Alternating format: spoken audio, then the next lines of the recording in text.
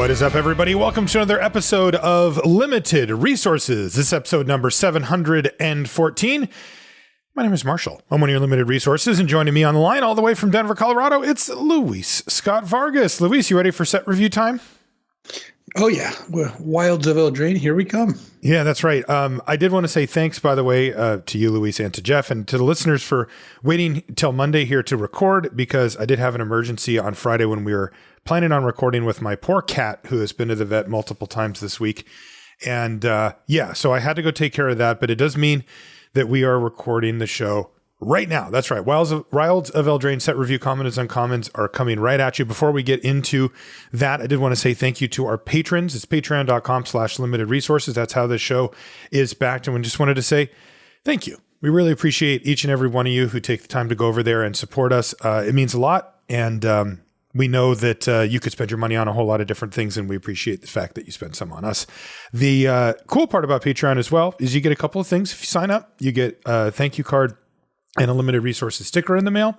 And you also, that's for any level, by the way. And then also you get access to the Patreon feed, which is where we ask questions for our Patreon question of the week, as well as when we have guests or when we do our Q&A shows. And you even get some other cool stuff up the line, things like unedited versions of the show, and you get access to the live recording as well. So you can, if you happen to be on your computer and you see it pop up, you can jump in and watch us record the show live. So again, thank you to everybody on Patreon. We really do appreciate it. Luis, we are going to go over every single common and uncommon in Wilds of Eldraine today in an attempt to prepare our listenership for the forthcoming set. We like to focus on the commons and uncommons first, because for limited players, those are the cards that are going to dictate the overall themes and what your decks actually look like. Doesn't mean that the rares and mythic players aren't important, but it does mean that these are the type of cards that will actually say what archetypes are good or not. And with that in mind, we will be giving each and every card a grade at the end of it, Luis.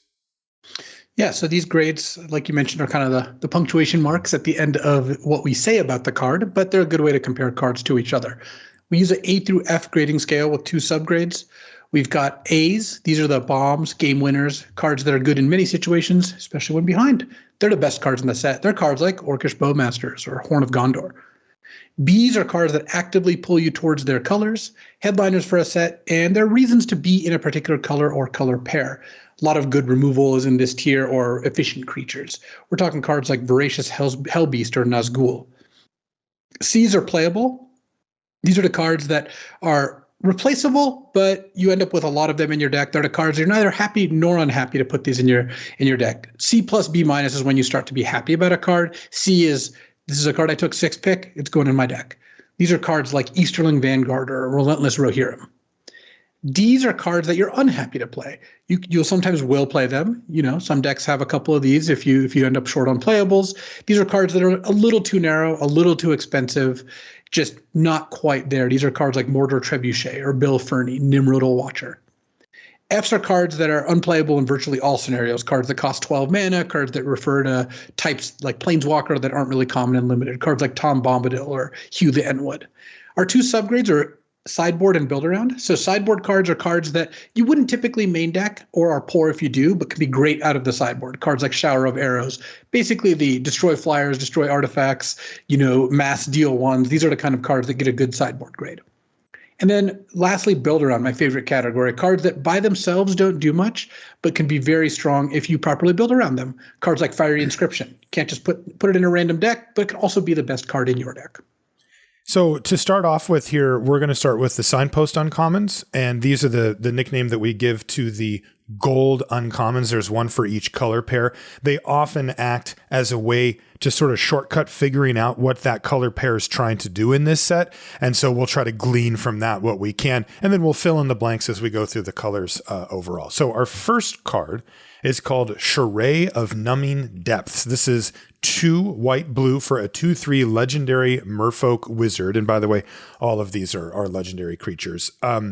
And it says, when Charade of Numbing Depths enters the battlefield, tap target creature an opponent controls and put a stun counter on it. And that means that if it were to untap, you remove the stun counter instead. Whenever you tap one or more untapped creatures your opponents control, draw a card. This ability triggers only once each turn. So there is So it's tap draw There, card too? yeah. So there is a theme of tapping. So that is, as you can tell, the blue-white theme. There's a bunch of rewards for tapping your opponent's stuff. So if you evaluated this without the second part, 4 mana 2/3 that locks down a creature for a turn is a card you'd be pretty happy to play. Mm-hmm. It's like, a pretty reasonably sized creature that sits there and buys you a time. Good on offense, good on defense, even better on offense because it stops 2 blocks as opposed to stopping 1 attack. But then the fact that whenever you tap one of their untapped creatures, you draw a card means this naturally draws a card. Like if this didn't work with your other tap effects, you would be slamming it. 4 mana 2/3 stun draw a card is amazing. That's sick. Add that to the fact that it works with your other cards. Like we're just talking, one of the top tier uncommons right now. Definitely. Because I always, when I think of these, I compare them to my beloved Mana War, right? Well, would I rather have it tapped? Would I rather have it bounced? Because there actually are benefits to tapping a creature over bouncing, even though bouncing's generally better. But this one freaking gives you a card back? Okay, yeah, I'm in. So Charade of Numbing Depths somehow gets like a B to B plus on its own, yet also looks like a potent build around. Like what the? I mean, this I think is probably close to an A- level card because it's a B plus without other help. And now that it makes, all the many frost breaths in the set into cantrips, like that's incredible. So yeah, if I saw this card early, I would take it and just go into blue-white tap stuff. Yeah. And if it didn't work out, I'd have a card that's great on its own.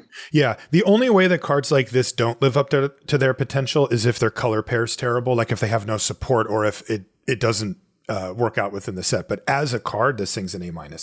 Next is Obria, Dreaming Duelist. This is black-blue for a 2/2 flash flying fairy warrior. Again, I mentioned it before, but they're all legendary. Whenever another fairy enters the battlefield under your control, each opponent loses a life. So we've got a fairy build around. Yeah, this is a great aggressive card. I mean, 2 mana 2/2 flash flying, ping your opponent for 1 is a card that any beatdown deck would be happy to have. Blue-black, not typically the beatdown colors, but there's a lot of support for fairies in this set. And as a result, this just looks like a great place to plant your flag.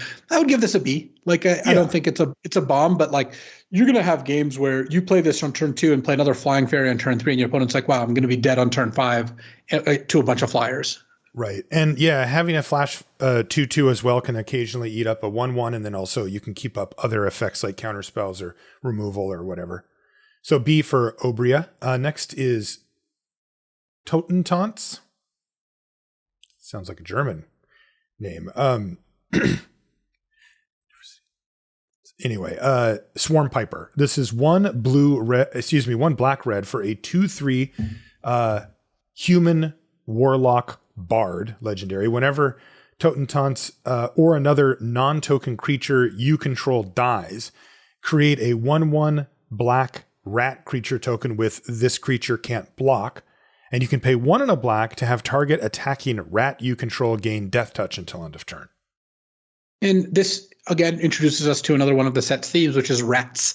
There's a bunch of rat token creating cards and payoffs and ways to make tokens better and ways to make specifically rats better and rewards for going wide. All the rats are 1/1 can't block tokens, which it's weird. It takes away a lot of what makes tokens good. We saw that with Decayed. We saw that with Mites in Phyrexia All Will Be One. Yeah. So the difference between a 1/1 token that can't block and a 1/1 token that can block is actually pretty massive. It's huge, yeah, because they usually can't attack profitably anyway.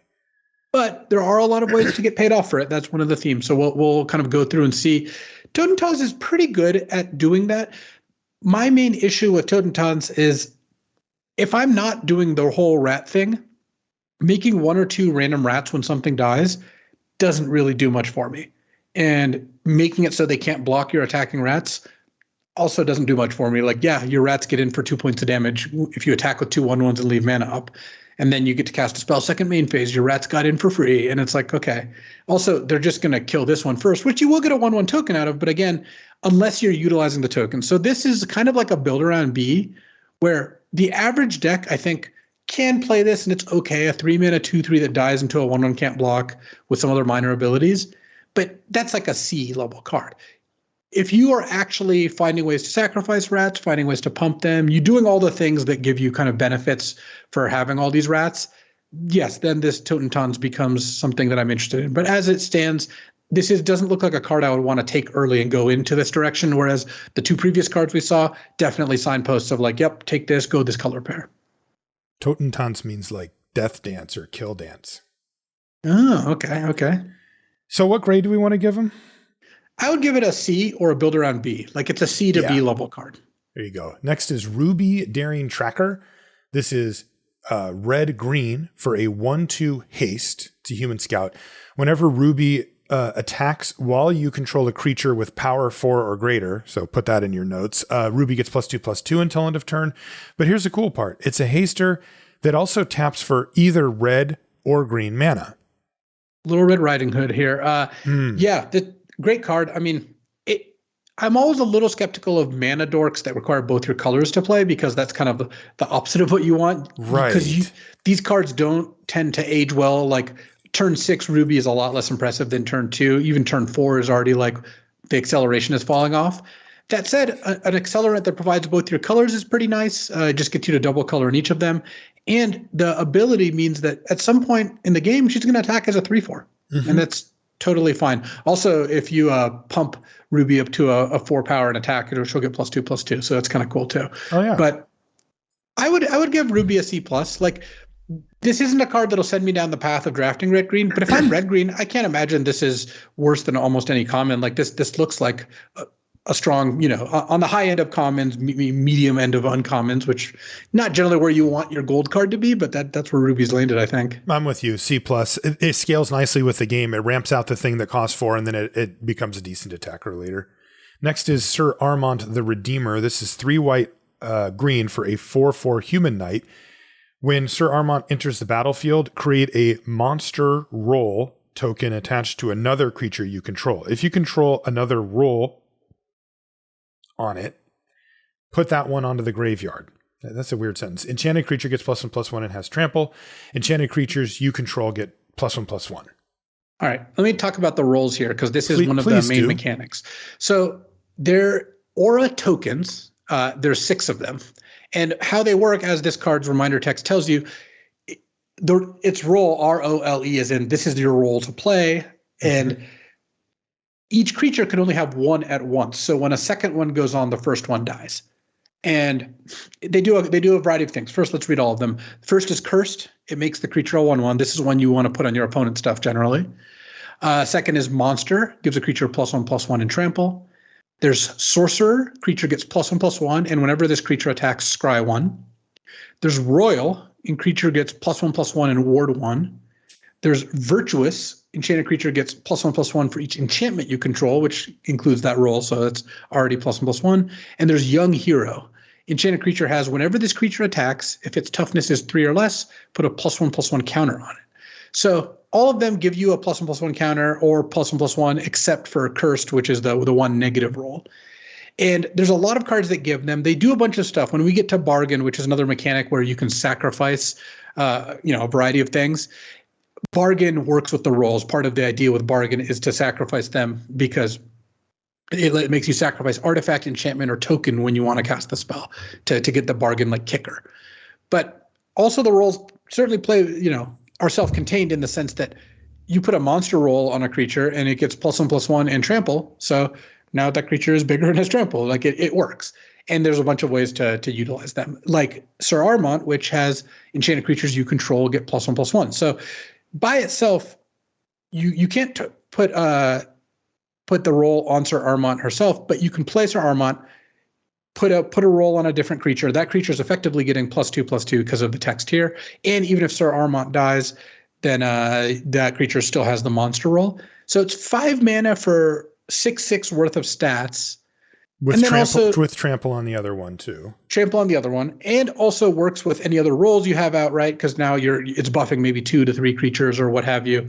So it's pretty solid. 5 mana is a lot, so I'm not over the moon on this, but I would also give this a C+. It's a pretty good amount of stats. Yeah, this does have a slight build around angle to it. If you have a bunch of rolls going on, it definitely gets a lot better. I also do like the fact that it hits the battlefield. It's quite large and it enables an attack very likely that you wouldn't have had otherwise. And even if they kill Sir Armont, you still get something left over, to not make that attack like a blowout where they go kill Sir Armont and now your creature's tiny again. It's still getting the monster roll. By the way, anybody who's played Magic long enough has felt like they've had the cursed roll, right? Just into oblivion. C minus, B plus, depending on if you can build around Sir Armont. Next is Neva. Do you mean B minus, C plus? Yes. You said C minus, B plus. And yeah, sorry. Thank you. I did mean what you said. Neva, Stalked by Nightmares is next. This is 2 black-white for a 2/2 legendary human noble. This one has Menace, so 4 mana 2/2 Menace. When it enters the battlefield, return target creature or enchantment card from your graveyard to your hand. Okay. And whenever whenever an enchantment you control is put into a graveyard from the battlefield, put a +1/+1 counter on Neva, then scry 1. That feels like not quite as often, but still, you're getting a sweet Gravedigger here. Whenever one of your creatures with a roll on them dies, it will trigger. It'll trigger, yeah. Oh, okay. Or when you replace a roll, it's not dies because it knocks the other one off. Okay. Yeah. So you can get counters all over the place and some scries, but mainly without even any of the enchantment stuff, this returns a creature from your graveyard to your hand. It's a 4 mana 2/2 Menace Gravedigger. Like, I'm always going to play that card. Definitely. The fact that it can get back enchantments and that it has this +1/+1 counter scry business going on, that's just upside. But I'd give Neva a B. Never have I ever passed this card. All right, B for Neva or Neva. Next is Johann, Apprentice Sorcerer. This is 2 blue-red. I wonder what the theme is. 2/5 human wizard. You may look at the top card of your library anytime. Once each turn, you may cast an instant or sorcery spell from the top of your library. It does remind you that you do still pay the cost and timing rules still apply. So you have to, it's not for free, but you'd get a 2/5, which is a huge blocker for 4 mana. And you can start casting instants and sorceries, presumably if you get to untap with it. I mean, imagine your deck has 13, 14 spells, like a third of your deck is spells. Mm-hmm. This draws you an extra card every third turn, but it's not every third turn exactly. It draws you an extra card every third card you see, which means if you have cantrips or ways to clear the top of your deck like that, or scries, then this is maybe drawing you a card every other turn or every turn if you're really cruising. Also, when I looked at this card, you read, your top to bottom, and I'm going through waiting for this to be like a 1/3 or something. It's 2/5. Yeah, it's huge. Johann is ripped here. He spends a lot of time lifting weights, not just working on. Let's just say he's doing a lot of squats in the gym at 2/5.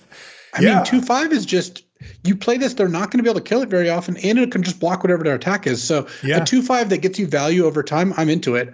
I would give Johann probably like a B minus, but if you end up with the 16, 17 spell deck with a bunch of cantrips, this is easily like B plus, A minus territory. Definitely. Yeah, because the thing that people always forget is what you said, is that you play one and you can play the one underneath it too. But the thing that happens when you do that is you win. Like it snowballs. You're like, okay, this scry, and then all of a sudden you got another one. It is once per turn, but it is once per turn. Oh, but it does really reward you for playing card draw spells and stuff like that. And instants, you can do it on their turn, my turn. So if your top card's a sorcery and you play it, and the next card's an instant, you can pass the turn and cast it on their turn. Okay, good to know. Yeah, I like Johann a lot. I'm a little mad about the once per turn. Next is Greta, Sweet Tooth Scourge. This is 1 black-green for a 3/3 human warrior. And when Greta enters the battlefield, you get a food token. So we're familiar with those. You can pay green to sack a food and put a +1/+1 counter on target creature, but only at sorcery speed. And you can pay 1 and a black and sack a food to draw a card and lose a life. Great. Wow. I mean, Greta plays with her food. The art on this is amazing. She's hacked a gummy worm monster into pieces. Oh, that's a gummy worm. Yeah, so good. There's like a cupcake that she's cut up.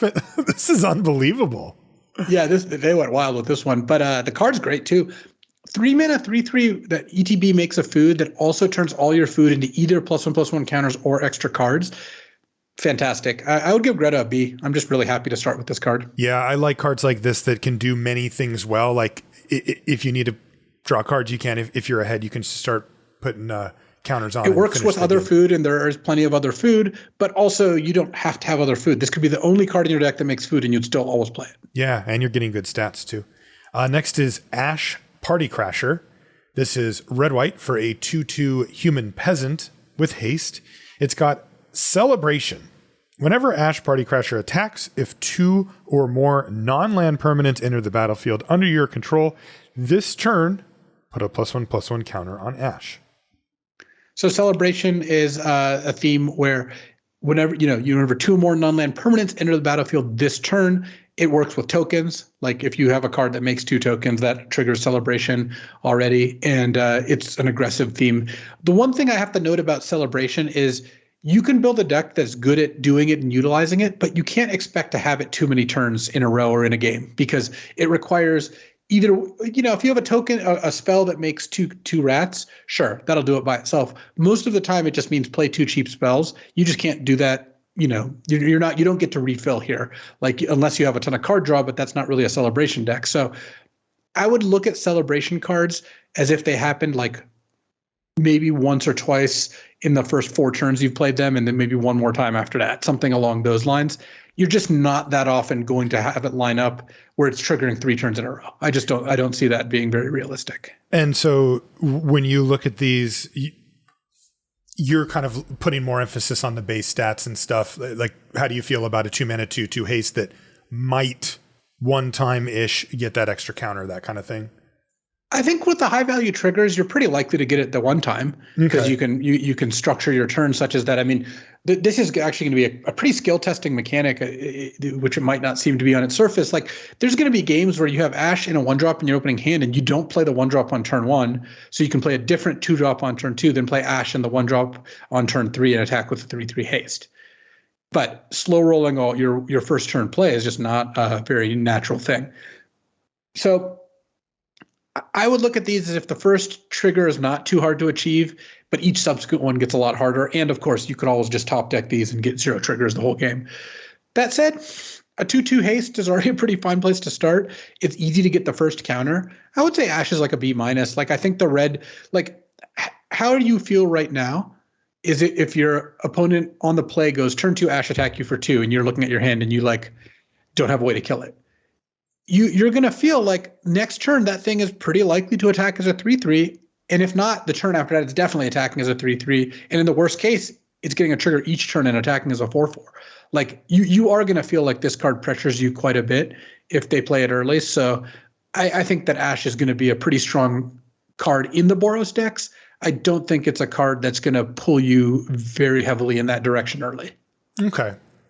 You think like C+, or does it get into the B range for you? I think B-. I think that this card looks threatening. There's just this class of cards that if your opponent has it on their side of the board and you're not immediately dealing with it, you kind of feel bad about that. And I feel like this card it looks like that to me. Okay. Last gold, uncommon, signpost, legendary creature, etc. is Troyan Gutsy Explorer. This is 1 blue-green. This is always a question mark, right, Luis? It's black-green. And blue-green are the ones that are kind of like, where are they going with it? Because they don't always have an obvious direction. This one is, 3 mana, 1 blue-green for a 1/3 Vidalcan Scout. And it says, tap, add blue-green, spend this mana only to cast spells with mana value 5 or greater, or spells with X in their mana costs. And you can pay blue and tap it to draw a card and discard a card. Well, I love this as the blue-green theme, because ramp, like themes that play into the natural kind of direction that the cards of those colors play are always stronger.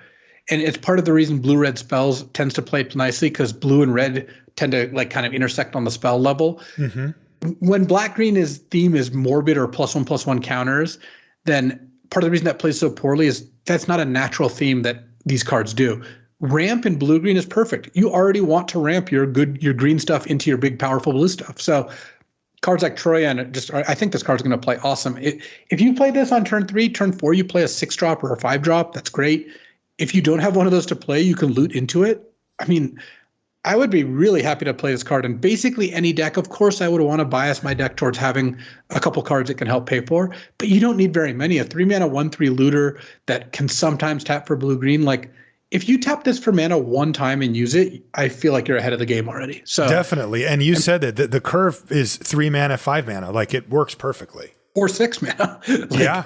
You True. You can even play a 6. And I mean, a 6-drop turn 4 on the play is almost always going to be impossible to beat. Like it's going to be very hard. So I would give Troyan a B. I think that this card is great. And in some decks, this is going to be the card you want to see most in your opening hand. Like it's going to be a B+ Soul Ring level. You know, like if this is in play unchecked in a deck with tons of expensive cards, it is a Soul Ring. So that the card really has a good high end. That to me looks like one of the cards that's like absolute must kill. Like if they play it and you have a removal spell, like you just can't let them go. Well, that's another reason that I'm not cutting this card in blue-green is if I play it on turn 3, my opponent's going to take their turn 3 or 4 to kill it if they have an option to. They don't have to know it's in my hand. Yeah, I love the looting added on because it's a decision. You play it on 3, your opponent goes, okay, well, if they don't have anything expensive, it kind of doesn't do that much. Maybe I can get away with it. But then if you don't, then they start looting to find the expensive stuff and you're like, I just have to kill that. Okay, well, this looks like pretty traditional direction for most of this stuff. There's a few twists, blue-black faeries instead of some type of, graveyard or value thing is kind of interesting. And then the rolls deck, is kind of a twist on auras, which is kind of cool too. And then I like the blue-white tapping. I don't remember seeing tapping matters or tapping things down matters either ever or in a long time. So that's cool. So we'll keep an eye. I think that's first. I don't recall that being the sort of thing that we've been to before. I like tapping down stuff though, so that's good. Okay, we rotate which color we start with just to keep it fair for each of the colors, and we've made it all the way to green here for this one. So in the Wooburg order, this is the last color, so we'll go back to white for the next set. But this one, we've got Brave the Wilds as our first card. It's green for a common. It's sorcery. It has Bargain. It says you may sacrifice an artifact, enchantment, or token as you cast this spell. That's one Luis mentioned before.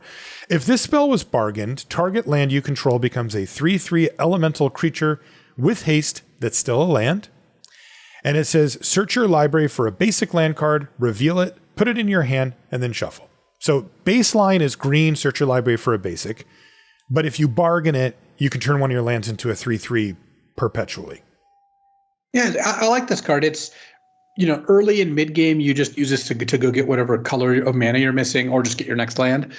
And then in the late game, when you have stuff lying around, whether that's a roll or a cheap artifact like a food token, whatever, you can just turn one of those and make one of your lands into a creature, which is kind of card disadvantage in the sense that you're sacking something to turn a land into a creature, and then when the land dies, you're out that card too. But this card gets you that back by getting you a land. Mm-hmm. And it's a mana fixer that has relevance in the late game. So I like Brave the Wilds.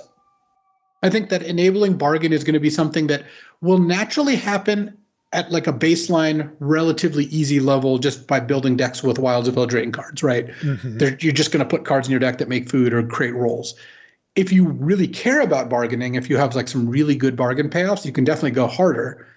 This looks like one of the cards you just put in your deck, and then every now and then you bargain it, but you're not really going out of your way to enable that.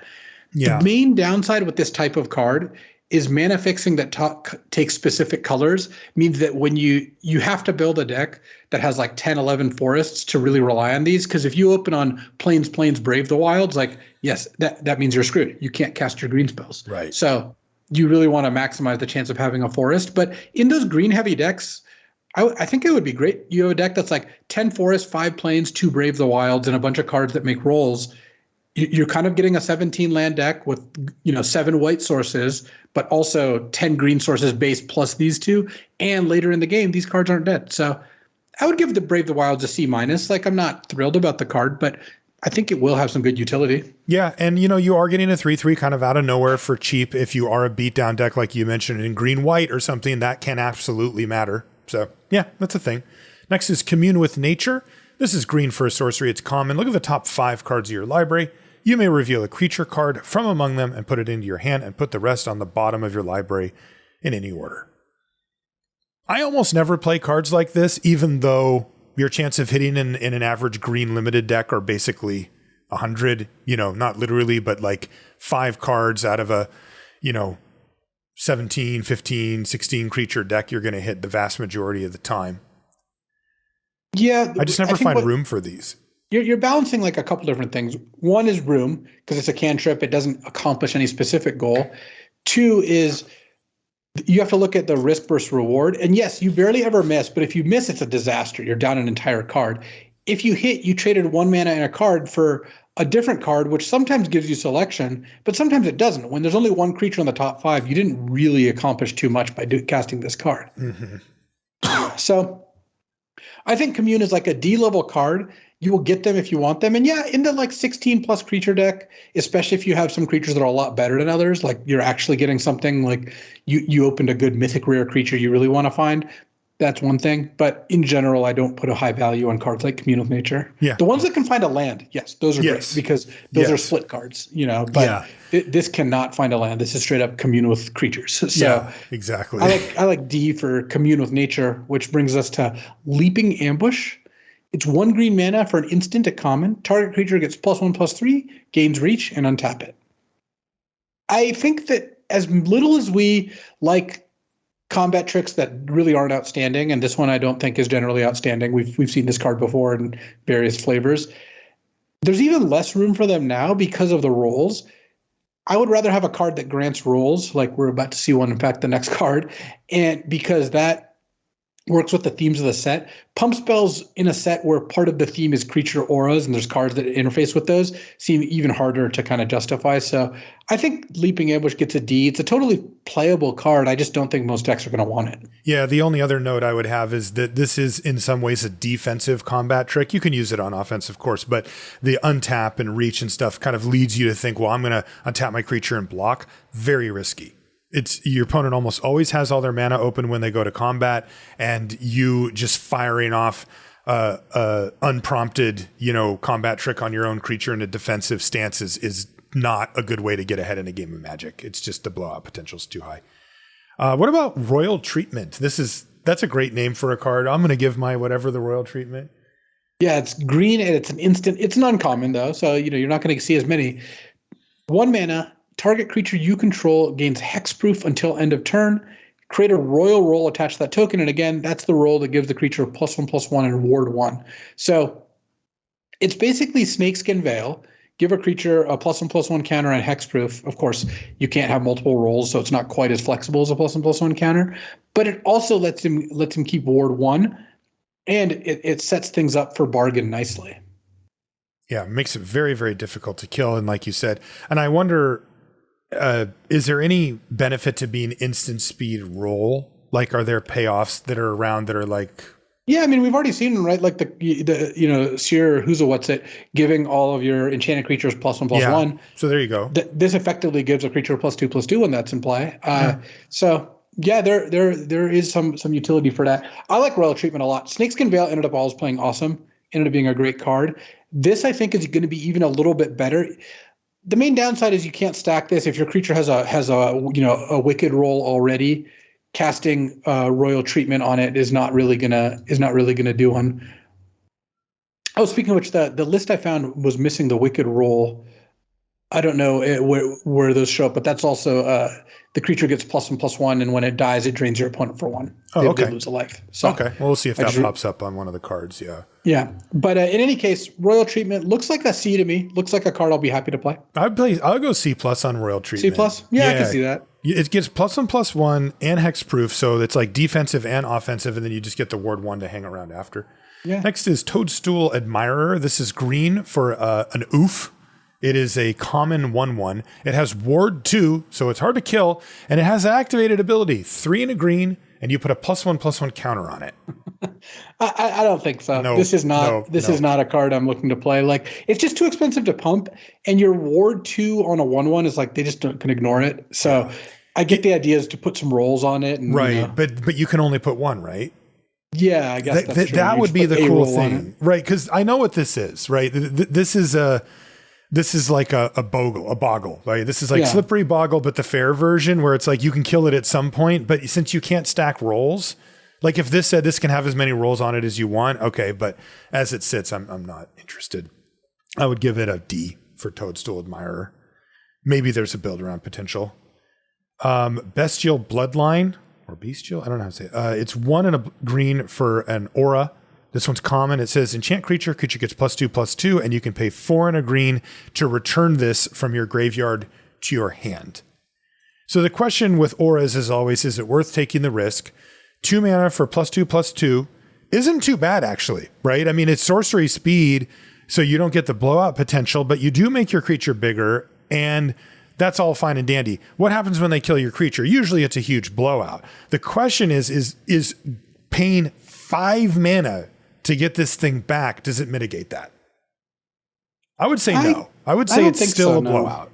Yeah. Yeah, and this actually works with some of the cards that rolls work with because it's an aura itself. So unlike combat tricks, this actually has a little bit of extra synergy than in a normal set. That being said, I still don't think you're really going to spend 5 mana on this. Like limited 10 years ago, you would look for mana sinks like this and be like, oh, this is a pretty good long game card. I just don't think games come down to you have no cards in hand. How are you spending your mana? So no. I would give Bestial Bloodline a D. Me too. There may be build around potential given that it's an aura and stuff, but any game that you spend the 5 mana, I don't like your chances. Like, especially for such a mediocre effect. Next is Graceful Takedown. This is 1 and a green for a sorcery. It's uncommon. Any number of target enchanted creatures. So again, looking back to the Bestial Bloodline and the Toadstool Admirer, you can see that green has a heavy enchantment aura theme going on here. But at any rate, any number of target enchanted creatures you control and up to 1 other target creature you control each deal damage equal to their power to target creature you don't control. It's basically a sorcery speed Rabid Bite, but all your enchanted creatures can join in on the party. Yep.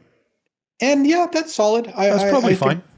Graceful Takedown looks like a B+ to me. C+ to me. C+, yeah. Yeah.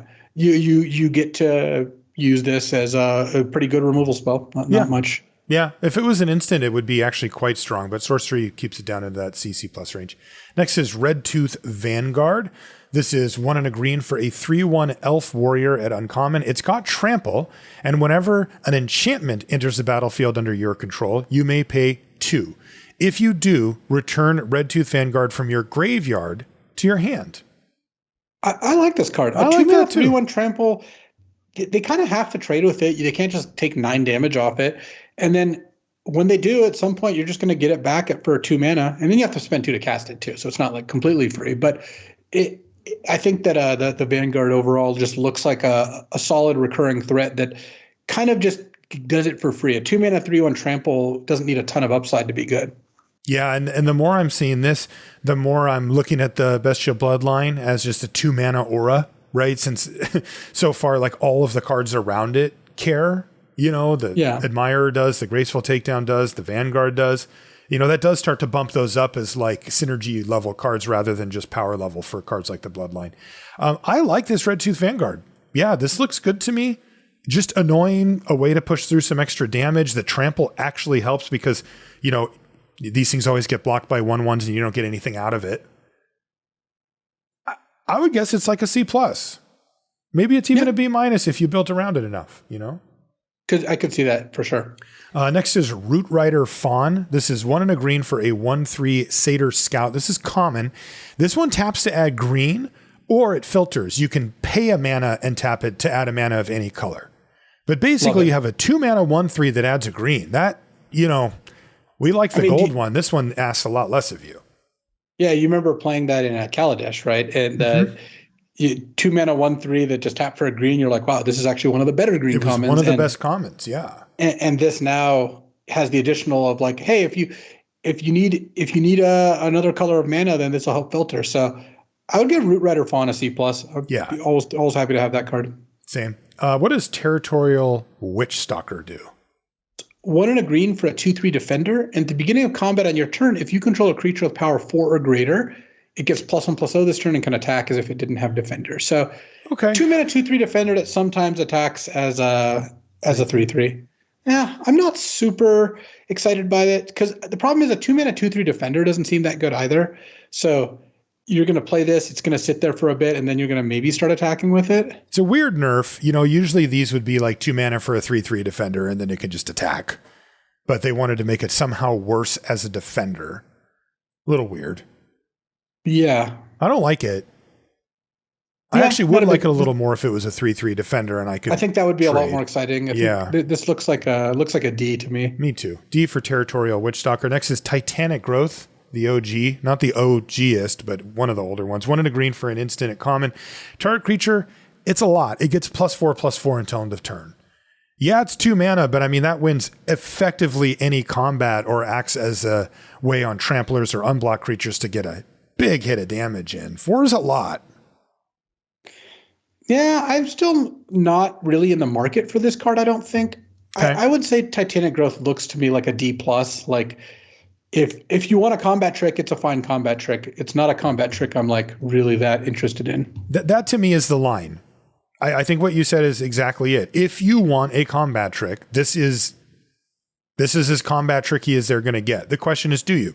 So that's the thing. If you do, then yes, you will play Titanic Growth and be quite happy with it.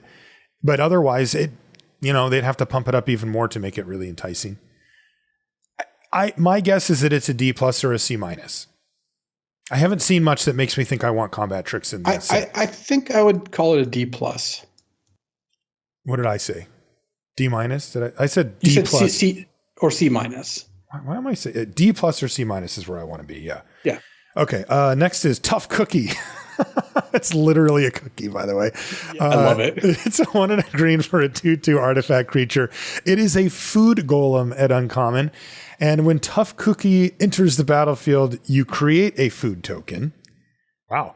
And then it has 2 different activated abilities. One of them is you can pay 2 and a green to have target non-creature artifact you control become a 4/4 artifact creature until end of turn. So the food becomes a 4/4. Or you can pay 2 mana, tap it, and sacrifice Tough Cookie to gain 3 life because it is a food itself. Yeah. Wow. That's a card. Yeah, it's pretty sweet. 2 mana, you get a 2/2 and a food, and then the next turn you can wake up the food and just slam for 6, or if you really need to, you can sack it and itself to, gain 6 life over a couple turns. I mean, that's a lot for 2 mana. Yeah, you're not going to ever like feel like you got a bad deal here. You're going to play this and just trade, and you'll be up a food. Or in the late game, you're just going to play this. Like there's times when you play this in the late game in the deck that has already got the food theme. You have 8 mana, you play this, just activate 2 of the food that were already around. Because you can't target the one you just made because it won't be able to attack Summoning Sickness and all that. But you play this, animate 2 food, and just bash for a ton of damage. This card seems like a B to me. It has a very high floor. The ceiling's reasonable. It's not insane. It's nicely high, though. I would say B for Tough Cookie.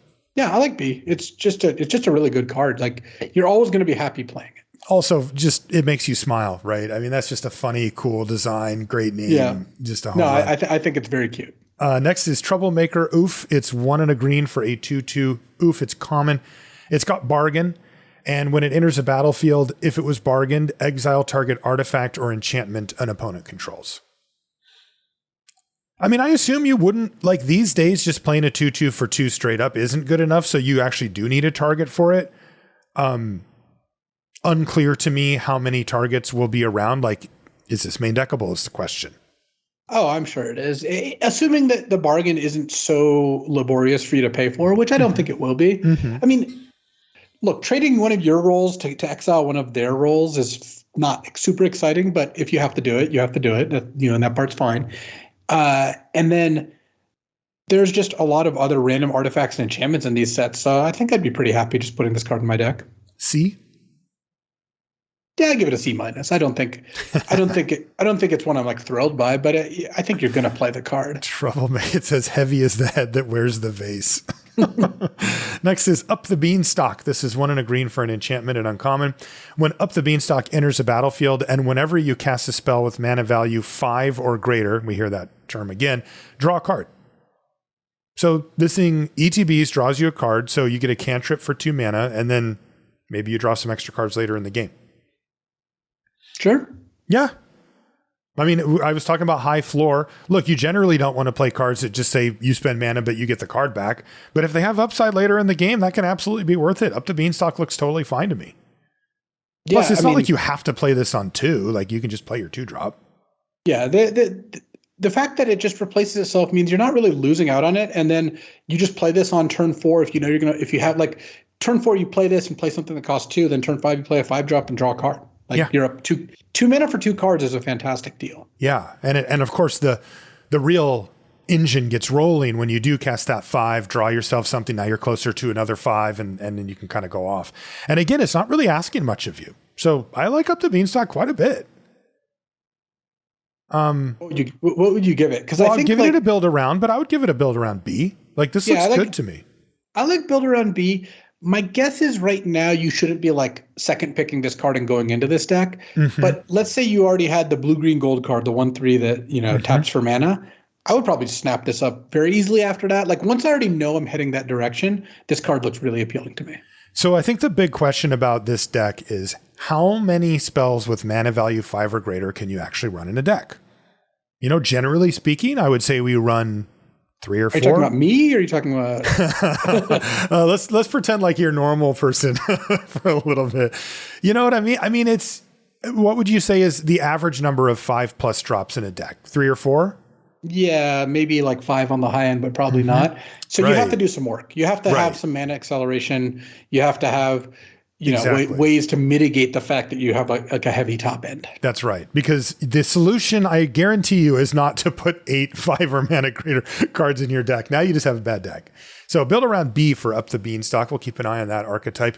That's a fine line there. Next is Welcome to Sweet Tooth. This is a 1 and a green for a saga. It's uncommon. It's an enchantment, of course, as well. And chapter 1 is you get a 1/1 white human creature token. Chapter 2 is you get a food. And chapter 3 is you put X +1/+1 counters on target creature you control, where X is 1 plus the number of foods you control. So 2 mana to get a 1/1 token, and then a food. And then next turn, probably 2 I mean, counters. even if you haven't done anything, 2 +1/+1 counters, that's a lot for 2 mana. Like that's enough for 2 mana. It's really slow though. Yeah, but you get the creature right away. It's a 2 mana 1/1. Mm-hmm. Next turn makes you a food. Next turn becomes a 3/3. Like self-contained, It's 2 mana for a 3/3 plus a food. That doesn't seem like something that you should be too sad about. Yeah, it just seems a little slow, a little unexciting to me, but it's okay. I agree. It pays you back for your card. And of course, in between you can cast anything that makes a food and get an additional +1/+1 counter out of it. I mean, if I had a 3-drop flyer or lifelinker or something, that would be pretty exciting. Yeah. And or if you just had other ways to make food and you're getting 3 +1/+1, 4 +1/+1 counters at the end. Yeah. And then there's the other synergies. I mean, this is just putting a bunch of permanents on the battlefield, blah, blah, blah. Yeah, it does that too. C for Welcome to Sweet Tooth? Are you going higher? I'm going C. I would say C+. I think there's enough synergy potential while with a high enough floor that I think, yes, if you put this in a deck with doing no work, it's probably a C. But I think this gets to C+ pretty easily. Okay. Next is Curse of the Werefox. This is 2 and a green for a sorcery. It's common. It says create a monster roll token attached to our creature you control. When you do, that creature fights up to 1 target creature you don't control. And just as a reminder, the monster rolls +1/+1 and trample. Yeah, so 3 mana to give a creature a +1/+1 trample and then fight something? Yeah. It's great. That's good. For 3 mana at sorcery speed, enables bargain, enables your other aura stuff. I like C+ for Curse of the Werefox. Me too. These type of things have a very tempo effect on the game as well. So there you go. They enable an attack that your opponent probably didn't think that you had. Next is Hollow Scavenger. This is 2 and a green for a 3/2 creature wolf at common. And this is our first adventure card. They did bring it back, being that we're on Eldraine. So the way these work is they have kind of 2 halves, right? There's the main one, which is what I just read, and I'll read that now. So it's 2 and a green for a 3/2 wolf that has 1 sacrifice of food, and then it says Hollow Scavenger gets +2/+2 until end of turn, and you can only activate it once each turn. So that's kind of the base mode, but it also has its adventure mode, which is called Bakery Raid, which is green for a sorcery. It's an adventure, of course, type, and it says create a food token. And then you can cast Hollow Scavenger after that. So you can do both if you do the adventure first. Yeah, I mean, the idea here is you go turn 1, make a food, turn 3, you play this, and it's like a 3/2 that threatens to be a 5/4. Yeah. Totally fine. Totally fine. I assume that the bargaining stuff is going to make just green creative food token as an add-on fine. It's also like not that often that you have something really good to do on turn 1 anyway, so you can just sort of, I'll just make a food with my Hollow Scavenger and he'll come down in a couple of turns. Looks like a C to me. Me I think too. It'll be like the adventure cards tend to be pretty good in general. Just whenever you get 2 cards in 1 card and you can cast one of the halves, even if you don't care about the other one, then these cards, they have to be pretty bad for them not to be playable, and this one's solid. Yeah, solid. C for Hollow Scavenger. Next is Red Tooth Genealogist. This is 2 and a green for a 2/3 Elf Advisor at common. When it enters a battlefield, create a royal roll token attached to another creature you control. And again, that's the one that's +1/+1 and ward 1. So 3 mana 2/3 with royal roll, and it's another target creature only. Still, that seems super solid to me. It looks like another C. 3 mana for 3/4 worth of stats, various abilities, whatnot. Yeah, it's a fine C. Yeah, and again, you're really starting to see the bargain stuff is like there's going to be stuff around to sack. Next is Return from the Wilds. This is 2 and a green for a sorcery at common. Choose 2 of the following 3 options. First one is search your library for a basic land, put it onto the battlefield tapped, and then shuffle. The second one is you get a 1/1 white human creature token, and the last one is create a food token. And you get 2 of those 3 things.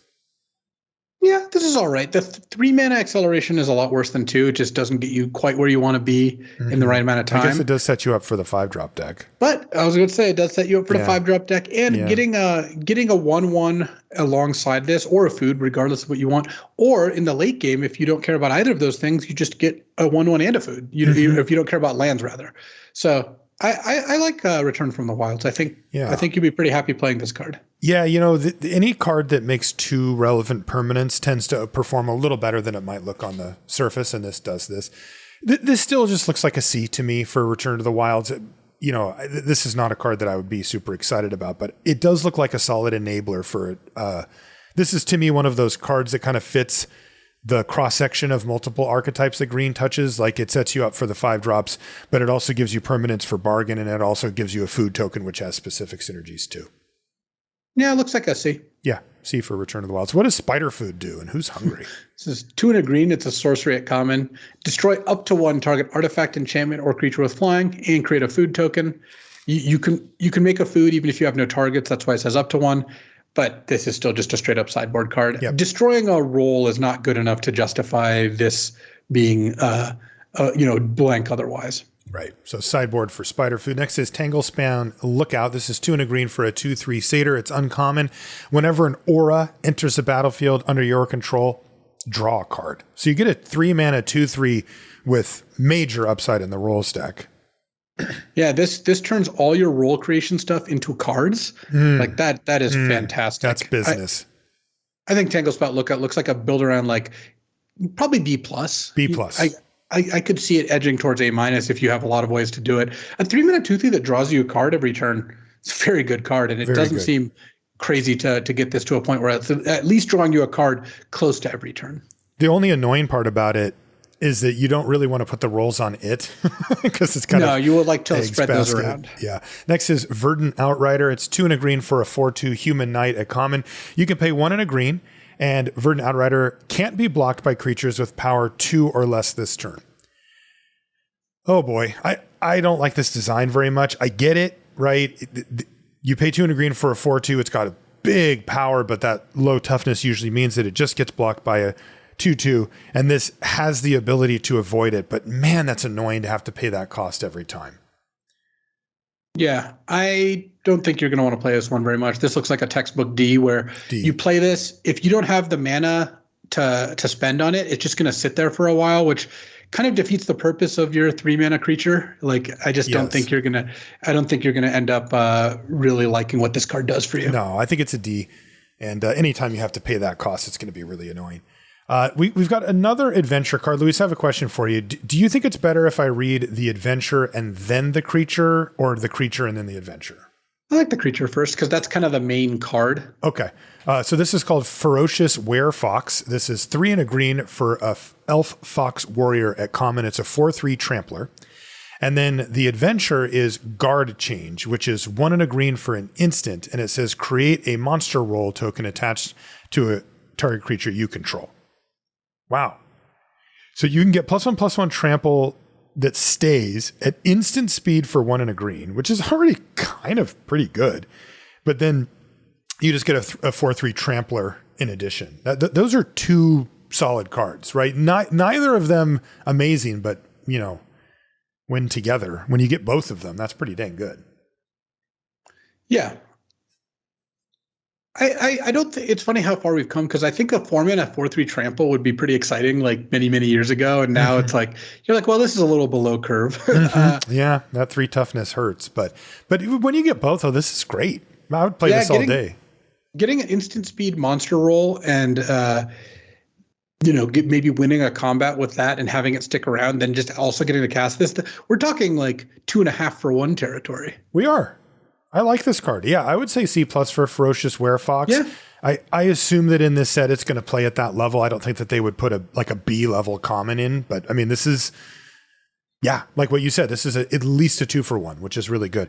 Also, I'm looking, and I don't think I want to be in the red burn spell market if I'm playing against green. Like, they have so many ways to buff their creatures and get it out of range. Next is Howling Galefang. This is 2 green for a 4/4 beast at uncommon. It's got vigilance, and it says it has haste as long as you own a card in exile that has an adventure. So if you've paid the front end adventure cost on a thing, then your Howlfang has haste. Yeah, basically you have gone, you've cast one of your, the bakery raid to make a food, and then you maybe even choose to play a different thing other than the scavenger, so it's just sitting in your adventure zone, and then you go Galefang smash for 4. Because then also after that first turn, you can then cast the adventure card and you're not losing out on anything. Mm-hmm. How do you feel about 4-mana 4/4 vigilance haste? It's good stats. That's really good, right? That's a lot. Pretty happy with those, actually. Yeah.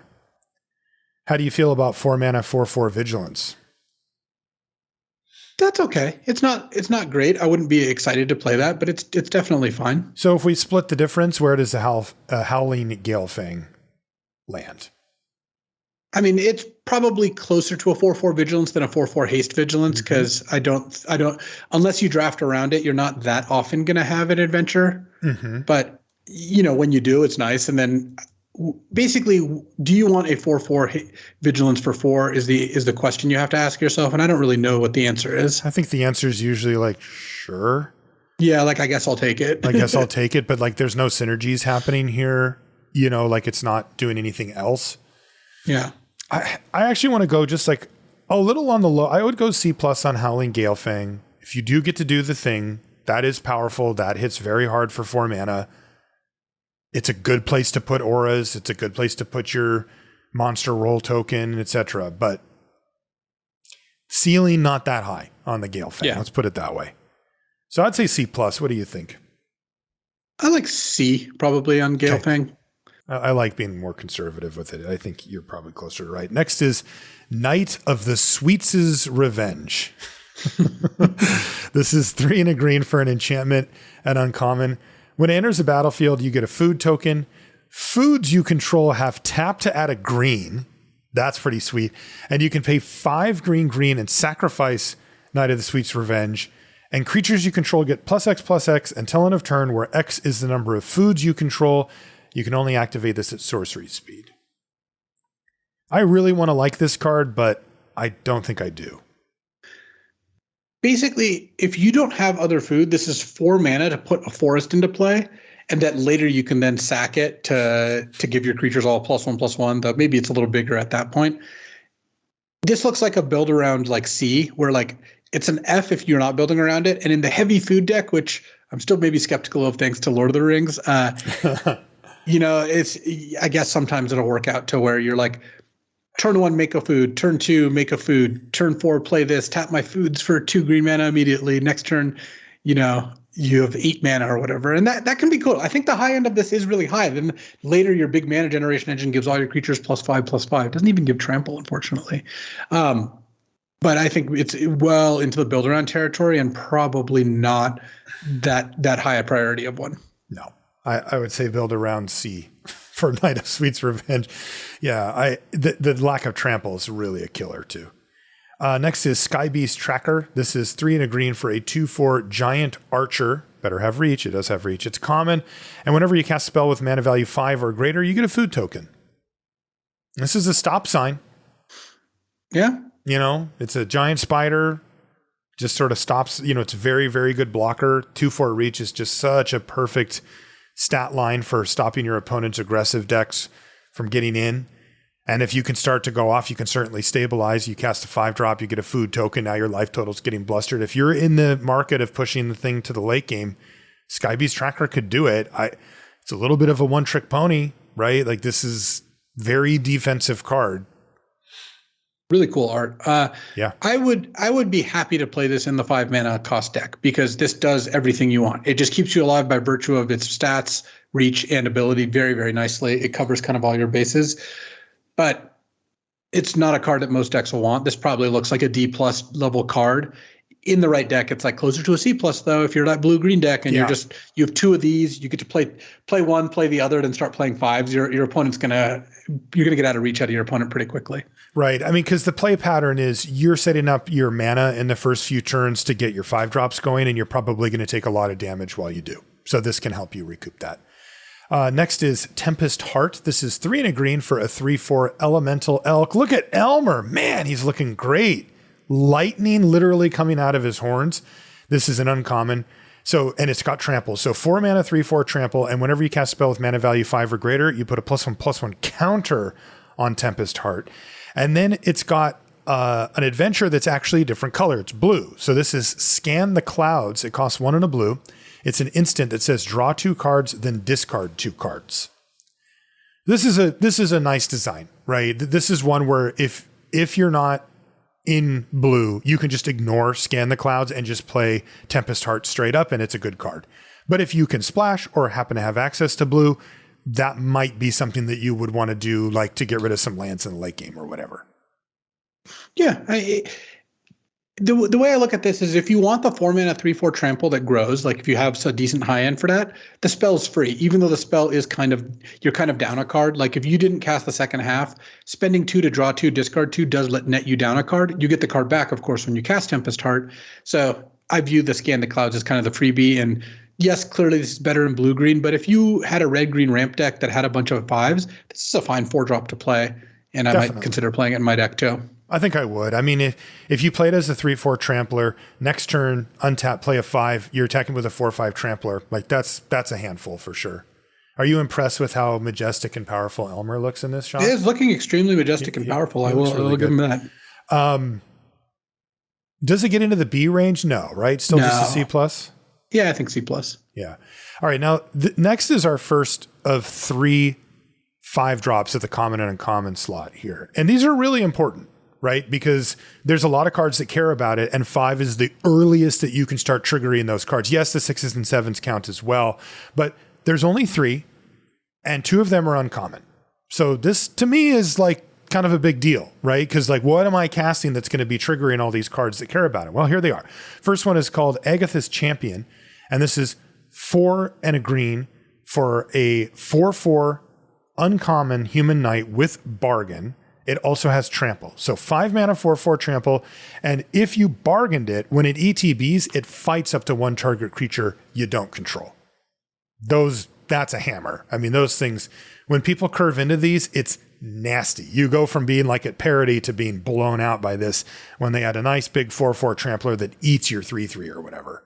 Yeah, and this is one of the cards that if I got this, I would be looking to pick up some good role creation cards. Those are bargain enablers, foods, that kind of stuff, because you want to play this and you always want to bargain with it. It just turns it into a flame tongue. So It is a fight, so it can't pick on a 4/4 quite as effectively. They'll both die. But yeah, like you said, eating a 3/3 is still fantastic. I would give a Gotha's Champion a B. Me too. Gotha's Champion gets a B. That's a nice payoff. Next one is the common. So this to me has a lot of pressure on it. It's called Beanstalk Worm. It is 4 and a green for a plant worm at common. It is a 5/4 with reach. That's actually pretty good. It's weird stats, but reach is good, and 5/4 is Okay. Well, reach is nice because the turn you play your 5-drop, it's good defensively, can block their 3/3 flyer, 2/2 flyer. And then after that, you're probably attacking with it. But so, it is a weird 5/4 reach isn't as common stat line, but I actually do like reach on these kind of card. And then it also is, by the way, an adventure card. It's got Plant Beans, which is 1 and a green for a sorcery that says you may play an additional land this turn. Now, it is worth noting you don't get to draw any cards or anything, so you have to have that in your hand. It's a card that, again, puts you down a card, but then you get it back when you cast the worm, so it's not a 2-for-1 adventure. But, I mean, this works kind of perfectly in that deck, right? Turn 2, you plant beans. Turn 3, you play your Tempest Heart. And then turn 4, you play Beanstalk Worm. That's a really good curve. It is. I think they did it. Yeah, I will say that the playing extra land cards tend to play a little worse than you think because if you don't have the land, it's like your acceleration also vanished. But this is what you're looking for in that deck, and I agree with you. I think this is a good card to kind of set the standard for what these cards look like. Yeah, I wanted this card to be a C. It is, to me. That's exactly what it is. But that's what it needed. You needed to have a common C or better to make these go. And they do. So there you go, Beanstalk Worm. But there is another 5-drop. It's Gingerbread Hunter. This is an uncommon, though. So it's 4 and a green for a 5/5 uncommon giant. And when it enters a battlefield, you create a food token. And it's also got an adventure. But again, this is a different color. This is black. It's called Puny Snack. And it is 2 and a black for an instant. Target creature gets -2/-2 until end of turn. Are you serious? Great card. You get like a legit removal spell into a legit creature? Yeah. 5 mana, 5/5, make a food. Great. 3 mana, 2/2, give a creature, 3 mana, -2/-2, a creature for 3 mana. Yeah, that's fine. You're not unhappy about that card. The combination gives you like a B+ level card. Definitely. And it is an instant for Puny Snack, so you can use it in combat to shrink down a bigger creature. B+ for Gingerbread Hunter. That's a gnarly card. You see his necklace. It's gingerbread. All little gingerbread. Jeez. Next is Stormkeld Vanguard. It's 4 green for a 6/7 giant warrior at uncommon, and it can't be blocked by creatures with power 2 or less. It also has Bear Down as a 1 and a green adventure sorcery. Destroy target artifact or enchantment. Dang. That's pretty good. Yeah, I like it a lot. I mean, this is a way to get a disenchant in your deck. You 2 mana, you disenchant something, and then you then later play a 6 mana 6/7 that can't be chumped. I'm into it. Yeah, that's really good. And it is worth noting that we put emphasis on the 5s, but this will trigger all those things too. So yeah, Stormkeld Vanguard looks fine. When you can free roll, having a disenchant in your main deck, that's when they get really nice. Because you will find targets. It's just not worth it to put it in the main. I still like C+ for Stormkeld Vanguard. I'm not really sure about how many targets you'll have or if they're high value targets or not for the first part. If it's often that you're doing more than blowing up a food or a random roll or something like that, then this thing's going to be even better. But yeah, I like the card a lot. C+, Stormkeld Vanguard. What do you think? Yeah, definitely. Okay. I like C+ for Stormkeld Vanguard. It could be a B if you get 2-for-1s a lot. Last green card is Hamlet Glutton. Oh, that's what my mom used to call me when I was a kid. 5 green for a 6/6 giant. This one's common. It's got bargain. This spell costs 2 less to cast if it's bargained. Oh, a sneaky 5-drop appears. It's got trample. And when it enters a battlefield, you gain 3 life. Wow, that is dope. Yeah, this card's really cool. They had to put 3 life on it, I think, because it was probably too much if it was like 6 life. But still, if you can get this reliably bargained out, 5 mana for a 6/6 trample, gain 3 is amazing. And even if you don't, you just spend 7 mana on it, and I still think you like the deal you get. I would be very aggressively bargaining this. Totally. Getting it out 2 turns earlier is a lot of extra attacks. It is. I like C+ for it. Yeah, I like C+ for Hamlet Glutton. I could see this being a B, honestly. I mean, it absolutely could be. That's the type of card that is just a lot. Yeah. I think the only question is like, how often can you bargain it? And I think the answer is often. Like, I think if you're willing to, you can. And that card's totally worth it to get down for 5 mana. Plus, it triggers all the other stuff as well that we talked about. Okay, that's green. Let's move on to white. Our first white card is Archon's Glory. It's white for an instant at common. It has Bargain, and its target creature gets +2/+2 until end of turn. If the spell was Bargain, that creature gains Flying and Lifelink until end of turn as well. Yeah. Sure. Solid. That's the type of card that can completely turn around a race situation into your favor. It can finish off your opponent. And if you don't, you're still just getting 1 mana +2/+2, which is kind of like the bread and butter baseline for a combat trick. So yeah, I like Archon's Glory. See, this card does have the ability to steal a game or to completely change, a race. And I like that. Yeah, one of the things I like about this is white for +2/+2 is going to be a good trick for a lot of parts of the game. And then when you get to the point where you really need the lifelink or flying, then you get to Bargain. I think it's going to end up being a pretty good deal overall because of that. Okay. Next is Break the Spell. White for an instant at common. Destroy target enchantment. If a permanent you controlled or a token was destroyed this way, draw a card. What's the joke on the permanent you controlled?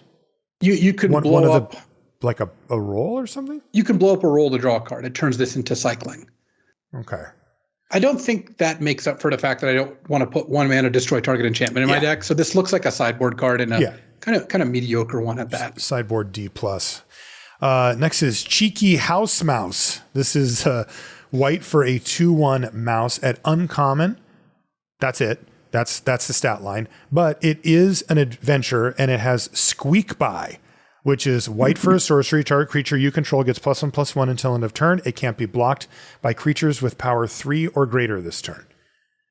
Strangely, I don't really like either of these. Yeah, I think it's mediocre combat trick or mediocre creature. That's basically what it is, yeah. Or I shouldn't say or, I should say and. Yes. Which does change it a little bit. I think that 1 white for a 2/1 is a card that some decks will just be interested in naturally. And then it's not really even a combat trick. It's because it just makes the creature kind of hard to block, basically. Yeah. Because it's a sorcery. So it's more like a way to just get damage in. I basically think if you're in for 1 mana 2/1s, then this is fine. 1 mana 2/1s play a little worse than people, I think, usually realize, though. Yeah. There's, these 1/1 white human tokens that are floating around. I don't know. I mean, 1-drops that are playable tend to do very well in modern limited sets, and this might be something like that. But I'm a little skeptical. I'm a little like, I think it's like a C-. Okay, C- for Cheeky House Mouse. Next is Slumbering Keepguard. This is white for a 1/1 human knight at common. Whenever an enchantment enters the battlefield under your control, scry 1, and you can pay 2 and a white to have Slumbering Keepguard gets +1/+1 until end of turn for each enchantment you control. So you'd have to be making a lot of rolls before this starts to get interesting, because white for a 1/1 that, let's say, scries twice, I wouldn't play that card, and then you spend 3 mana to make it a 3/3, you have 2 enchantments in play. That's just not a good rate. At what point are you happy with the activation? It's when you have 3 enchantments in play. You're paying 3 for +3/+3. Yeah. This looks like a D or an F to me. Not. It actually looks like the rare bad 1-drop, which means it's going to be a B. Yeah. But we'll start off with D on Slumbering Keepguard. What does Armory Mice do? It's 1 and a white for a 3/1 mouse at common. And it has Celebration. Armory Mice gets +0/+2 as long as 2 or more non-land permanents enter the battlefield under your control this turn. So sure. You basically have to spend your turn playing 2 things, and then you can attack as a 3/3.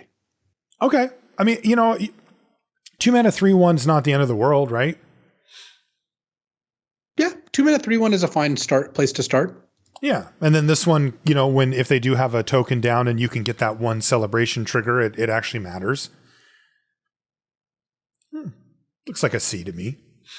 Yeah, I like C for Armory Mice. I think it's the kind of card that is not going to be fantastic, but every now and then you play this on turn 2, and then let's say they don't have a 2-drop, you get them for 3. Next turn they play a card and you play 2 things and attack, and you've gotten 6 points of damage in, at which point you don't care if you trade off later. You got a pretty significant advantage. And also, the celebration decks just want lots of 1 and 2 drops. So True. that actually might make something like Cheeky House Mouse or Slumbering Keep Guard a little bit better. You know, 1 drops basically always have room to go up. They don't have much room to go down. Yeah. Like 1 mana is such a powerful intrinsic, you know, characteristic that, yeah, if you have a bunch of Armory Mice and Party Crashers in your deck, you're like, you know what? I'll play this extra 1 drop because I just on turn 3 really want to celebrate. So I still like C for Armory Mice. I'm just saying the strategy of putting a lot of cheap cards together is usually just a good one intrinsically. It is, and this one pays you for it. So there you go. Next is Cooped Up. It's 1 and a white for an enchantment, or it's common. Enchant a creature. A creature can attack or block, and you can pay 2 and a white to exile the enchanted creature. Yeah, I love it. I love it when they put that clause on there. Yeah, it lets you, you know, baseline, it lets you take out any like creature with good abilities and whatnot by just spending an extra 3 mana.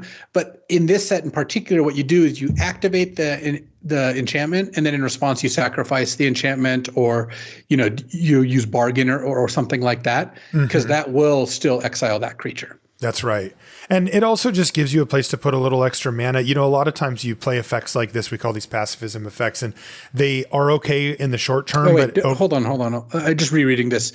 The enchanted creatures, you can't bargain in response, because it will, if this is gone, then the creature's not enchanted anymore.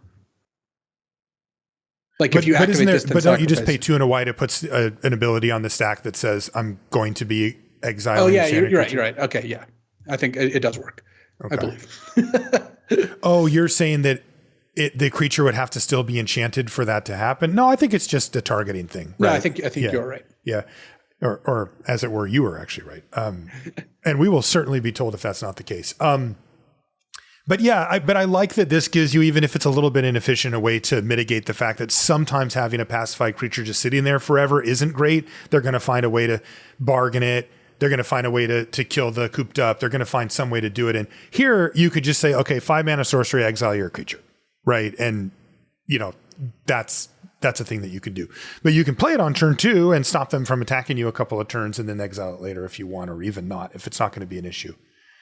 So this is right in the middle for me. You know, I would say C+ for Cooped Up. This does have the ability to, on an installment, plan exile a creature or just stop something from attacking or blocking and keep you from getting beaten down. I like that. But, you know, in a set with bargain, I'm not quite as excited about, you know, cards like this.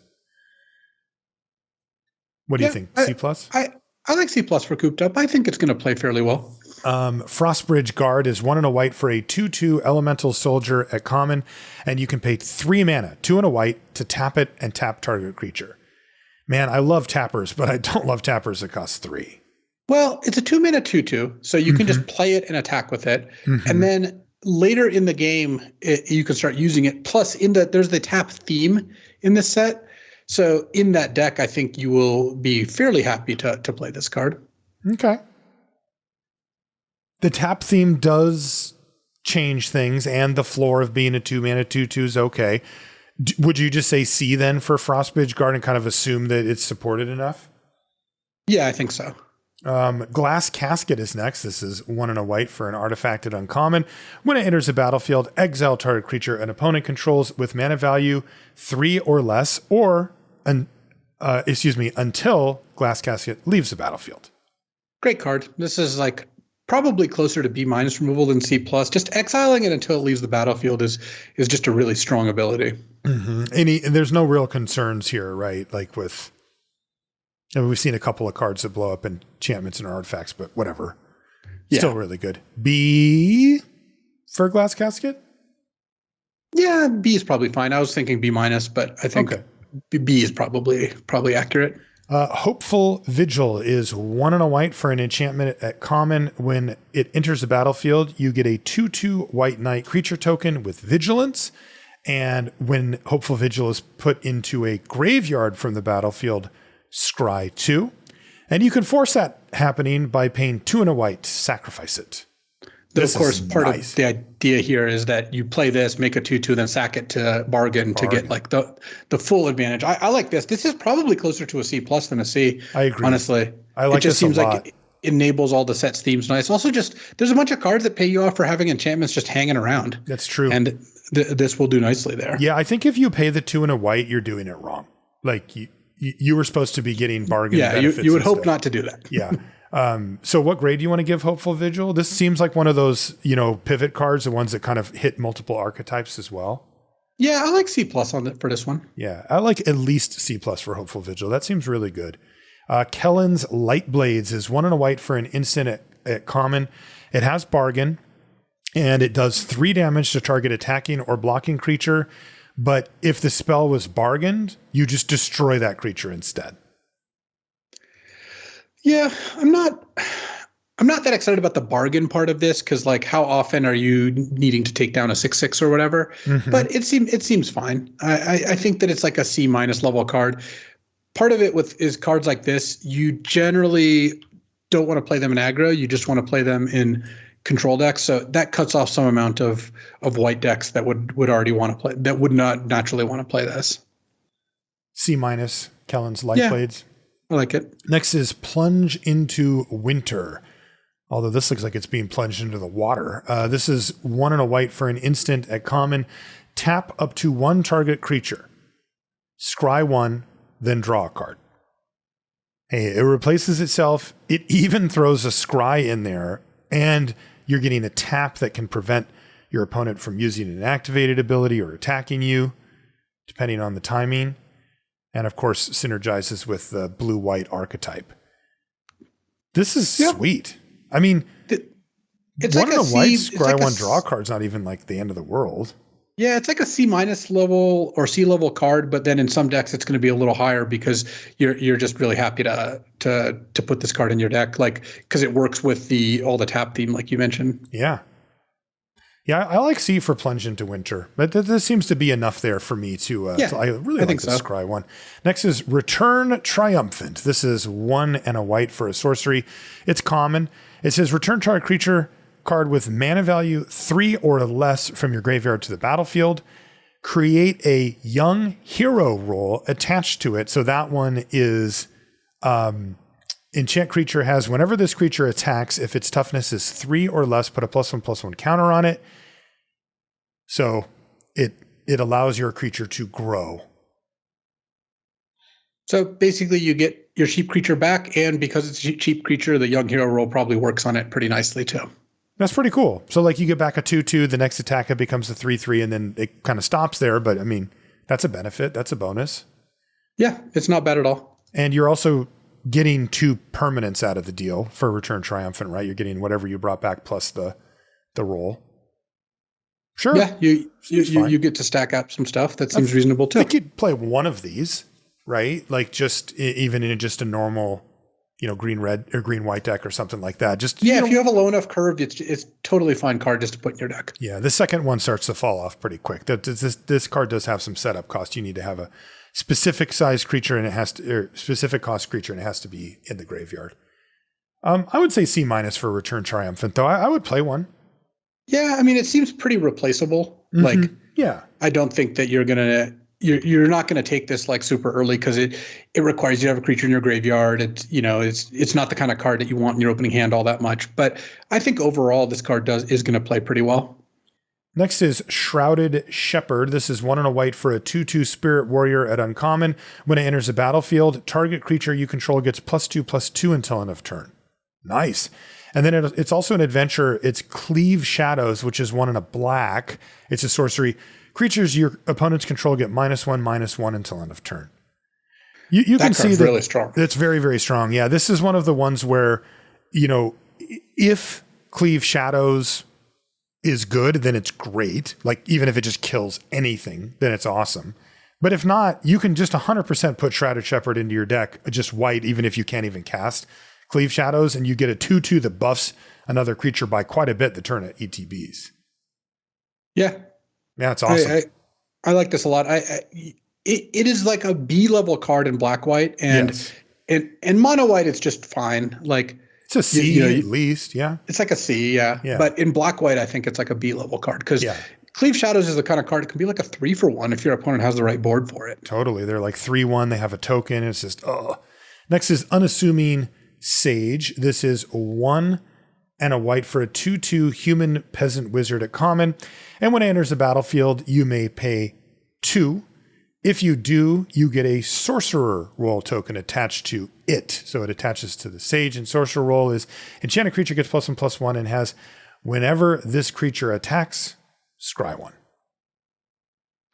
2 mana 2/2 that later in the game is a 4 mana 3/3 attack scry 1. That's all right. It's okay. Neither half of those is that exciting. I would say this is probably closer to a D, but if you have a lot of ways to use rolls, then this gets a little bit of a bump. Yeah, this is one where I would view it as a 4-drop primarily, and then it's just okay. And if you ever have to play it at 2, you're probably bummed out. Next is Cursed Courtier, or Courtier. It's 2 and a white for a 3/3 human noble. That's a human? Well, it's cursed. It's cursed as a frog? Yeah. Doesn't it become a frog? It is uncommon. It has lifelink. And whenever it enters the battle, or when it enters the battlefield, you create a cursed roll token attached to it. The enchanted creature is a 1/1. Frog, by the way. Oh, that is awesome. So if you can bargain it away or kill it or use that one that we were wondering, why am I killing this thing that I control? Then you can uncurse it and it becomes a 3/3 lifelink. That is sweet. You'd really have to be able to get that curse off of it though, right? Otherwise you're playing a 3 mana 1/1 lifelink and your life is not good. Yeah, I think that this is exactly this is just a build around card. Like if you have the build around stuff, it can work. Otherwise, it is really not going to do anything for you. Yeah. So, but it's pretty cool. You know, I mean, if you get to play this on 3, then the next turn bargain away the thing, get the bargain bonus, and have a 3/3 lifelink, you're definitely doing it. Yeah, I think that in a deck that enables it, this is like going to be like a B level card in terms of what it brings to the table. Me too. In a deck that doesn't, it's like an F. Yeah. So build around B. Otherwise, probably not where you want to be. What does Discerning Financier do? It's 2 and a white for a 2/3 human noble at uncommon. At the beginning of your upkeep, if an opponent controls more lands than you, create a treasure token. And 2 and a white, choose another player. That player gains control of target treasure you control. You draw a card. You can give out treasures to like force loans on people? Yeah, it's great. This is amazing. I love the design too. I really like at the beginning of your upkeep, like, you know, getting that effect without having it be permanent. Like the, you know, some of the older cards have effects that basically get you a land in that scenario, but getting a treasure is kind of the perfect middle ground for that. It would probably be a bit obnoxious if it got you lands, but getting a treasure and then you can basically slightly worse than sack the treasure because they also gain it, but turning treasures into cards is still pretty good. Yeah, is it? So is that, how do you feel about that transaction? Because there's some decks you wouldn't want to give a treasure to, you know, big green deck or something, right? Yeah, it's at the point in the game where you're spending really 4 mana because you're also losing a treasure to do this. I don't think that you are worried about giving them a treasure. Like, you're not activating this on turn 5. You're activating this on like turn 8. And at that point in the game, I don't think it's a big loss. Like, basically don't activate this if they haven't gotten to like 6 mana yet. You're probably just, you probably shouldn't do that also because at that point in the game, you should just be casting spells instead. Mm-hmm. But still, getting cards is a big game, right? I mean, that's a lot of value. It's also instant speed. Yeah, well, this is great because it's a 3 mana 2/3, so it affects the board well enough. It helps get you ahead on mana, or at least catch you up on mana. But even if you start the turn with 5 lands, they have 6, you get a treasure, you play a land, now you're just ahead. And then later in the game, it lets you then exchange those resources for a different kind. Once you have enough mana, you can turn your mana into cards. Great. I mean, Magic's a resource management game in a lot of ways, and this does a very good job. It creates resources and then lets you exchange them for different ones. I love exactly all I want out of cards. So I would give Discerning Financier probably a C+. Like, yeah, it's going to, for players who haven't played against land tax ever, they're going to get to have the joy of, wait, I guess I shouldn't play land 6 because they'll get a treasure. Such a pain. And then this is really punishing, right? Because, if they already have 5 lands, you're like, oh, whatever, have a treasure. But here it's like, have a card. And like I said, it's instant speed as well. So you can end step, give them the treasure, get your card. Now you've got your mana ready to go to cast your card, and they are stuck with a treasure where anything sorcery speed they can't cast. Kind of cool. Really cool. You said C plus for Discerning Financier? Yeah, I like C plus. Would not be surprised if it ended up being a B. Eerie Interference is 2 and a white for an instant at uncommon. Prevent all damage that would be dealt to you and creatures you control this turn by creatures. This is a interesting fog variant here. And creatures you control part is a game changer. And note that it's not like fog because your creatures still bash theirs. Exactly. It's game changing in that way. Yeah. So you would want this to, happen on like a big board when both players have like a lot of creatures in play. I mean, you'd think so, but you know what people don't do on big boards? Attack with their creatures.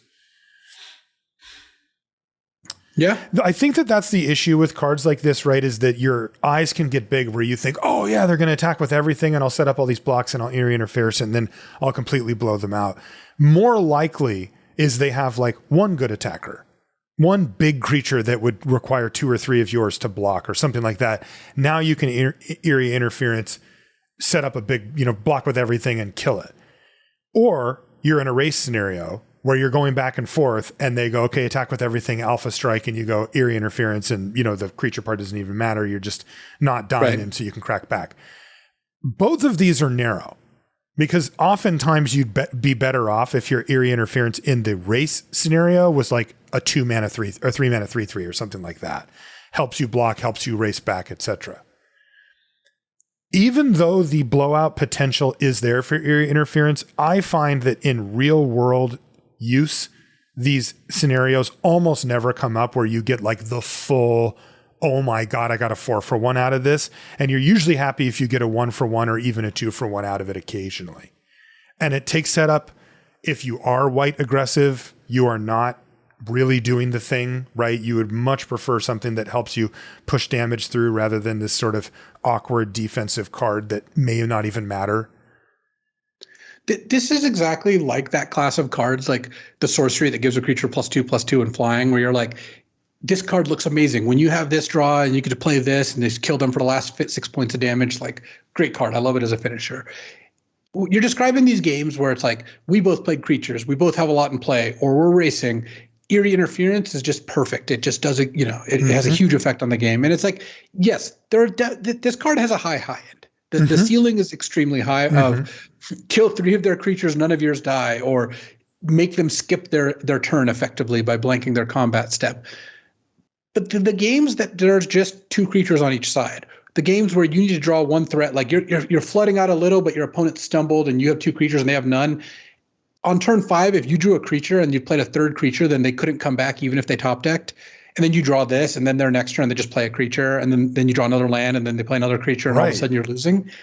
That's a lot of games, and this is the kind of card where if you could draw it in the middle of a game in the right situation, it would be like an A, because it's just such a strong effect. I think in realistic games, there's just not that many games where it'll come up where this is exactly what you need. That's not to say I would never play this card. I do think this card is probably around a C-level card. I just think you need to know that there's going to be a lot of times when it goes wrong. And the times I like this is when both players have a lot of creatures in their deck. It's pretty bad against a spell-based deck out of your creature deck. And it's pretty bad if you don't have a lot of creatures yourself to take advantage of the fact that it doesn't stop your creatures from punching. So overall, I would say eerie interference is probably like a C-, but maybe a sideboard B for like heavy creature matchups. Yeah, I'm going to take a stance on it because I want to send a message. I'm going to give it a D. Sure. And again, but I agree with everything you said. I want people, though, to really recognize the best case scenario mentality that this card will bring out in you and to knock your grade down. Your personal grade, just think about the actual scenarios in game. And then when you're playing, if you say, you know what, Marshall's wrong, this thing's awesome, I'm going to get these huge blowouts where I get 5-for-1s off it. Ask yourself each time, if this was 2 and a white for a 3/3 with no other text, would it have been better? And you're going to find that there are many scenarios where that's the case. Not all of them. This card definitely has a high ceiling and definitely will lead to some insane blowouts. Those will stand out more in your head than the times when it's stuck in your hand and it didn't do anything, or it got maybe a 1-for-1 or bought you an extra turn, something like that. So there you go. Interesting card. It does have a high upside, no doubt about it. Gallant Pie Wielder is next. This is 2 and a white for a 2/3 Dwarf Knight and uncommon. It's got First Strike and Celebration Double Strike. Yeah. Okay. I mean, I like it. Putting auras on naturally first striking creatures can be good. Roll this thing up, get it into a 3/4 first strike, especially at instant speed is nice. And then, if you ever get the double strike thing, even for a turn, that can be quite good on a 2/3 as well. I like Gallant Pie Wielder. If you're putting a roll on this, you're probably celebrating that turn too. It's true. It's easy to do that. That counts as that. So, the fact that it has first strike means it's not all pie in the sky where you need to have celebration to get double strike. I like this just as it stands. So I would give Gallant Pie Wielder probably a B-. And yes, with the upside just being really there of 3 mana 2/3 first strike, they probably can't block it on turn 3 most of the time. No, they have to play like a 3/3, but it's pretty hard to block. And then if you, like you said, you make it a 3/4 first strike, that's nearly impossible to tangle with. And whenever it's a 3/4 double strike, they're just taking 6 or chumping. Right. Also works well with all combat tricks too. So I like B- for Gallant Pie Wielder. Next is Knight of Doves. This is 2 and a white for a 1/3 human knighted uncommon. Whenever an enchantment you control is put into a graveyard from the battlefield, create a 1/1 white bird creature token with flying. So with the rolls, you put a new one on a creature that already had it. It knocks off the other one. You'll get a 1/1 flyer. I mean, I'm using the time-tested Marshall trick of this is an uncommon. It would probably have been too obnoxious at common. Yeah. I believe that's true. I think that this is the card that really pays you off for having a lot of rolls. And I think that I like that they have the, Neva, the black-white card, and then this. Cards that pay you off for replacing rolls too. Mm-hmm. It kind of mitigates one of the drawbacks of rolls intrinsically is what if you draw too many roll creating cards and you can't stack on the same creature? These cards are like, aha, I got you. Yeah. And getting a 1/1 flying, that we talked about how a 1/1 can't block is like way less than a card, not even almost barely a creature. A 1/1 flying is like about as good as a normal Magic card. Like it's that's actually right like straight up very close. Like cards that make 2 1/1 flyers, when your opponent plays them early, you're like, oh, I'm taking 6 off that easy, if not more. Yeah, I was going to say if Knight of Doves triggers once, I'm already happy with it. 3 mana 1/3 with a 1/1 flyer is already well worth the mana. And if you can get a little engine going, forget about it. That said, it is a build around. But I would give it a build around B for Knight of Doves. Like it's the card you want. Yeah. I like build around B for Knight of Doves. What about Moment of Valor? It's 2 and a white, instant at common. Choose one. Untap target creature gets +1/+1 indestructible this turn. Or destroy target creature power 4 or greater. Oh, I like this. Because the destroy a creature of power 4 or greater text is good in most sets, but has a capability of being dead. In this set, A, rolls make it so a lot more creatures are going to qualify. So that's already making that better. And then B, when that card is bad, a trick that gives a creature a +1/+1 indestructible is pretty good at either fighting against removal spells out of a control deck that doesn't have creatures in play, or letting your creature win in combat against their small creature that's too small to get hit by the second part. So I kind of think Moment of Valor is like a C+. This just looks like a really, really solid card. The one caveat is you have to have a lot of creatures in your deck, so both modes are good. But once you do, it feels like a great way to have good big creature removal, protection, and small creature like combat trick all in one. Agree. Yeah, sweet card. Nice combination of abilities there. Protective Parents. This is 2 and a white for a 3/2 human peasant at common. When it dies, create a young hero role attached to up to 1 target creature you control. This is just an unbelievable design. My child's a young hero, which again is the one that says whenever it attacks, if its toughness is 3 or less, it gets a +1/+1 counter. It hands the trophy to its, special child or whatever. It's just amazing. The fact that you don't have a ton of control over when this happens is a little annoying.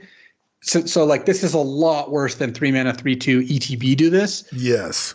But it's still kind of like a 1.25 for 1, 1.5 for 1, of sorts.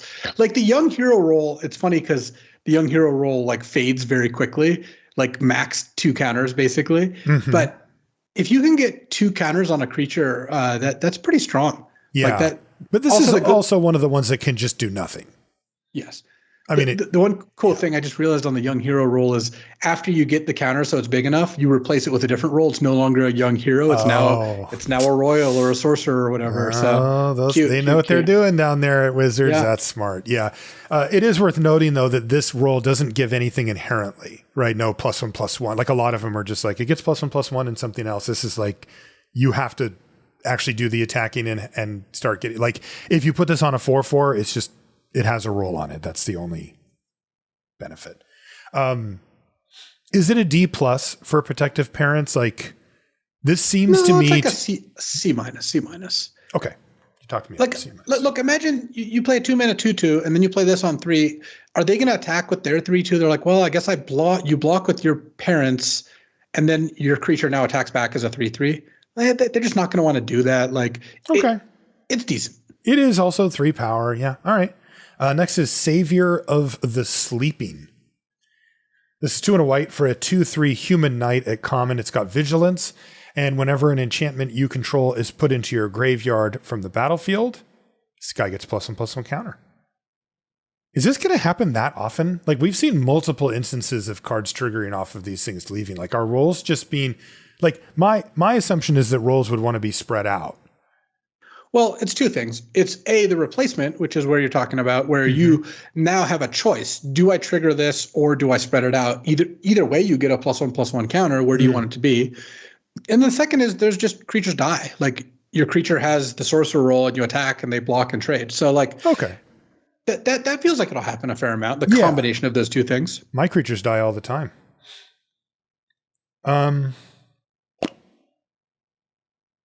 C-. C? I mean, it is a 2/3 vigilance. Like it is a good place to put rolls. Probably like a C-. It's kind of like protective parents. I think they're like there are decks which bump this up to a C+, but I think you can start by not valuing it super high and you'll probably be fine. Solitary Sanctuary is 2 and a white for an enchantment at uncommon. It says when it enters the battlefield, tap target creature an opponent controls and put a stun counter on it. Whenever you tap an untapped creature an opponent controls, put a +1/+1 counter on target creature you control. They're really leaning into the Frozen theme with this tap mechanic. Yeah, look at that picture. Yeah. By itself, this is 3 mana for a stun and a +1/+1 counter. Not quite enough. Right. Like if you were just like, hey, do you want this in your black-white deck? I would probably say no, I'll pass. Yeah. So that makes it like a D. Mm-hmm. But it's a build around like probably C+, B-, maybe even straight up B. I would just give it a build around B. Because imagine you have the blue-white legend, Solitary Sanctuary, and maybe like one other thing that cares about tapping. Mm-hmm. And then you have like 5 or 6 cards that taps. If this card, maybe more, if this card is reliably giving you 2 or 3 +1/+1 counters in a game, that's pretty good. So it is really that second counter that's kind of the dividing line, right?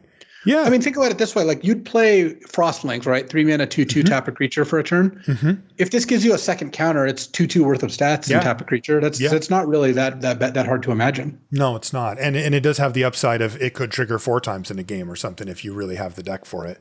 I like build around B- for Solitary Sanctuary. I think there's just enough here. And the fact that it comes with its own tap to trigger your other things that care about it. Yeah.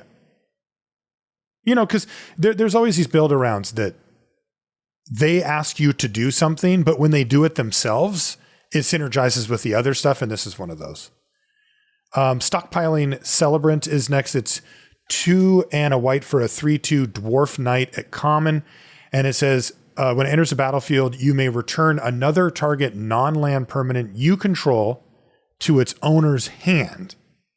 If you do, scry 2. Why would I want to do that? Well, if you have ETBs, that works. Ugh, I have to pay the mana again, though? Man. Yeah.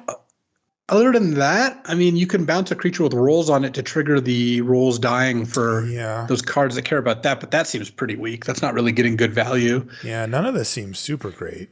It's good for celebration, I guess is the joke. You play this, bounce something, replay it, and then you celebration is on. Okay. If you have 2 of these, you can celebrate every turn. You can never. I mean, they even call it stockpiling celebrant. Like they're trying to hold your hand here. yeah, you're right. I didn't see that. Can't say I'm a huge fan. I'm sure there's some cute stuff you can do, but the cost of having to Modern Era Limited does not let you do cute stuff like, oh, I'm going to bounce my own creature so that I can just replay it and get a benefit. That is a way to die very, very quickly. Yeah. I'm going to go D on stockpiling Celebrant. Somebody's going to have to beat me with it. Yeah, I think D is a reasonable place to land on this. I don't think it looks that strong. I like it that she's just like trying to put like a whole turkey leg under her cloak here, though. She said, what? I'm saving it for later. Stroke of Midnight is next. It's 2 and a white for an instant at uncommon. Destroy target non-land permanent. Well, you got my attention. Its controller creates a 1/1 white human creature token. So, we got Beast Within and Generous Gift, right? That maybe they give them a 3/3. Those are completely unplayable and limited. You'd never put them in your deck. Mm-hmm. How much do you need to kill something before playing this? I think I would play this. It is always a bigger tax than it looks like to give your opponent a creature, but holy crap, it's a 1/1, dude. Like I can kill your 6-drop and you get a 1/1 token and it's turn 7 in the game, and like I don't care about your token.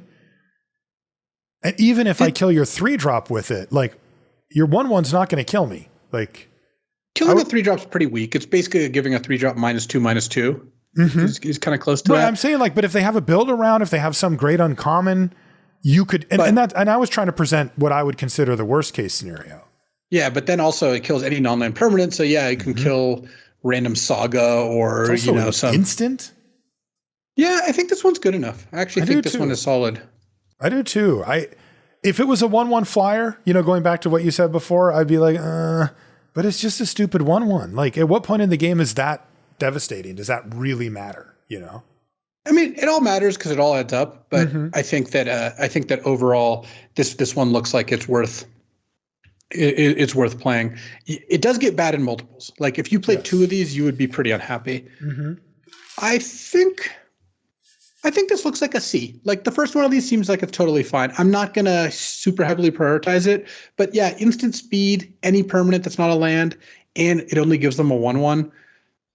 Yeah, that looks solid. Maybe C+, honestly. Yeah, I'm up in the C+ B- range for Stroke of Midnight. I do agree about the multiples, though.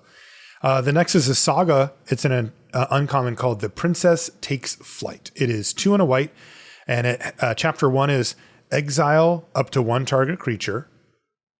There better be more to this story. Chapter 2 is target creature you control gets +2/+2 until, +2/+2 and gains flying until end of turn. And chapter 3 is womp womp. Return the exiled card to the battlefield under its owner's control. So what, you have to win the game in the meantime? I don't know about win the game, but you do need to get things going pretty quick here. I don't like it. No good? I don't think so. I mean, you play it, you get a creature out of the way. If you can't capitalize on that, you're getting, a mediocre sorcery speed telegraphed combat trick, by the way, and then they just get their card back anyway. So chapter 3 is from your perspective, this is a 2-chapter thing, right? It's get rid of a thing and then pump up one of my guys. And if that didn't win you the game, chapter 3 does nothing for you. And in fact, it's a huge detriment. Is there an argument to play it, exile, get the pump, sack Princess Takes Flight to bargain it away? Because then their guy's never coming back, right? Yeah, that's true. That's probably. So is that the joke here? I think so. I think that is actually the thing that they're trying to get you to do. Okay. Now I'm interested. Cool. Yeah. If I can bargain this thing away after chapter 2, now it's just an absurd bomb, right? 3 mana, exile a creature, give my thing is +2/+2 flight, and I got a benefit of whatever I bargained. Yeah, that's pretty sick, actually. Yeah. But you just can't just play it straight up unless you can really put your opponent in a bad spot. Tokens? I guess it does just exile tokens. They don't come back. Yeah. Tokens, it's good. Kind of talking myself into it. I'm getting ready to take flight here, Luis. I'm kind of liking this. It also knocks rolls off, which is nice. Mm-hmm. So it went from an F to an A. What are you going to do? Yeah. No, this looks pretty good. Yeah, you need to do other things, you know, besides just straight up read the card. But assuming that you like, well, let's just give it the build around tag just to put it on notice that you don't want to just literally straight up play this card very often. But if you're willing to do any amount of work for it, especially if you can bargain, I mean, if you can bargain it, it's an A. Like 3 mana exile a creature with combat trick. Yeah. So I would give it a build around B. Like, I think that you're going to be able to figure out ways to make this thing work for you. You just need that upside, at least in your library. You know, sometimes you just have to cast this and you get a minor benefit, like you kill a smaller token or you knock off some rolls or whatever, and you get some damage in and stuff. But boy, when you can combo this, then it's just nasty stuff. So build around B. Build around B. How excited are you to put this card in your deck if you have no combos? I think you'd have to be pretty aggressive. Yeah, you have to be so aggressive. But still, I think you would put it in if you were. I mean, again, it does just kill tokens. It does knock things off of creatures. It does open up the door for huge combat. Yeah, if you can back it up with a punch, I just wouldn't want it in my, you know, mid-range deck that wasn't really able to consistently apply pressure unless I could take advantage of some of these synergies. And then I would definitely want it. Yeah. I like that. This card has a bunch of applications. It's good in aggressive decks, I think, naturally. Mm-hmm. It just kind of does what they want. Mm-hmm. And then in decks that have the combos, it can be a really strong card there too. So what would you want your final grade to be on this? I would say B? Build around B. Yeah. I know that it's not strictly a build around. I just want people to recognize that it isn't just raw power, put it in your deck, it's going to be awesome. You do need to consider these other things. But it pays you. It pays you if you do. I mean, that's insane. That you know, if people build around it properly, that's going to have, I think, one of the highest win percentages. Yeah. I just like B for Princess Takes Flight, because I think that just, if you take this card early in the game, you're just going to be really happy about it. Here's what I want. Sirkovitz, when you come on, I want to know times when people play Princess Take Flight and then how many like bargain cards they have. And I want to see the winning numbers as it scales. Yeah. Or something like that. Next is Woodland Acolyte. This is 2 and a white for a 2/2 human cleric at uncommon. And it says when it enters a battlefield, draw a card. Yeah, baby. And it's also an adventure. It's Mend the Wilds, which is a green instant that says put target permanent card from your graveyard on top of your library. Man, they did really good with these air quotes gold adventures where like you can just ignore the adventure. But if there's a specific scenario where you have access to green mana, you have one of your best permanents, you know, in your graveyard, and you're like, hey, if my draw step was that, it would be awesome. Then you just do that. But if you just completely ignore it, you can't even cast it. You just get a nice little 3 mana 2/2 ETB draw card. Yeah. Great. I mean, I like everything this card's doing. Basically, you're going to cast as just the 3 mana 2/2 part most of the time, but then late in the game, it's just like, it's going to be great to be able to do that. I would give Woodland Acolyte a B. Yeah, I like B for Woodland Acolyte. And note that the B is, if you can use the green part. Right. Without it, it's probably like a C+. I mean, 3 mana 2/2 draw card is still fine. But it's a good card, but it's not great. I agree. Yeah. But I give it a B if you can cast both. Next is Besotted Knight. What does besotted mean? Like in love with, like, you know, I'm besotted with you or whatever. Oh, I didn't know that. I like you too, Luis. 3 and a white for a 3/3. It's common.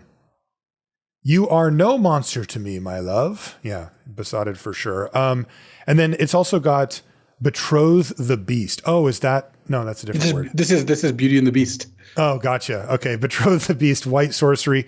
Again, adventure. Create a royal roll token attached to our creature you control. Yeah, pretty cool. Yeah. No, this is nice. 4 mana 3/3 is just whatever, but obviously a little weak. But giving a royal roll for 1 mana is pretty nice in conjunction with that. What happens at the end? Yeah. Yeah, this seems like a really bread and butter solid. This is the type of card you'll probably see on the battlefield a lot. It's roughly speaking a 2 for 1. It's a 1.5 for 1 or something like that. I would give it a C for Besotted Knight. Yeah, I like C. Oh my God, Elmer's back again? Rhyme for Reindeer. Wow, he's looking really nasty too. I like it. Purpose-built battle. Elmer. Yeah, this is 3 and a white for a 3/4 elk at common. Whenever an enchantment enters the battlefield under your control, tap target creature an opponent controls. For people that want to try to do 2 archetypes at once. Yeah, I think a lot of the decks will just have roles in them, even if they don't have like that big of a theme, and this can kind of take advantage of that while also just being great at like pushing aggression and then using the tap draw card sort of mechanics pretty nicely. They did kind of punt the like they called it a reindeer and it literally looks like it's flying and it doesn't have flying. Oh, I guess it does look like it's flying. I wonder if that changed at some point in the process. Yeah, I just, and just you think reindeer, you think flying. But anyway, so what do you want to give Rhyme for Reindeer? El Marino here? Yeah. What do you think? C? Probably like a C minus. C minus? I don't think you're not going to be that excited to play this card, right? No. I just think it's hard to take advantage of, the Auras archetype, but also the tapping archetype. It's a little here or there. Next is Tuinvale Guide. This is 3 and a white for a 2/3 Fairy Scout. Wow, white one. It's common, it's got flying, and it has Celebration. It gets +1/+0 and lifelink. Man, see, they did a good job with these celebrations. Like, you only need to trigger that once to have it have a pretty big effect on the game. 3/3 flying lifelink, even just for a turn. Yeah. Can swing a race pretty easily. Still, I don't really like the card that much. Yeah, I'm not super thrilled. Like, I think that your Celebration is just inconsistent enough that for this to work, you have to have Celebration, be in a position to attack with it. Also, it's on the expensive side, so you're probably not all that queued up to celebrate by the time this That's happens. What I was thinking. And what if you don't have an attack or something? There's just, I don't know. What if they have a 3/4 flyer? Then it doesn't count anyway. I feel like I'm a little down on Celebration, and this one's kind of an expensive one. I want to give Tuinvale Guide a D. Yeah, I actually like that. I'm not super into the card. Okay, a Charmed Clothier is 4 and a white for a 3/3 Fairy Advisor. I thought fairies were black and blue in this set. Are these ones just kind of random? It's flying. So 5 mana, 3/3 flying. When it enters the battlefield, you create a royal roll token attached to another target creature. And just as a reminder, that's the one that's +1/+1 and ward 1. Yeah. I don't know. This just looks like a boring, this does trigger Celebration, right? Just on its own. Yeah. I don't know, man. See, 5 mana 3/3 flyers are just not what they used to be. Yeah. Right. It's not, it's hard to, again, these 5s are all the same. They never are bad. They know better than to just make them not good cards, but it's just such a low value spot that it's hard to get excited about a card like Charmed. Yeah, Clothier. I agree. Last white card is Dutiful Griffin. It's 3 white for a 4/4 Griffin at uncommon. It's got flying and it has an activated ability, 2 and a white, sacrifice 2 enchantments, and you return it from your graveyard to your hand.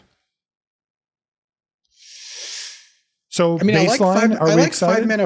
I like 5 mana 4/4 fly. Agreed. Yeah. So the rest of it, is extra.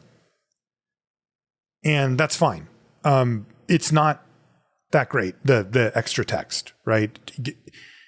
You have to pay 3 mana. You have to sacrifice 2 enchantments. So the first thing that your brain thinks of is, well, how am I going to get 2 enchantments? But also, they're gone. What if those were 2 things that were making your board better? And then the stupid thing goes back to your hand, not to the board. So yeah, that's the part that really kills it for me. Yeah. I'm not saying I wouldn't play this card. I do think that you're probably in to play the card, but I do think that it's expensive enough that I'm not looking at the ability as a huge advantage.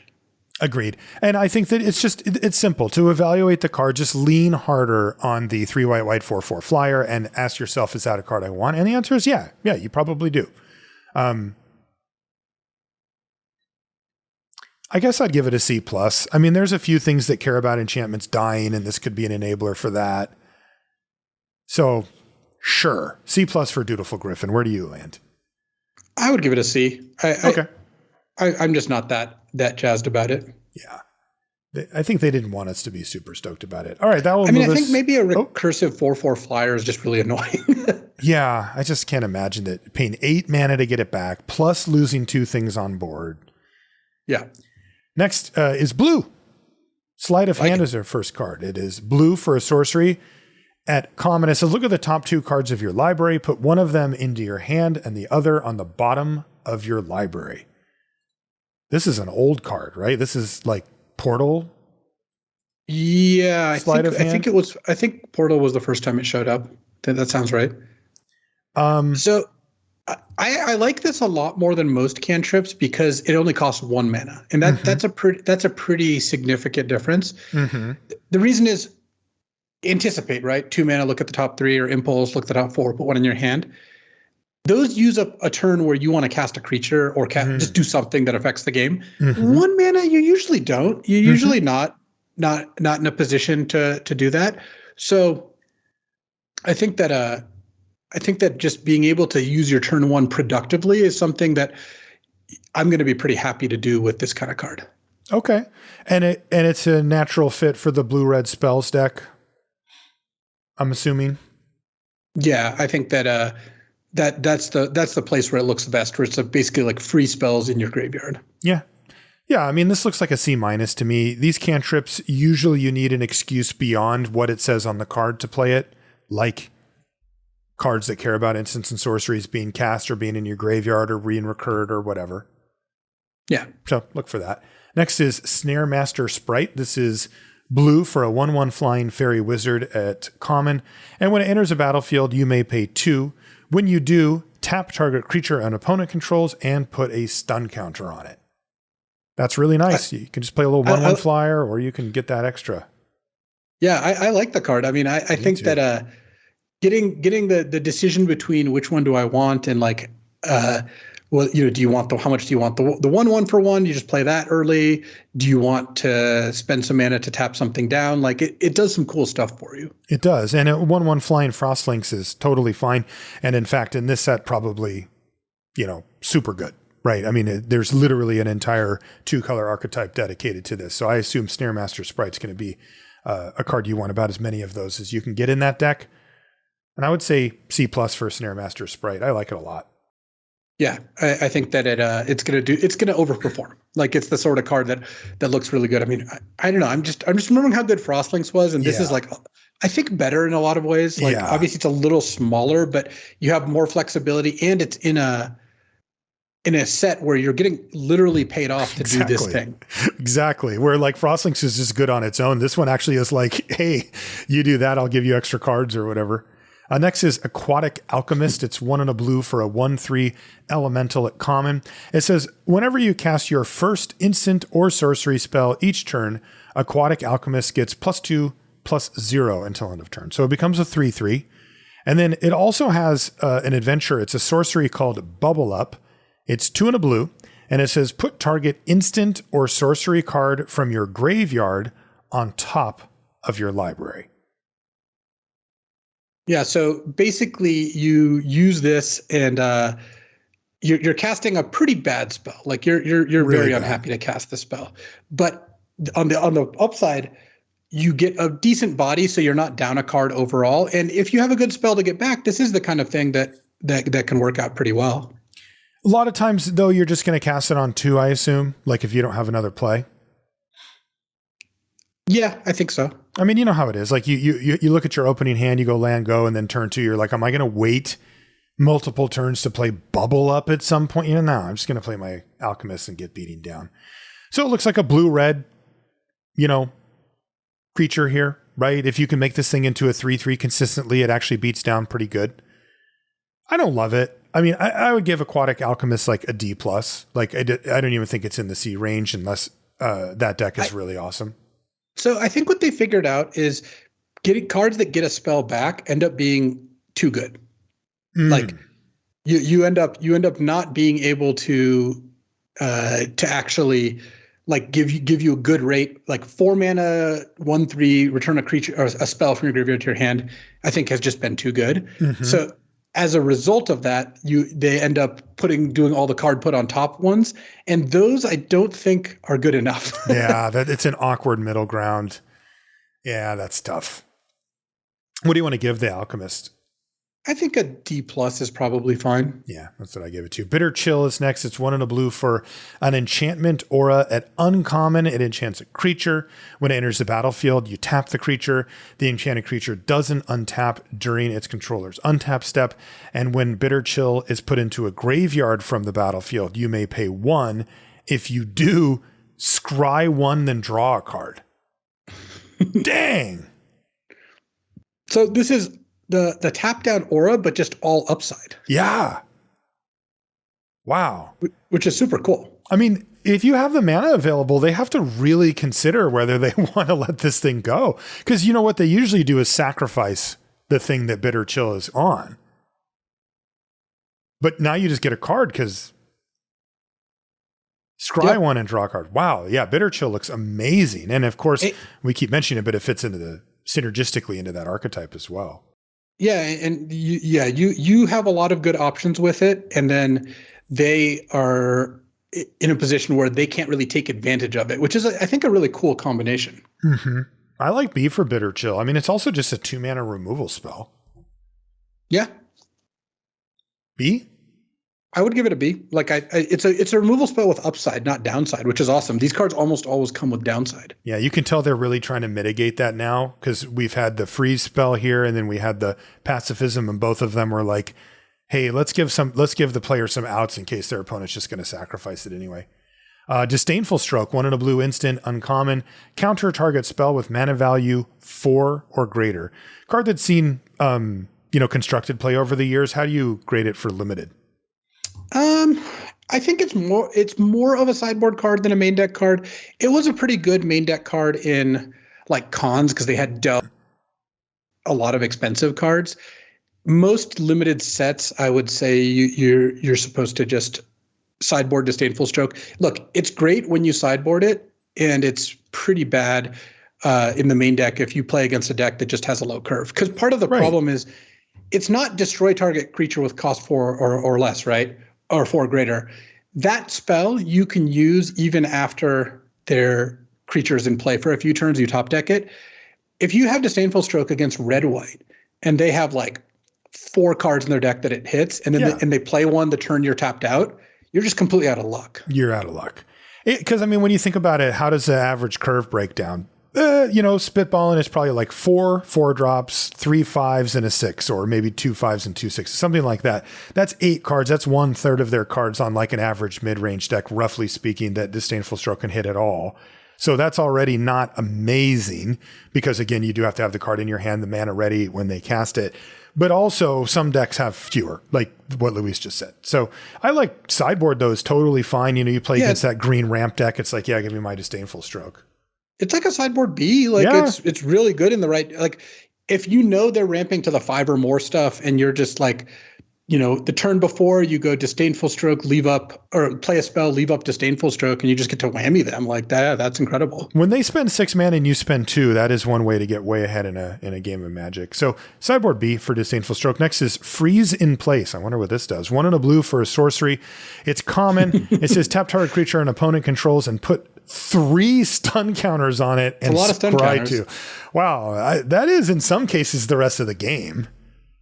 Yeah, but when it's not, this card is a little poor. Yeah. I think all of these cards have to be basically evaluated. A, would you put this in your average deck, like blue-red spells or whatever, blue-black? B, how do you feel about it in blue-white that cares about tapping creatures? And the answer is for this card specifically, I probably am not going to play this card outside of the blue-white deck, but I'll be happy to play this card inside the blue-white deck. That's right. Yeah, you have to think in terms of would it be worth it for me to burn a card? Can I make up this card later by buying myself a bunch of time from their best creature? Or can I back this up? Like if I tap down your creature and then attack you with a whole bunch, now this thing becomes 2 mana, exile your creature, scry 2, right? Like if you win before the thing untaps, it's just a removal spell. But you need to be you need to be hammering them with creatures to turn this card into that. And that's not, that isn't always the case in blue. Is it a D? Build around C? I think it's like a build around C. Yeah, D level, build around C, that sort of thing. Gadwick's First Duel. This is 1 and a blue for a saga. It's uncommon. Chapter 1. Create a cursed roll token attached to up to 1 target creature. It says if you control another roll on it, put that one on and this one in the graveyard. Enchanted creature is a 1/1. And then chapter 2 is scry 2. And chapter 3 is when you cast your next instant or sorcery spell with mana value 3 or less this turn, copy that spell. You may choose new targets for the copy. Well, that's a little narrow. I mean, think about it this way. Compare it to one of the cards that's like 3 mana, or 2 mana, make a creature into a 1/1, right? Like Frog of Fire, Kasmina's Transmutation sort of thing. This is kind of like that, and then it scries, and then you need, if you're a spell deck, you can get a copy of a spell. Yeah. Okay. So that's fine then. Yeah. I mean, it's not, scry 2 is good. Like it's not incredible, but it's totally fine. Yeah. Is it a C? I think it's probably like a C, but you really have to have the 3rd chapter be good.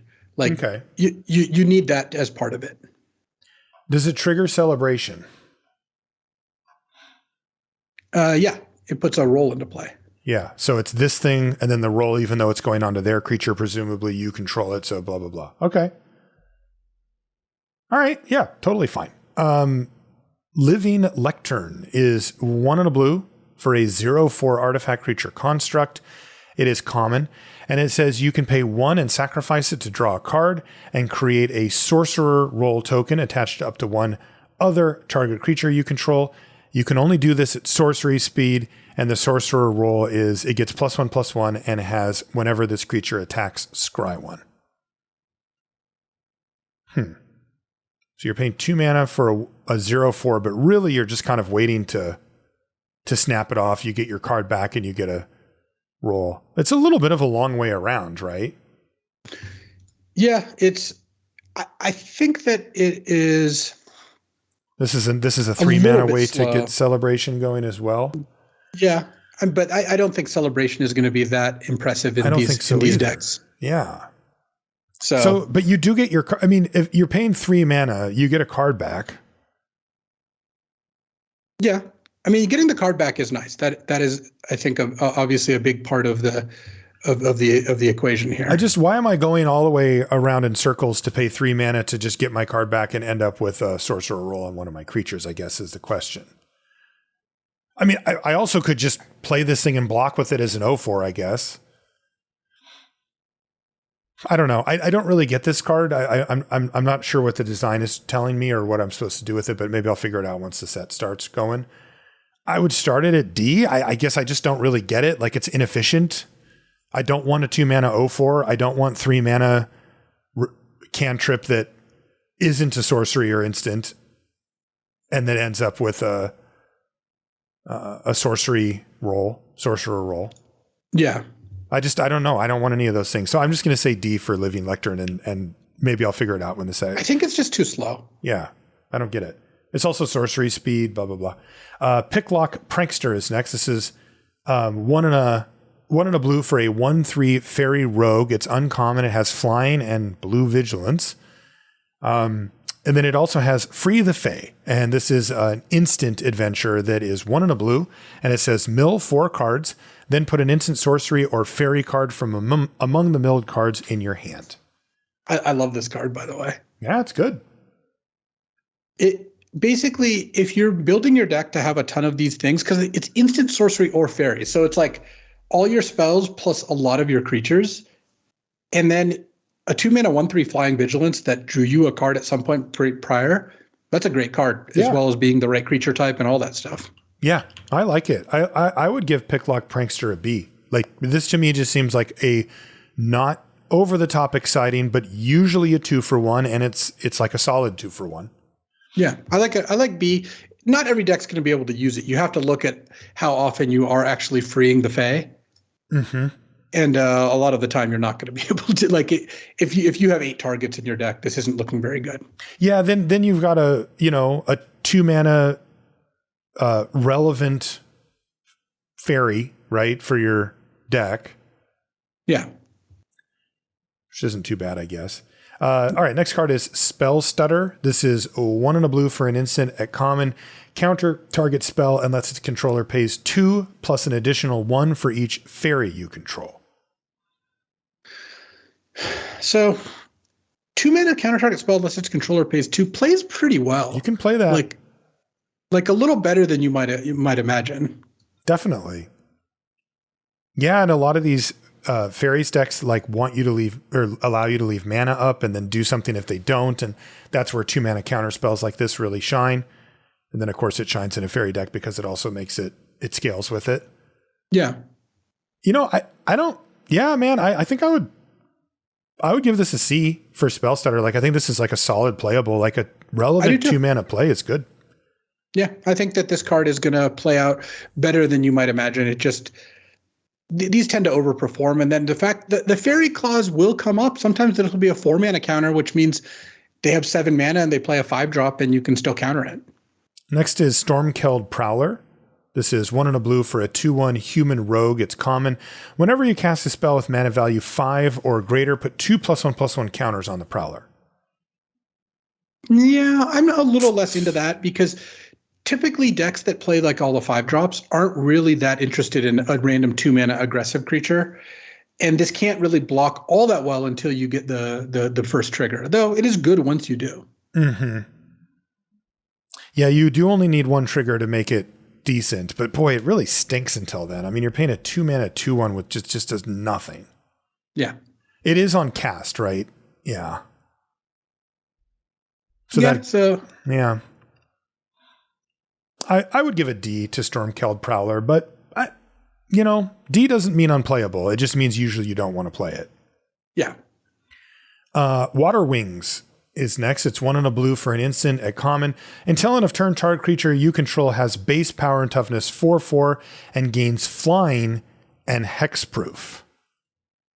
I like this trick a little more than you might think. Because look, for 2 mana, you can save your creature from a removal because of hexproof. Mm-hmm. You can win a fight, like you're 2/2 and they're 2/2 or brawling. You cast this, but also making it a 4/4 flying means this also is a finisher. Like out of nowhere, it can deal 4 unblockable damage.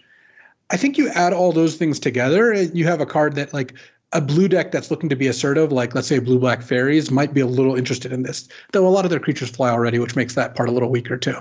Okay. Is it a D?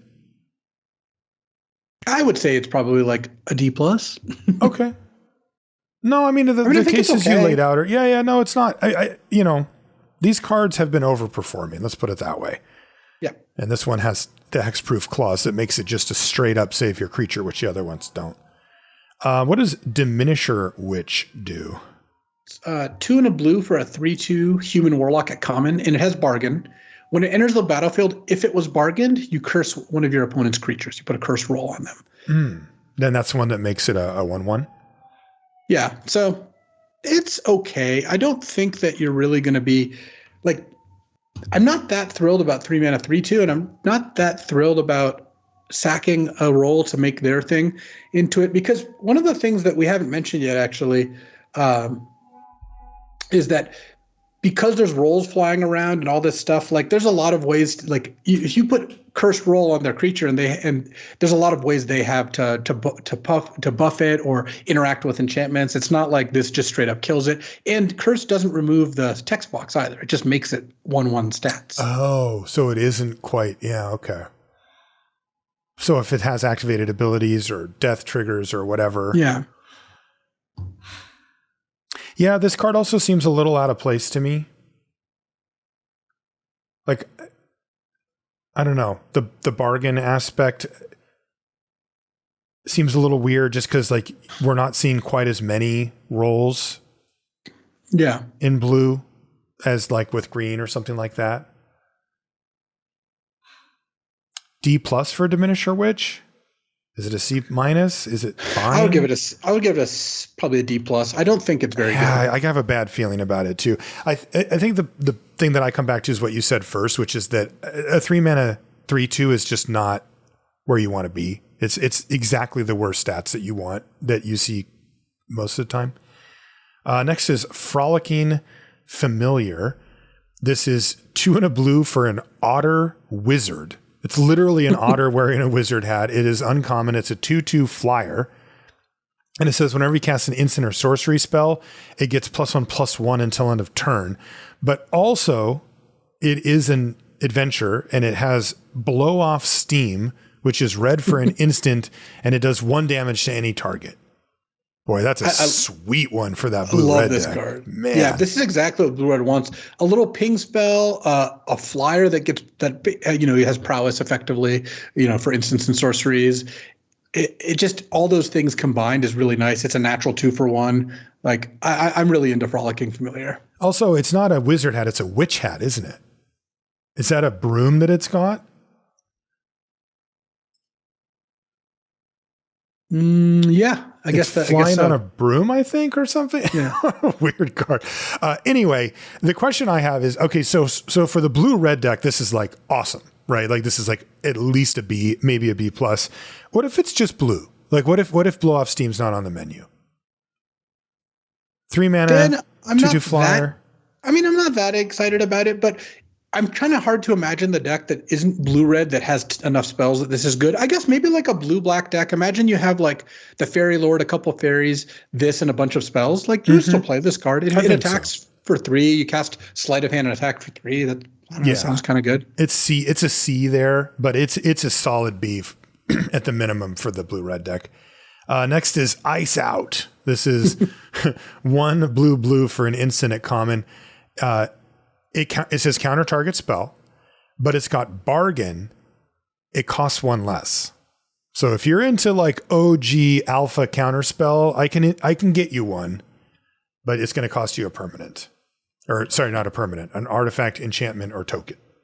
Yeah, I mean, how good this card is, it mostly hinges on how much do you want cancel in your deck. I'm not getting strong vibes that cancel's great here, but we'll see. Because the bargain part is like break glass in case of emergency more than anything else. Right. Exactly. It's like you're not going to be thrilled about doing that, but you will sometimes when the situation is right. That's right. I'm really curious to see how often, like how hard bargaining actually is. Artifact, enchantment, and tokens are kind of weird. Basically they didn't want it creatures or lands. They wanted you to do a little bit of work for it. And the good thing is like sacking a food or sacking a roll doesn't seem super costly. And if you need to ice out to counter their 6-drop on, when you play tapped out for your 5-drop and you have 7 lands, then sure, you have to do that. I would give ice out like a C- though. I don't think I'm starting from the position of, hey, cancels a card I really want in my deck. Sweet artwork. Yeah. That's like kind of old school Magic, right? Like I'm holding up a shield against the whatever. Ice Rot Sentry is 2 and a blue for a 2/3 elemental soldier at uncommon. It's got vigilance. So there's 2 blue cards with vigilance here. Whenever Ice Rot Sentry attacks, you may pay 1 and a blue. When you do, tap target creature an opponent controls. And whenever you tap an untapped creature an opponent controls, the Sentry gets +2/+1 until end of turn. Wow. So you can slam, pay 2, tap a thing, and have a 4/4? Yeah, and vigilance? Also it repeatedly gives you a tap thing. So if you have like the Blue-White Lord or something, you can just keep getting value over and over again. So you can like pay, tap a thing, then play an instant that taps a thing, and you're just getting just 6 damage in? Huh. This card's scary. Yeah, I think it's pretty good. I do too. I think you will want to be one of 2 things. A, if you're in the tap deck, this card is great. Or B, if you're in an aggressive deck, like I could see this working out pretty nicely too. Agreed. Do we want to go to B- for Ice Rot Sentry? I think in the tap deck it's a B. Yeah, I think it's probably a B- overall is my guess. Okay. But I think it is a B in the deck because it just gives you, 2 mana to start tapping things and getting all the other benefits too. Merfolk Coralsmith is next. This is 2 and a blue for a 2/3 Merfolk at common. You can pay 1 to give it +1/-1 until end of turn. And when it dies, you scry 2. So I kind of like this card. It's got very flexible stats. So it's a 2/3, which means it can also be a 3/2 or a 4/1. Mm-hmm.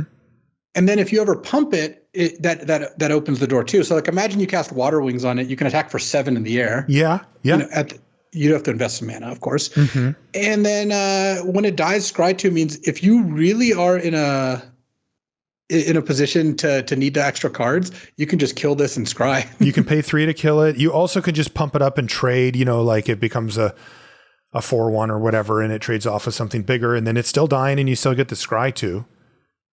Yeah, I mean, it doesn't seem like it's like super synergistic with stuff, but it does seem to hold its own on power level. I would give a C for Merfolk Coralsmith, sure. Yeah, that seems reasonable to me. Trades up on defense, attacks well. Next is Mocking Sprite. This is 2 and a blue for a fairy rogue.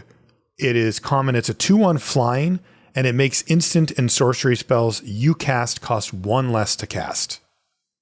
I love this card also. This card I think is going to be really strong. That's a common? The Goblin Electromancer text is not always easy to use, but I think that this card is going to manage to pull it off quite nicely. And 2/1 flyer, while fragile, is a real threat that can pile on some damage itself as well. Yeah. Yeah, this is a type of card where they play it and you go, I don't know if I want to let that thing live. I like C for Mocking Sprite. I mean, again, I'm kind of putting it into context of the blue-red deck. Yeah. I assume that if you have it in blue-green, it's mediocre, but... Basically, you need to care about the instants and sorcery spells or really care about having a little flyer. Yeah. And it is a fairy, right? So it's for the fairy deck too. Cool card. Next is, oh no. Oh my God, Luis, I'm so sorry. Yeah, my baby is now been kind of relegated because this is quick study. It's 2 and a blue for an instant at common that draws you 2 cards. It's strictly better in the way that they actually use it in R&D. Yes, it is strictly better than divination. So no more divinations. Well, that's not to say they couldn't print it in a new set. But look, if we're being honest here, divination had been getting outclassed for a while. Yeah. And quick study is going to do its job nicely. Like, it studied its job and now it wants it. So getting to cast this and keep your mana up for a counter, keep mana up to represent combat tricks, cast it mid-combat if you have cards like the otter that, or one of the many otters that trigger off spells, all that stuff. And 3 mana for 2 cards, still an okay deal, especially if you're like reducing the cost with Mocking Sprite. Basically, I would imagine you're not playing this very often in like the blue-green 5 cost deck because it needs to ramp into its big stuff. It doesn't need card draw that much. But in the like blue-red spells deck or the blue-black fairies deck, I'm a lot more inclined to believe this is a good card. I agree, especially because a lot of those decks let you have options open, right? You keep up a counter spell, they don't do anything, you play quick study. Like that's the benefit that you get from this upgrade. Yeah, I like it. I would say C for quick study. I mean, there's decks here that can benefit from casting instants and sorceries or being able to keep your mana up and still do other stuff, and that'll bump it up to me for a C for quick study. R.I.P. to the goat though. Succumb to the Cold. This is 2 and a blue for an instant at uncommon. It says tap 1 or 2 target creatures an opponent controls. Put a stun counter on each of them. Man, there's a reason this is uncommon. Like these things are nasty. This is instant speed. Like this is you pass a turn. They say I want to go to combat. You say, give it a second, and then you succumb to the cold. They're 2 best things. They're tapped. They can't attack that turn. They pass turn back to you. You get to attack as if those creatures didn't exist because they're tapped. Then you pass the turn back to them. Now the stun counters come off and their stuff still stays down and you get to attack them again. It's a big, big swing. And especially if you're getting paid for it, via the archetype that, the blue-white deck. Yeah. That's a lot for 3 mana. So See? the question is, how often are you playing this outside of that deck? Yeah, I think rarely. Like, unless I can capitalize on it, I would look at the aggression level of my deck. Even with the stun counter and the multiple combats that it gets removed from, these still are close to not being good enough in a defensive stance. Like, they do buy you some time, but like, you have to use your whole next draw step just to replace the card. So you got to have a lot going on to make this work if you're going to use it defensively. I wouldn't recommend it. No, these kinds of cards never really work defensively. Right. So you have to be assertive. Like, I would not be surprised if the Faeries deck wouldn't mind one copy of Succumb to the Cold as a way to, they have a bunch of underpowered flyers, right? So what ends up happening? The green-red deck plays a 4/4 and a 5/5, and they have a hard time racing it. Succumb to the Cold says, okay, knock those back on the ground for a turn cycle or two, and I can just hit you for 3, hit you for 4 in the air, and all of a sudden you're dead.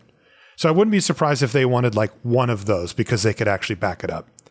Yeah. But blue-green, like I wouldn't really be interested in this. No. Like blue-green is like a deck that you might think, okay, I can use Succumb to the Cold to stop them from killing me so I can get my 5s into play. But you can't really take a turn off to do that and I think have too much of a realistic shot of winning the game. So that's right. Not a big fan of doing that. But I mean, it fits in blue-white. It probably, like I said, fits in blue-black. Definitely fits in blue-red, or it should. It's an instant, and it will trigger your stuff and buy you a bunch of time. So I would say this card's going to see quite a bit of play. I would give it a C. That sounds like a C+ to me. Based Might be on a C+. What you're saying. Yeah. It just seems to fit in the format. What is Tenacious Tome Seeker? What does that guy do? 2 and a blue for a 3/2 human knight at uncommon. It has bargain, and when it enters the battlefield, if it was bargained, you return an instant or sorcery from your graveyard to your hand. So this, I think, is actually a good middle ground. It's not the crappy, put this on top of your deck, skip your next draw step. These never end up good, right? Like Treason of Isengard or like the 4-mana 3/4 from Phyrexia. Like those were just kept being bad. Mm-hmm. It's not straight up 3-mana 3/2 get a card out of your graveyard, though. I think that would probably be too much. But bargain is in the middle. You get to, if you are bargaining right, you get to sack something kind of crappy to do it. Yeah, no, that makes sense. That seems to be the perfect, and there's times when you're not going to be able to do it or you have to wait. I like C for Tenacious Tome Seeker. I mean, I think bargaining is not free, right? Like I think that there's a temptation for us to think of it as, I can just sack something I don't care about, like a food or a random roll. But like those do matter. Everything matters. Like you said earlier, everything does add up. But also there's just a lot of games where you don't have those things. You just don't have them when you need them, and it'll be a 3-mana 2/3/2. And you're just like, well, now I'm kind of sad. But still, I like it. I think C for Tenacious Tome Seeker. Like, I think this is a card you want. I think that if you set it up, you're going to be getting some really good value out of it. Yeah, one of the things that's cool about this card is like by the time you want the effect, you'll have time to set up the bargain. That I think is actually pretty neat. Yeah, and so maybe don't think of it as a 3-mana play that often. You usually play it later in the game. Chancellor of Tales is 3 and a blue for a 2/3 Fairy Advisor at uncommon. It's got flying, and whenever you cast an adventure spell, you may copy it. You may choose new targets for the copy. Whoa. Yeah, so you cast the first part of an adventure, you get a little value off of it. I don't know how often you're going to end up really doing that, but it sounds pretty cool if you do. Now, what are we paying for it? 4 mana for a 2/3 flyer. That's a cost. Not a huge one, right? I mean, I don't know. 4 mana for a 2/3 for a 3/4 or 2/3 flyer is a little below the curve. Mm-hmm. It is a fairy. It's relevant. It's not an incredible amount below the curve, but it's definitely below the curve.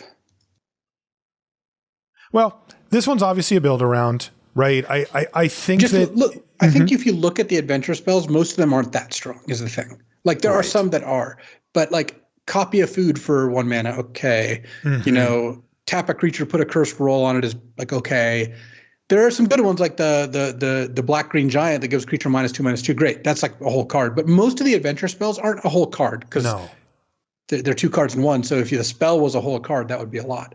So just keep that in mind when you're looking at Chancellor of Tales. Yeah, but I would play it. It's close enough that I want to if I had some adventure stuff. The real question is, would you put this in a fairies deck with one adventure card or something, right? It's like right on that line of like, it's close.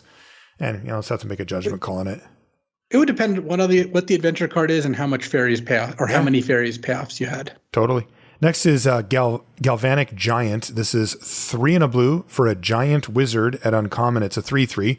Whenever you cast a spell with mana value 5 or greater, tap target creature an opponent controls and put a stun counter on it. It's funny when they mix these things together, right? This is a combination of the blue-white and the blue-green archetypes kind of mixing. But you know what? That's just a good trigger. Like, you play a 5-drop and lock down their creature for 2 turn cycles. Like, that's gross. Like, your opponent's not going to be happy about that at all. This one also happens to have a rather expensive adventure. It's called Storm Reading, and it's an instant. It's 5 blue, but it's nice. It says draw 4 cards, then discard 2 cards. When you get to 7 mana, like, that's what you want. Yeah. It is worth noting that it's reversed. You usually would rather have the spell part be the cheaper part and the creature be more expensive, because if you cast the creature first, you don't get to cast the spell later. Mm-hmm. But I like both sides of this. Like, both sides of this are their own card, which is kind of how you have to do it this way, because you're not gonna get both sides very often. You're usually gonna get either just the giant, because you have to just cast it and then start playing out your stuff, or you cast Storm Reading later, and you probably have better things to do than cast the giant once you've done that. Right. Yeah, the curve, though, of 4 mana this thing into 5 mana tap a thing, start jamming is like pretty decent, right? Yeah. I like the card. I mean, I would give it a C. I think it's probably a little better than that, is my guess. Okay. You want to go C+ on it? I would give it a C+, yeah. All right. Next is Johann's Stopgap. This is 3 and a blue for a sorcery at common. It's got Bargain. It says return target non-land permanent to its owner's hand and draw a card. And if you bargain it, it costs 2 less. This is nice. This is blink of an eye at sorcery speed, but it's the reverse way where you can kick it to spend less, not more. But you always draw the card. But you always get the card. Yeah, very cool card. I love cards like this, man. I mean, these are, when they replace themselves, now you're in business, right? This is a different ball game when you can use these tempo cards, but they replace themselves in hand. Yeah, I think that Johann's Stopgap is quite good, and I would be happy even if you couldn't bargain it. 4 mana sorcery speed bounce draw card is still a card that I think works out fairly nicely. Yeah, me too. I like C for Johann's Stopgap. I think I would end up playing quite a few of these if I got my hands on them, which I will. Yeah, I like C, bordering on C+. If you bargain easily, like I could imagine this deck being really, really strong. Next is Misleading Moats. This is 3 and a blue for an instant at common. Target creature's owner puts it on the top or bottom of their library. Okay, another bounce type effect here. Yeah, what's a instant moat? Speed. A moat is like a little like dot kind of thing, like a moat in your eye. Moats of light. I don't really know past that, but okay. Basically, like those little blue things are the moats, I think. Oh yeah, and the person's following them along. I see. Yeah. Okay. Yeah, basically these cards always play pretty well. 4 mana to take a creature off the board, and because it goes into the deck, top or bottom, it's equal on cards, card parity. So, and it's unconditional. It's any creature size. Of course, if it's their bomb, they'll put it on top and redraw it. But it's still pretty good. Kills tokens. C for Misleading Moats. Always a fine card. Always fine. Next is Splashy Spellcaster. 3 and a blue for... Love the name. Wow. And it looks like the artist took it very literally. It's an elemental wizard at uncommon. It's a 2/4. And it says, whenever you cast an instant or sorcery spell, create a sorcerer role token attached to up to one other target creature you control. And again, that's the +1/+1, and whenever the creature attacks, scry 1. That's pretty nice. This is where it comes up that it's another creature, and it also, you can't stack it on the same creature. So it's not like you get a +1/+1 counter whenever you play a spell, but it's still pretty good. And the scrying off these, if you can start stacking up sorcerer rolls on your creatures, getting some scries in, you will eventually get to the point where you're finding more and more spells and just maxing out all your creatures. Yeah. I guess this is probably like, I don't know, C+, B-. If your opponent played it on turn 4 with another creature in play, you would feel like you wanted to kill it. Definitely. And it's a 2/4 also, like turn 6, play this, and then immediately cast. Oh, wow. It's great with Johann's Stopgap. Just infinite sorcerer rolls. It sounds pretty good when you're bargaining. Yeah. So You can't do it all in one, but if you have one already, then you sack it, cast the stopgap for 2 mana, bounce a creature, draw a card, and you got another roll. You replaced it. And that roll's already gone, so you can put it back on the one that it was on. The same creature, Okay, yeah. I like B- then for splashy spellcaster. Next is Threadbind Click. This is 3 and a blue for a 3/3 fairy at uncommon. It's got flying, but it also has an adventure that's white. It's Rip the Seams, 2 and a white for an instant destroy target tapped creature. Great card. I mean, 4 mana, 3/3. Isn't blue-black fairies, though? Did they like change their mind or something? Or I guess this blue-white also has some fairy stuff. Okay. I mean, the Lord is blue-black, and blue-white's the tap theme, but there's still some fairies that kind of 2 white crossover. fairies, and then this one. Anyway, go ahead. What were you going to say, though? Oh, I think that this card's awesome. I mean, a 4 mana 3/3 flyer is great, and killing a creature for 3 mana at instant speed is awesome. Like, this is a straight up sick 2-for-1 that gives you a 4/4 flyer. Yes. I think Threadbind Click is like a B+. Me too. This card looks really, really strong. Yeah, it is. The adventure is an instant. So destroy target attack creature can just be destroy target attacking creature. Really good. Next is Vantress Transmuter. This is 3 and a blue for, man, they have so many 4-drops. 3 and a blue for a 3/4 human wizard at common. That's the end of that sentence. It is a adventure, though. It's got Croaking Curse, which is 1 and a blue sorcery. Tap target creature, create a cursed roll token attached to it. That's the one that makes it into a 1/1. Yeah. It's got like overlap again, where it's like, it taps a creature for the tap deck, and then it creates a cursed roll for the bargain type decks or whatever. But I don't know how much I love the Vantress Transmuter overall. This looks like a D to me. Yeah, this looks okay. It's just okay. D+. Yeah. I do like that they're doing a lot of crossover stuff. Those sets tend to really play well when they pay attention to that a lot, like when they really maximize on that. We'll see if this one does. Next is Into the Fae Court. This is 3 blue for a sorcery at common. It says draw 3 cards, create a 1/1 blue fairy creature token with flying, and this creature can block only creatures with flying. So 5 mana, you get 3 cards in a 1/1 flyer that can't block ground creatures. Pretty cool. Yeah. Man, if it could block ground creatures.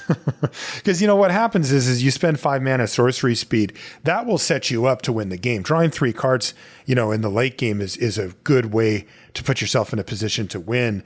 But it doesn't affect the board. And you usually can take a huge amount of damage or lose the game before you get to untap and actually deploy all those fresh cards that you've gotten. This one threads the line. If it was just a 1/1 on the ground, you might be better off, just to chump a big green creature or something. But if you're in a decent position, you'd rather have the 1/1 fairy here in blue, probably. Yeah, I think that this card is going to play pretty well. It is a lot better if you can utilize the fairy, which means probably a aggressive fairy deck as opposed to the blue-red spells deck. And do they want this card? The blue-red spells deck? I think so. No, I meant the aggressive fairies deck. I think that it's like having one of these as your high end seems totally fine. Okay. Like, you can't afford to play a lot of this card, but I bet the first one is pretty good in a lot of blue decks. Okay. I'm going to give Into the Fae Court a D. Oh, I'm going to give it a C. Okay. I am skeptical of 5 mana almost don't affect the board. Because, getting a 1/1 flying sort of aggressive-ish creature is kind of the opposite of what you want when you tap out for that. I mean, you'll take it, but anyway, so we'll see how it does. Next is Obria's Attendants. This is 4 and a blue for a 3/4 fairy wizard at common. It's got flying, but it also is an adventure. It's an instant called Desperate Parry, which is 1 and a blue for a target creature gets -4/-0 until end of turn. So the spell itself can win you a combat, save you a thing, and then if you do that, you're up a lot because you traded 1 for 1, except you now just get a free 3/4 flyer for 5. It's basically 3/4 flyer for 5 that draws a card. So the question is, how often is that spell going to be good enough? In a blue deck, it's a little less likely to because you're not getting into tons of combats or have high power creatures to begin with.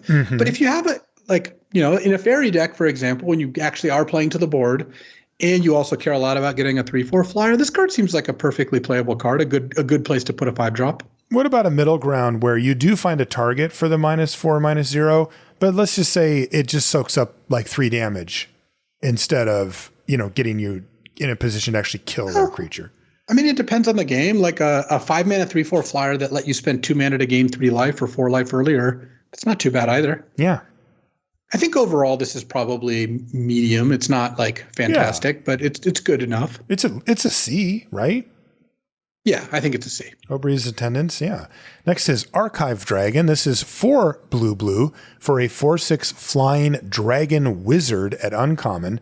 It's got Ward 2, and when it enters the battlefield, scry 2. I really like this card. First of all, the flavor text is great. It says, fascinating. It says here the dragons cannot read, which is good.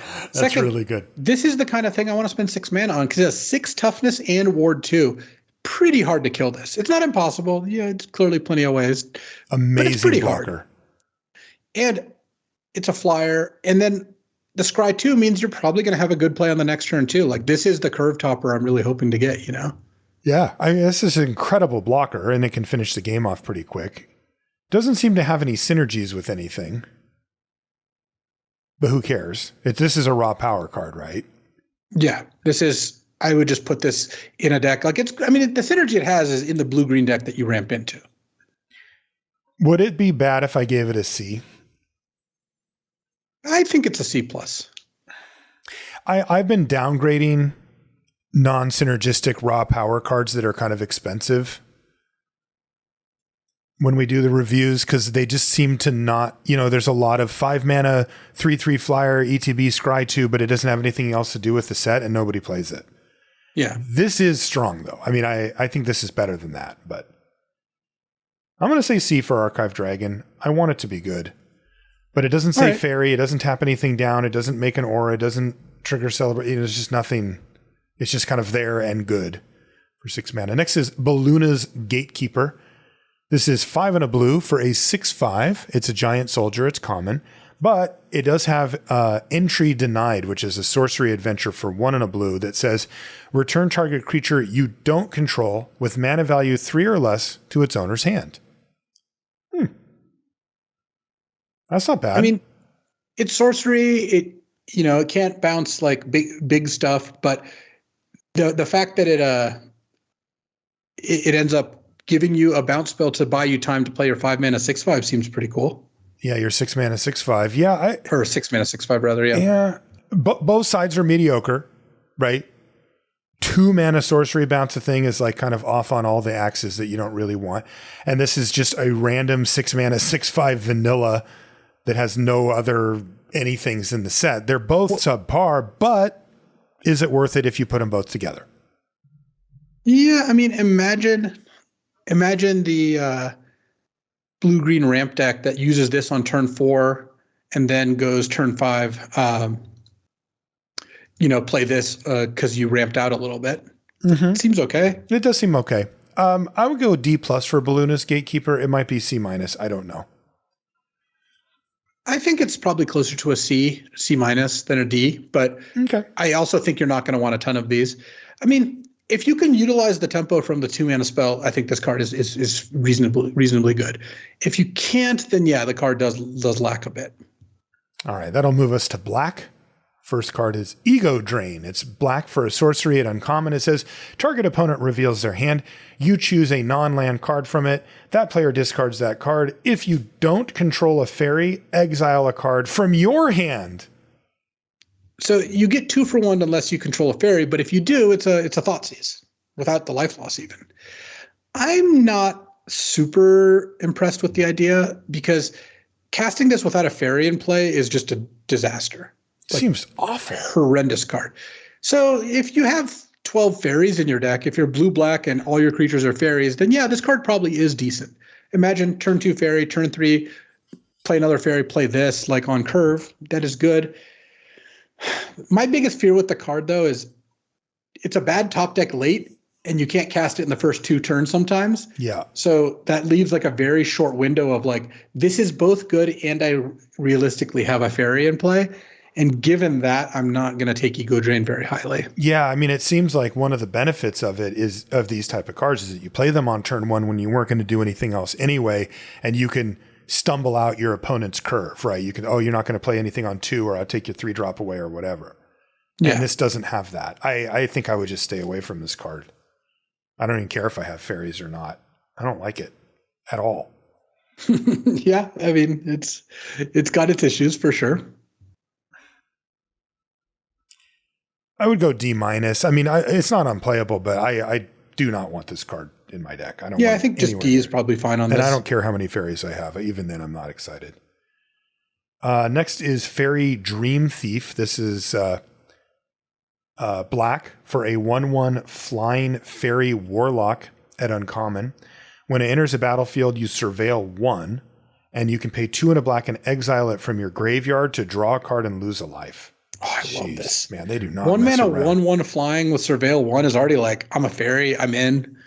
Wears rolls really nicely. You imagine you put a young hero roll on this, or even just like a sorcerer roll, attack for 2 in the air, scry 1 every turn. Yeah. And then later you're just like, all right, you know what? I got some time. Let me cash this in for a life, or for a card rather. Yeah. Fairy Dream Thief is sick. That's like a C+. Isn't it like a B? You think it's a B, straight up B? Mm-hmm. All right. I'm in for straight up B. I like the card. Yeah, I mean, it even just gives you a surveil 1 when it ETBs, like if you're trying to hit land drops or something. I mean, that's just insane. Also, I'm getting vampire whatever vibes from the art. Nighthawk. Fairy Fencing is next. This is X and a black for an instant at uncommon. It says target creature gets -X until end of turn. That creature gets an additional -3/-3 end of turn until end of turn if you controlled a fairy when you cast this spell. Wow. That's insane. Yeah, this card's awesome. It's for 1 mana, it's just like a sick like lightning bolt, basically. Totally better than bolts on creatures. Yeah. Wow. And then if you need to kill something big, you can do it. Even if you don't have fairies, you can kind of use it as like an inefficient removal spell. Yeah. So would you play it in black green or whatever? You know, where you might have a random fairy or 2, but where you're not building around fairies. That's kind of the crux of it. I mean, black X instant, give a creature -X seems like, look, for 4 mana, you kill a 3/3. For 2 mana, you kill an X1. Like, yeah, you're going to put the card in your deck most of the time. So it's like a C in those decks, and it's like a B in fairies decks, where it's just 1 mana, kill anything. Yeah. Or 3 mana if you really need to. Yeah. Yeah. Okay. Yeah, that's awesome. Hopeless Nightmare is next. Cool. Black for an enchantment at common. When Hopeless Nightmare enters the battlefield, each opponent discards a card and loses 2 life. And when it's put into a graveyard from the battlefield, you scry 2, and you can pay 2 and a black to sacrifice it.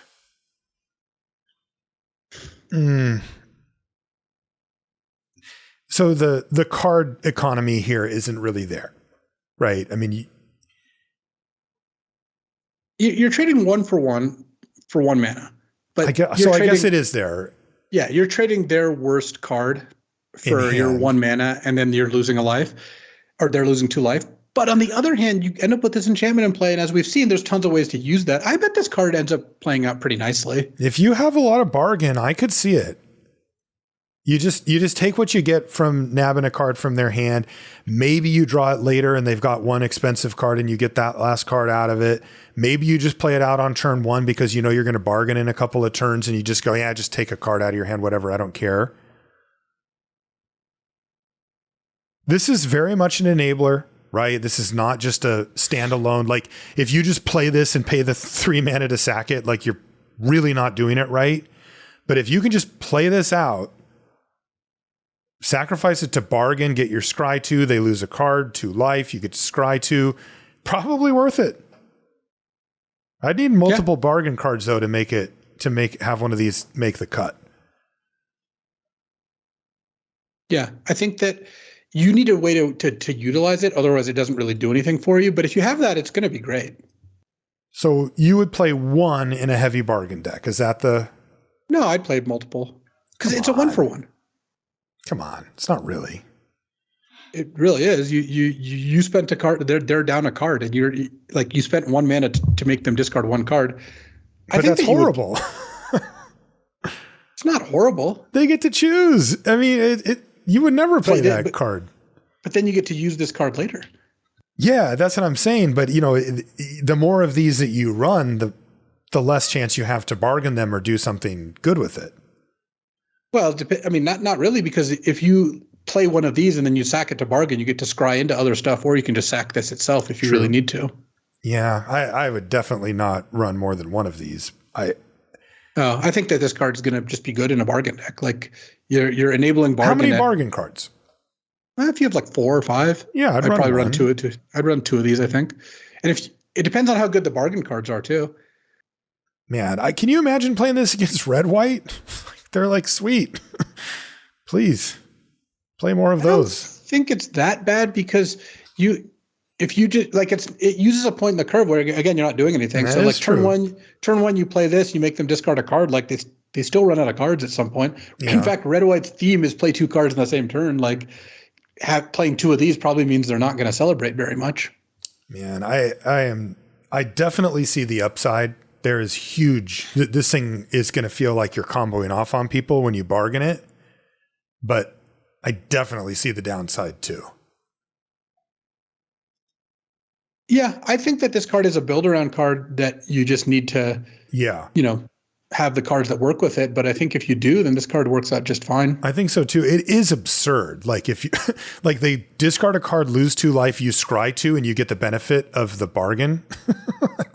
Like you're going to feel like you're just burying your opponent at that point. Cool card. Yeah. I'm really curious to see how it does.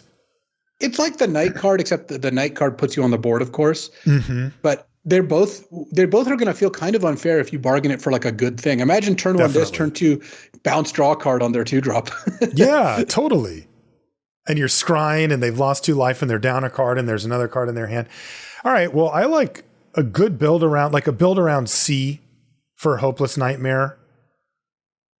It's kind of where I'd come down. I like build around CC plus. I actually think that there's going to be decks where in pack 3 you're like, man, I really need to see this card. This card would be awesome. This just feels like the glue of some of the cards in this, some of the mechanics in this set. It's going to be a hopeless nightmare for your opponent. Well, it's a good sign for a set where like, I can't imagine playing this in a faeries deck with no bargain cards. Mm-hmm. But if I'm a deck that has like heavy bargain or 4 bargain cards, 5 bargain cards, I want this more than any other common, for example. Which is cool because you're going to wheel it. Yes. Which is great. I love cards like that, in a set where it's like really high value if you're willing to work for it, but you don't have to pick it super high. Next is Not Dead After All. Black for an instant at common. Until end of turn, target creature you control gains. When this creature dies, return it to the battlefield tapped under its owner's control. Then create a Wicked Roll token attached to it, and that is +1/+1. And when this aura is put into a graveyard, each opponent loses a life. That's what Wicked does. Yeah. So this is a new Undying Evil or whatever that it gives you the roll instead, which is kind of cool. It's slightly better. What do you think about these cards that kind of require your opponent, your creature to be dying at some point and you having the mana in the card? And, it's somewhat situational. Well, they are situational. That's their downside. Mm-hmm. The upside is that they do give you an outsized effect for their mana. For 1 mana, putting your creature back into play with a counter on it is very strong. And then I think overall, I would look at this card and think, how many ways do I have to sacrifice my creatures? Do I have creatures with good ETB abilities? That sort of thing. That's what I'm looking for when I see this. Because this is efficient. It's just the 1 black mana to do it. Yeah, I mean that's what makes it really appealing. Yeah, and if you're trading it for a removal spell or another creature, if your creature has Death Touch, blah blah blah, then you're actually getting ahead pretty nicely mana wise. Still, Not Dead After All. I would only want 1. I'd want some set. I'd want some stuff that goes, look, this creature is really good at trading, or this ETB ability is really strong, or this is a bomb that if it stays on the battlefield, I will win the game. And I'll actually be patient and wait until I can leave up Not Dead After All, then cast it, that type of thing. Yeah. But I mean, the upside is there. I would give it, it's not really build around, but it's like the setup cost is so high that I would want to mention that. But, it's a C for me there.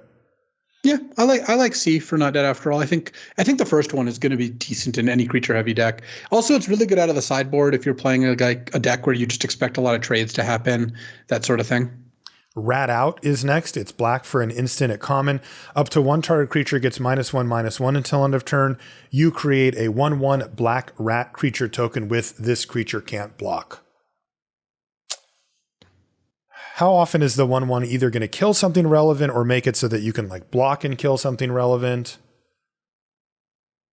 Because the rat token, as you mentioned before, is like not a card. There is a lot of punishing 1 toughness creatures in this set, and this is another one of those cards. I generally like 1 mana -1/-1 effects, with a little upside. So and that's what this is. I kind of feel like I would play the first one of these. Okay. So Rat Out gets like a D+, C-. Yeah, I think like a D+, C-. Also, it's a good sideboard card. If you play against someone who has a lot of good targets, then just, run it. Yeah, anytime you can kill their 2-drop with this, it's pretty amazing. Next is Warehouse Tabby. This is black for a 1/1 cat. It is common. It says whenever an enchantment you control is put into a graveyard from the battlefield, create a 1/1 black rat creature token with this creature can't block. And you can pay 1 and a black to have Warehouse Tabby gain Death Touch until end of turn. Kind of cool. If you're replacing your rolls regularly, you get a bunch of little rats. And then this gaining Death Touch itself means at some point in the game, you can trade this off. So yeah, I like it. It's common also. And it's only 1 mana. Like I can imagine a deck that has like 3 of these and you just get 2 in play and start cycling through rolls and making a bunch of rats here, just a whole swarm. Yeah. Totally. And yeah, the rats are very expendable for bargain and maybe just sending in and all that kind of thing. Yeah, I think it's a build around C. It's not like something special, but you can get there. Don't play it unless you have some synergies, though, because having to pay 2 to give it Death Touch is just such a beating. It's pretty inefficient. Next is Barrow Naughty. This is a 1 and a black for a 1/3 fairy with flying. It's common. And it has lifelink as long as you control another fairy, and you can pay 2 and a black to give it +1/+0 until end of turn. This looks like a bread and butter card for the fairies deck, right? I mean, a 2 mana 1/3 flying fairy is already fine. Lifelink bump is nice. The fire breathing is a little too expensive to be really awesome, but no, maybe every once in a while. With lifelink, sometimes in the late game, you're going to spend 6 mana to hit them for 3 lifelink because that's what's required to win the race. Exactly. I like this card. I would always play this in fairies and basically never play it outside of them. Yeah, there you go. Oh, that's not true. It wears a roll really nicely. Oh, true. 1/3 flyer is great stats for a roll. So yeah, I know Barrow Naughty just looks like a C. This looks like a card that you'd be pretty happy with in most decks. I think you'll see these on the battlefield a lot in this format. Yeah. What does Callous Sellsword do? So it's 1 and a black for a 2/2 human soldier at uncommon, and it enters the battlefield with a +1/+1 counter on it for each creature that died under your control this turn. Okay. But it also has an adventure. The adventure is called Burn Together. It's a red mana, just single red mana sorcery. Target creature you control deals damage equal to its power to any other target and then sacrifice it. So basically it's fling at sorcery speed, but then the idea is you go sack this, kill your creature, play this as a 3/3, or even just like attack, make some trades, play this as like a 5/5. Yeah, this looks solid. I think I would play this in black red. I wouldn't really play this if I could only use half of it, either half. You kind of need both. Okay. And you can use it as a random finisher, flank the burn together their face. Yeah. If you happen to have a 5 it hits the opponent and everything. Okay. Yeah. What do you want to give the Callous Sellsword? Be a C. It doesn't look amazing, but it's fine. Pretty good though. Candy Grapple. Is that thing biting his arm? It's a candy apple, you see. That's amazing. 1 and a black for an instant at common. It's got bargain. Target creature gets -3/-3 until end of turn, but if it's bargained, it's -5/-5. All right, there's our mini black removal spell at common. Yeah, this looks like a C+. Definitely. I mean, 2 mana for -3/-3, you could just end the text there, it'd be a C+. Yep. Adding the bargain is not a huge upside, but it is just straight up better to have that as an option. So yeah, Candy Grapple, totally fine. Likely the best black common, or so. We'll have to see. This next card is called Minstrosity. Yeah, it's like a bunch of candy canes put together. Melded together. It's 1 and a black for a 3/1 horror. It is common. It says when it dies, you get a food token. Love it. Sure. 2-mana 3/1 that dies into a token. That is perfectly acceptable. Yeah, so that's a C. I'm in. Sugar Rush. This is 1 and a black for an instant at common. Target creature gets +3/+0 until end of turn, and you draw a card. I like it. This is a cool way to make your like rat token trade up. Like you attack with your rat, they're like, all right, block with my 3/3 because whatever, and then you just boom, Sugar Rush. If you have room for this, it is totally fine. So we just had Candy Grapple, Minstrosity, and Sugar Rush. Like, this is a heck of a set, man. Next is the Witch's Vanity. And this is 1 and a black for a saga at uncommon. Chapter 1, destroy target creature an opponent controls with mana value 2 or less. Chapter 2 is create a food. And chapter 3 is create a wicked roll token attached to target creature you control. That's is the Wicked the 1/1? Yeah, the Wicked's +1/+1, and when it dies, they lose a life. Oh, that's that one. Okay. Yeah. So this kind of sells itself on the first part. Killing a small creature, making a food, and getting a Wicked, that's a lot of value. This actually just looks like a B to me. Me too. Especially for 2 mana, man. If you land the first part, this is an awesome card. Mm-hmm. Sometimes you will have to just play this without the first part doing anything because it's, at some point you just have to accept that they're not playing one of those cheap creatures. But every deck has a lot of cheap creatures in it at this point. So you're going to find something to hit. This is just going to feel like Elspeth's Nightmare. When they hit you with Elspeth's Nightmare, it always felt so bad. I think this is going to be similar to that. Yeah, and you've got some time to get the creature down. B for Witch's Vanity. Next is Wicked Visitor. This is 1 and a black for a 2/2 Nightmare at common. Whenever an enchantment you control is put into a graveyard from the battlefield, each opponent loses a life. It's punishing you for cycling through rolls, or punishing your opponent rather. Mm-hmm. It's fine. This is more hopeless nightmare fodder as well. Yeah. I think this card is just okay. I don't think it's spectacular. It looks like a D to me. I would say it's a D. The thing is, you get 2 triggers on this, and so what? What did you get? What did you really do? You didn't do that much, Back for seconds. 2 and a black for a sorcery. It's uncommon. It has bargain. Return up to 2 target creature cards from your graveyard to your hand. If this was bargained, you may put one of those cards with mana value 4 or less onto the battlefield instead of putting it in your hand. Wow. I was like, 3 mana get back 2 creatures is already, like, in some formats, like a really important, big swinging card. But now it's like they gave me more. Like I could just get one of those onto the battlefield potentially. That's awesome. Yeah, I like how this is going to play. Yeah, this is a late game blowout in an attrition fight. I would give it. I'd still give it a C plus, I think. Yeah, the first one of these is like a C plus. They get a little worse in multiples, but it is very good if you can get it going. Next is Conceited Witch. This is 2 and a black for a 2/3 human warlock at common. It's got menace, but it's also an adventure. It's got a sorcery called Price of Beauty, which costs black, and it says create a wicked roll token attached to target creature you control. 1 mana to give a creature +1/+1 and drain them when it dies. And then you can play out your 2/3 menace. These are always the real sweet spot with these adventure cards, right? Because like both of these cards are just okay, but you get both of them, so that makes it probably pretty good. Like it's not a B, but it's not a D. So why don't we call it a C or a C minus? Yeah, I like C minus for this one. I think it's going to play okay. All right, next is Feed the Cauldron. This is 2 and a black for an instant. At common, it says destroy target creature with mana value 3 or less.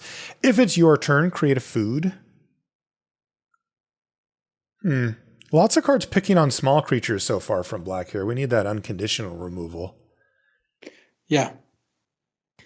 What do you think about this one compared to Candy Grapple? Like Candy Grapple is just like way better, right? Oh, yeah. Candy Grapple's a lot better. This is still a fine card. Like, you'll just play it. I mean, we used to play Vanquish the Weak without the food. That's what this is. So it is conditional on your turn, which means that you can't always just keep it up for the blowout, but you have to decide on your turn what you want.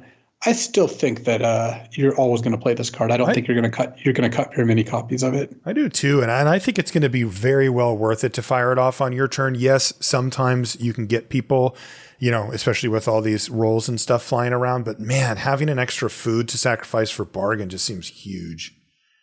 I like C for Feed the Cauldron. Yeah, C plus. I don't know. You're just going to take it as like kind of a premium card, right? You're not going to C plus. You're not gonna pass this for like some random conceited witch type card or whatever. No, you're right. C plus for Feed the Cauldron. Next is Lord Skitter's Butcher. This is 2 and a black for a 2/3 rat peasant. Are there rich rats? It's uncommon, and when it enters a battlefield, you choose one. You get a 1/1 black rat that can't block. You may sacrifice another creature. If you do, scry 2 and draw a card, or creatures you control gain menace until end of turn. Wow, that's a lot on the menu for the Butcher there. Yeah. How happy are you? Token. Mm-hmm. How happy are you with the first mode? 3 mana, 2/3 with a 1/1 can't block, sure. I mean, if I'm playing that, I'm looking at my hand and there's a bargain card in it. Yeah. Right. I mean, I can sacrifice tokens to bargain, right? So that's a token that I'm sacrificing. Like it's earmarked is what I'm saying. Yeah. Otherwise, I'm scry 2 and drawing my card if I have anything I can sack that I don't care about. And of course, the menace thing is like do I win the game if I do this or not, usually. You're probably going to use the last one, pretty infrequently. But the cool thing about this is any card that makes the first mode better also makes the second mode better. Generally, like cards that just have those synergies. So like this fits nicely into like a sacrifice deck. I bet you're going to take this reasonably highly. It's flexible enough. I think so. It puts 2 permanents on the battlefield. It's great for celebration. Yeah, celebration, bargain. This looks like a C plus. Like definitely. At every point in the game, one of these modes is going to do something, and some of the modes can be really good. I agree. And if you already have a rat, then you're definitely scry 2 and drawing card and sacking it because the rats suck anyway. Next is Rowan's Grim Search. This is 2 and a black for an instant. At common, it has bargain. It says, if this spell was, okay, here's what it does. You draw 2 cards and you lose 2 life. But if it was bargained, look at the top 4 cards of your library, then put up to 2 of them back on top of your library in any order and the rest into your graveyard. Oh, this is cool. So for 3 mana, it's draw 2, lose 2, instant speed. Cool. But if you bargain, you look at the top 4, and then you can keep up to 2, but you can keep 0. This adds a pretty strong dig of 4 to your kind of repertoire here. And then you draw the 2 cards and lose the 2 life after that. Yeah. So you're really increasing your card selection a ton if you're bargaining. Yeah. And you could even just dump all 4 and just draw 2, like you said, like just to hit something that you need. Wow.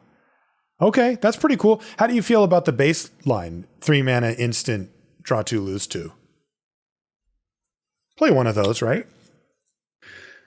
Yeah, I'm generally happy with that card. Okay. Well, in that case, I like C for Rowan's Grim Search. If you want like one card draw spell, this seems like a totally good one to have in your deck.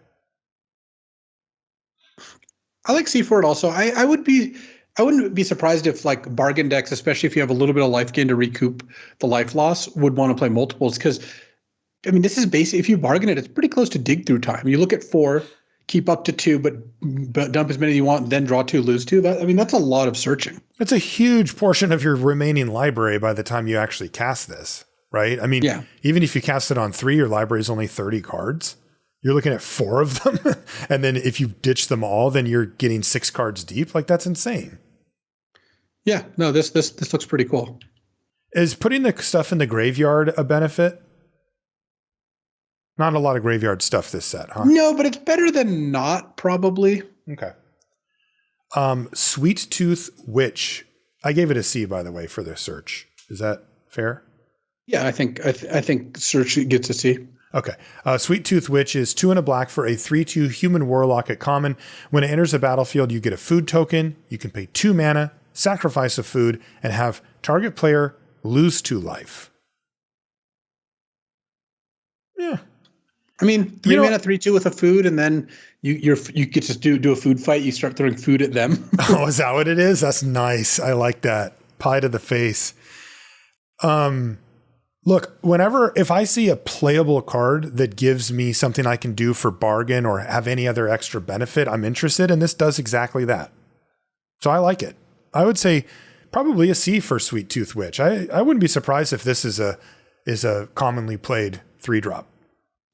Yeah, I think it's gonna fit pretty nicely into most of these decks. Just 2 permanents for 1 card. It's going to matter in this set a lot. Next is Voracious Vermin. This is 2 and a black for a 2/1 rat at common. And when it enters the battlefield, you get a 1/1 rat token that can't block. And whenever another creature you control dies, you put a +1/+1 counter on the vermin. And I tell you, those 1/1 rat creature tokens that can't block, those are going to die a lot. That's what they're good at. That is, it's going to happen basically for free when you attack them into 2/2s and they're just blocking them. And then you also have lots of ways to sacrifice them. Mm-hmm. I mean, 3 mana for a 2/1 plus a 1/1, it would be great if it could block. The fact that the token can't block makes this a little worse than that. And then you end up, I think, being pretty happy whenever a couple creatures die. You know, it's funny because like of the last 4 cards that we did, 1 had bargain and the other 3 all had the ability to enable bargaining. They all, Black is going pretty hard on that. Yeah, I think that's really something to focus on. I like C for Voracious Vermin. This card looks pretty good to me. Like, it's actually kind of a pain. The question is, how much work do you need to do to make this card good? Will this fit into the average black deck? I think so. I think most black decks will be fine with this. Like the second text, we used to not even get that on a common. Whenever your creature you control dies, put a +1/+1 counter on me. So I like where this is at. I do too. I like C for Voracious Vermin. I don't think you have to do much to make it work. Next is Ashiok's Reaper. Ashiok's back. 3 and a black for a 3/3 Nightmare at uncommon. Whenever an enchantment you control is put into a graveyard from the battlefield, draw a card. See, this is what I'm talking about. This is where some business. Yeah, I think this is what you're interested in when it comes to the cycling through the rolls. It's not the 2/2 that pings them for 1. It's this. It's this. So I think that playing this and then trying to load up on rolls and turn them all into cantrips seems pretty awesome. Also, just good naturally as the game progresses. I bet this works out pretty well. Here's your Hopeless Nightmare payoff as well. Oh yeah, see, it's even got Nightmare. Totally. It's a build around, but it's a build around B. Yeah. Dream Spoilers is next. It's 3 and a black for a 2/2 flying fairy warlock at uncommon. Whenever you cast a spell during an opponent's turn, up to 1 target creature an opponent controls gets -1 until end of turn. This is a reprint, right? Technically, no. Dream Spoiler Witches is the name, but it's the same text. And it's uncommon instead of common, probably because it's a pretty obnoxious card. You have this in play, and now all of the flash cards, like Creature with Flash or Instants, just become -1/-1s. Like this just picks off 1/1s like nobody's business. Strong card. I would take this early. Like this looks like a C+. You just take it early, draft a bunch of cards that you can cast on your opponent's turn, and this card becomes a really obnoxious card to play against. Definitely. Yeah. If you build around it, it'll be a B. Next is Ariette's Whisper. This is 3 and a black for a sorcery at common. Target opponent discards 2 cards. Create a Wicked Roll token attached up to 1 target creature you control. And that's the +1/+1 and drain it, or they lose life when it dies. I've been a little down on the discard to it common in black. It just a lot of times you don't have the board presence necessary to spend your turn on this, and especially at 4 mana, I don't think this is going to be that great. Like, yeah, you aren't really getting board presence out of this. You're getting a 1/1 counter, I guess. And yeah, I think overall, I think I would generally avoid playing Ariette's Whisper. It seems like it could be good in some matchups, but I wouldn't be looking to play the card. I agree. These end up being really slow, and if you're in any type of fast matchup, you can just get wrecked. D? Yeah, I like D for Ariette's Whisper. What about Fell Horseman? It's 3 and a black for a zombie knight at common, and when it dies, you put it on the bottom of its owner's library. Okay. And it's got an adventure, Deathly Ride. It's a sorcery for 1 and a black. Return target creature from your graveyard to your hand. And that's, of course, why this has the texts, because you don't want like 2 of these or whatever, just like, looping around. But okay. Yeah, This is a 4 mana 2-for-1. 3/3 that, beforehand you can cast this as a good value spell. Looks like a C. Probably won't cut it very often. Looks pretty nice. Yeah, it's just a 2-for-1. See. Next is Spellscorn Coven. This is 3 and a black for a 2/3 fairy warlock with flying. And when it enters the battlefield, each opponent discards a card. Oh, I like that. And then it's got Take It Back, which is 2 and a black, 2 and a blue for an instant adventure. Return target spell to its owner's hand. So that's any card on the stack. So you leave this on, you leave this up, and you're just like, bam, we both traded our turn 3. Basically, we didn't do much. Yep. And then later you get to cast this as a 2/3 flying for 4 where they discard a card. I mean, I love that second card. I would just play that card. Definitely. It's also a fairy. This is a B. I like this card a lot. Yeah. Next is Stingblade Assassin. This is 3 and a black for a 3/1 fairy assassin. It is common. It has flash and flying. And when it enters the battlefield, destroy target creature an opponent controls that was dealt damage this turn. Yeah. I mean, they've really priced this one to move. They have. Normally, I'm not super into these cards, but this has a couple things going for it. First of all, if they don't do anything, like let's say you leave the mana out for this and they don't make the attack you expected, right? Like they're cunning. They're like, oh, I don't want to attack into your 1/1 with my 3/3. Go. You can just play a 3/1 flying end of turn. Like that's just a fine card. I'm not embarrassed to play that card. And then the fact that when you do catch them with this, when it does work, it's just going to be awesome. Attack with my rat.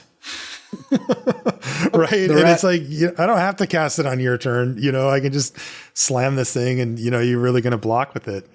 Yeah. I mean, this is a very solid common to me. It's also just a lot of power to put in the air at instant speed, leaving up everything else for the fairies deck. I like C for Stingblade Assassin. That's a good card. Yeah. Taken by Nightmares is next. It's 2 black for an instant. It is uncommon. It says exile target creature. If you control an enchantment, scry 2. I mean, 2 black instant exile target creature. You do have me sold there. Yeah, that's already a B. This one's even better. I would say B+ for Taken by Nightmares. It's not wildly efficient at 4 mana, but you are going to have an enchantment a lot of the time, and scry 2 is a pretty big deal at that stage of the game, and that's tacking it onto a premium-ish removal spell. So I like B+ for Taken by Nightmares. I mean, that's just awesome. Yeah, it's a great card. And just that the scry 2 just adds insult to injury. Huge. High Fae Negotiator is 3 black for a 3/5 fairy warlock. This one's uncommon. It's got bargain. It's got flying. And when it ETBs, if it was bargained, each opponent loses 3 life and you gain 3 life. Wow. That is a very big, that reads like a rare to me. I mean, this is the kind of card where like you're in a close race, your opponent slams this, sacks a roll, drains you for 3. Now there's a 3/5 flyer in play. Because I mean, those games where you're like, wow, I'm pretty far ahead here. They're going to need a good turn. Well, this is a good turn. That's a good turn. Yeah. Yeah. That's one that you can completely turn a game around on. No doubt about it.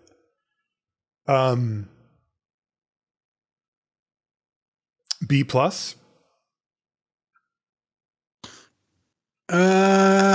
Yeah, I think B+ for High Fae Negotiator. It's about as good as you can get without being like an actual rare. If you told me this was a rare, I wouldn't balk it. I would be like, okay, yeah.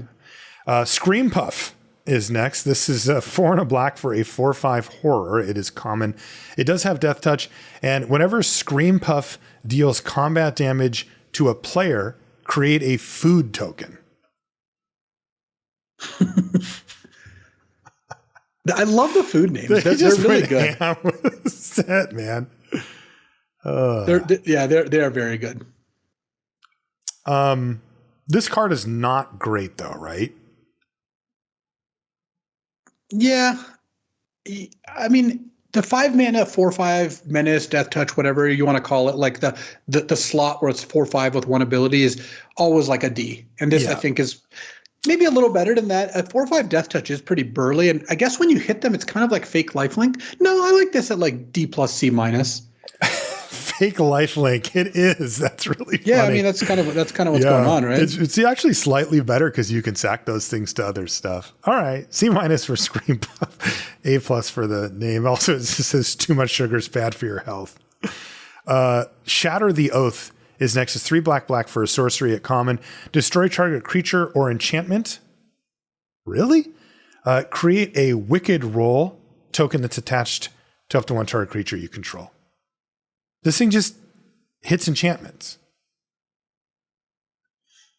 Yeah. I mean, it's just black does that now, I guess. I mean, this power creeps. Man, I'm not going to soapbox it, but like, please leave the color pie intact. Like, they started doing, oh, well, we'll make you sacrifice an enchantment. And now it just literally targets and kills enchantments. It's like, I don't get it. But at any rate, this is the expensive unconditional black removal spell because it does destroy creatures as well. And it is clunky and it is slow. It's sorcery, and but it gets you a wicked roll. Probably play one. Yeah, exactly.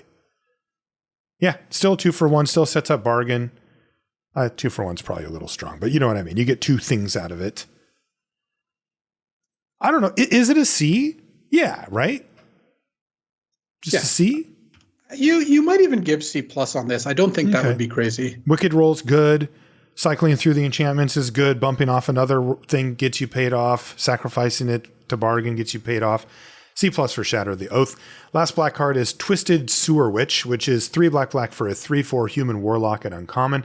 When it enters a battlefield, create a 1/1 rat that can't block. And then for each rat you control, create a wicked roll token attached to that rat. It makes all your rats wicked.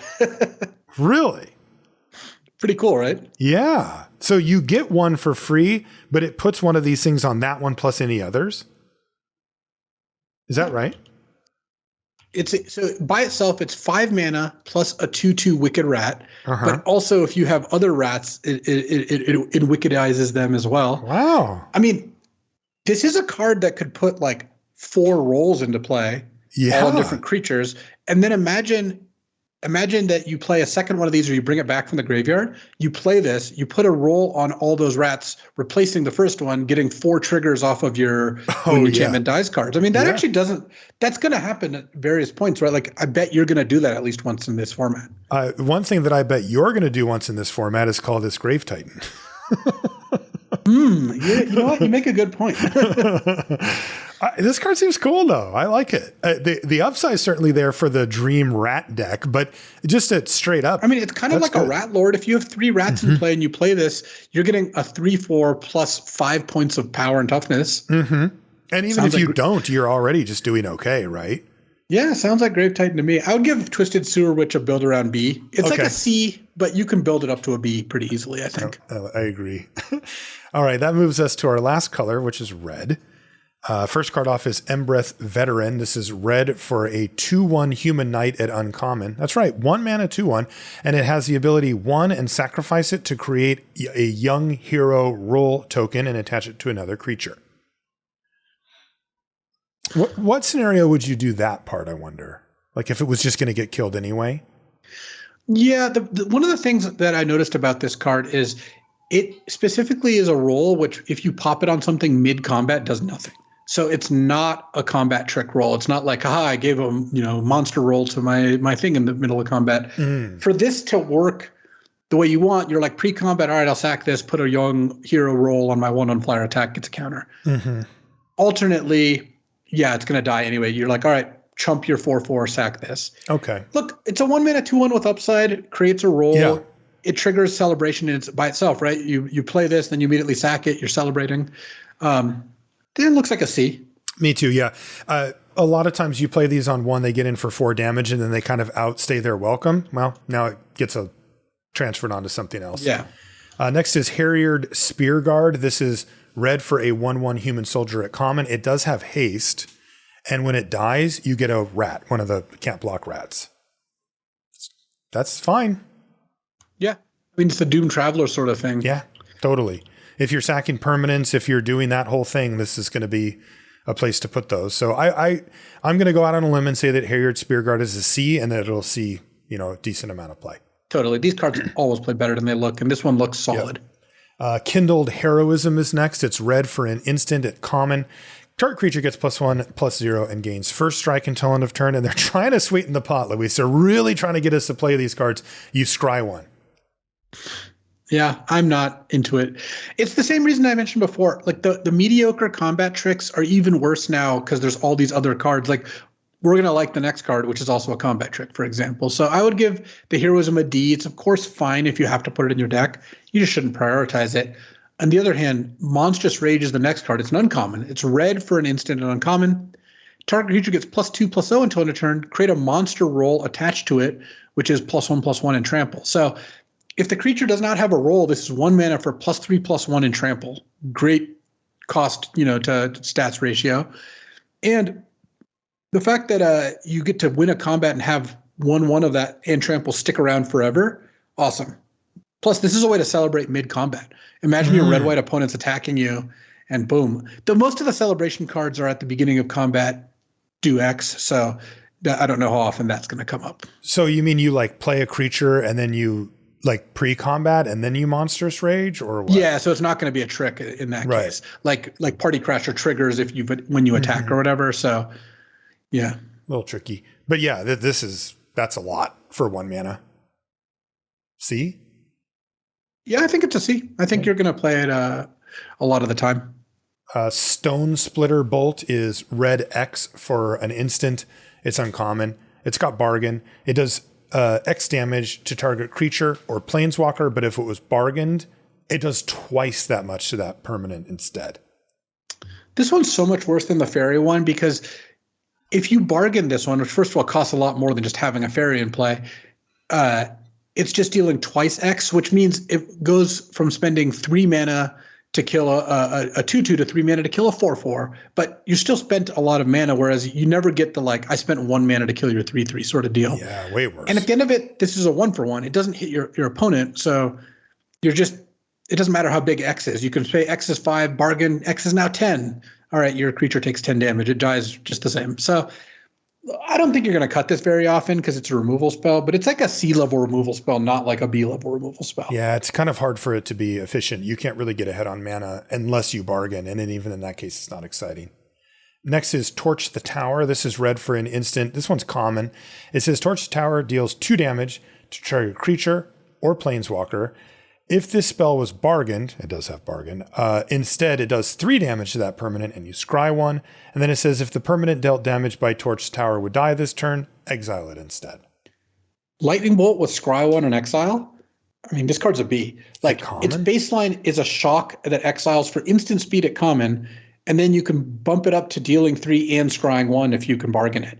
Wow. Sometimes you'll bump it up just because you want the scry one. You'll just trade a roll for a scry one. Sometimes you'll need to kill a 3 power or 3 toughness creature. The only thing is it also can't go face. But yeah, this card's awesome.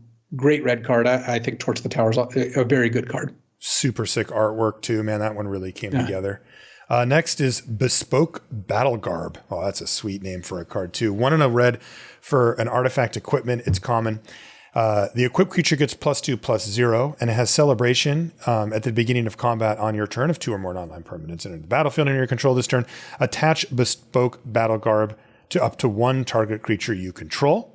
So you can get a free equipsies if you celebrate, and equip cost 2.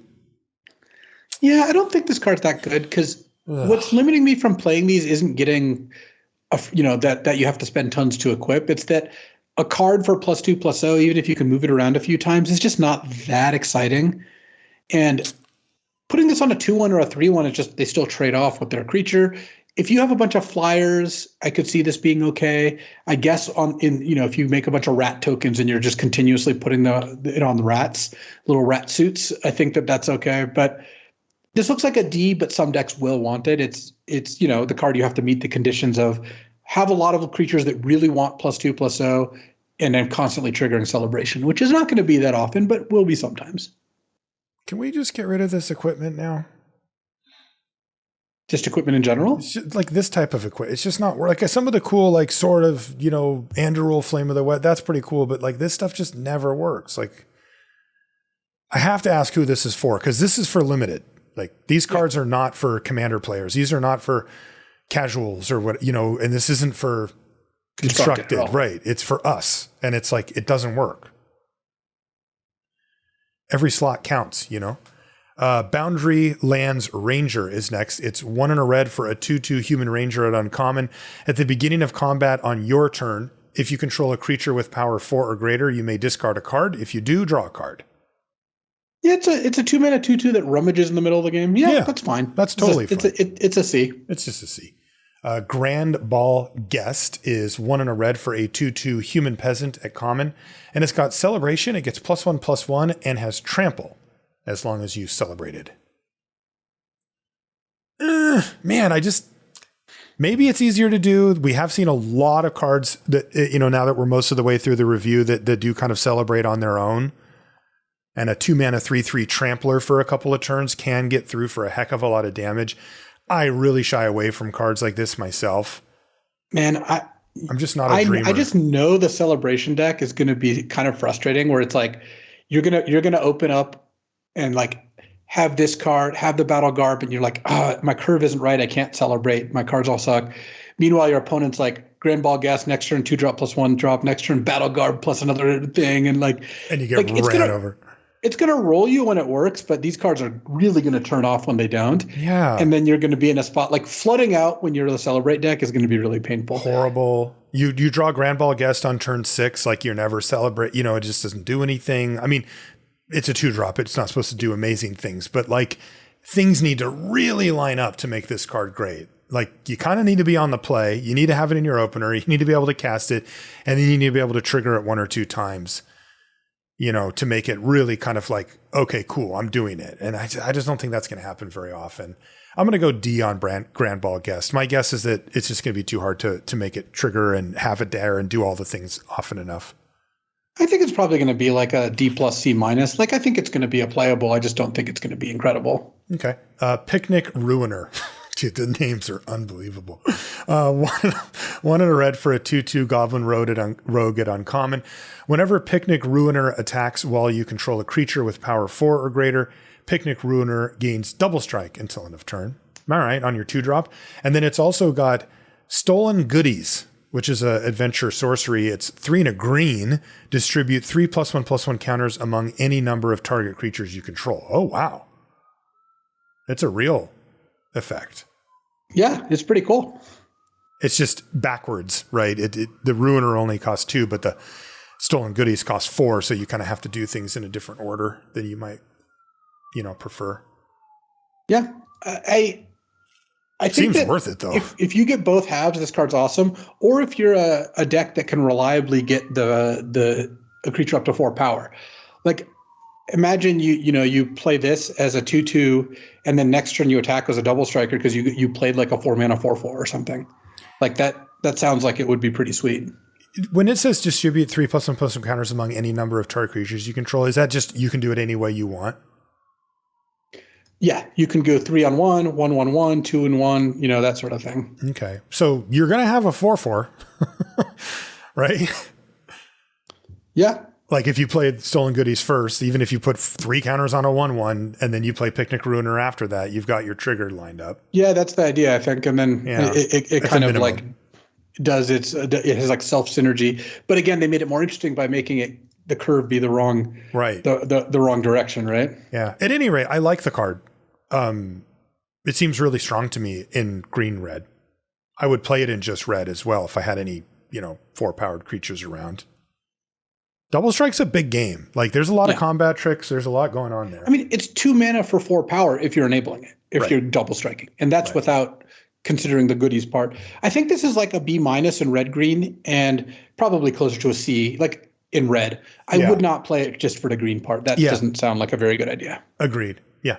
Next is Ratcatcher Trainee. This is 1 and a red for a 2/1 human peasant at common. As long as it's your turn, it has first strike. And then it's got adventure. It's called Pest Problem. It's 2 and a red for an instant, and you get 2 of the rats that can't block. Love this card. This card enables celebration by itself. It's also a common at instant speed? Yeah, it's also a common that puts 3 creatures into play for 5 mana. Like, wow. I mean, this is pretty good, right? Yeah, that is good. This really does the thing. And it's common? Wow. Okay. It does do that flipped mana cost thing again. So you're kind of doing it a little bit off curve, but that's fine. Yeah. And I think that you will mostly want to wait on this one. Also, just if you have the curve to just play a 2-mana 2/1 that attacks with first strike, some might call that quick draw. You end up in a spot where you just are getting a lot of good value there. Yeah. So C for Ratcatcher Trainee? I think C plus. Yeah.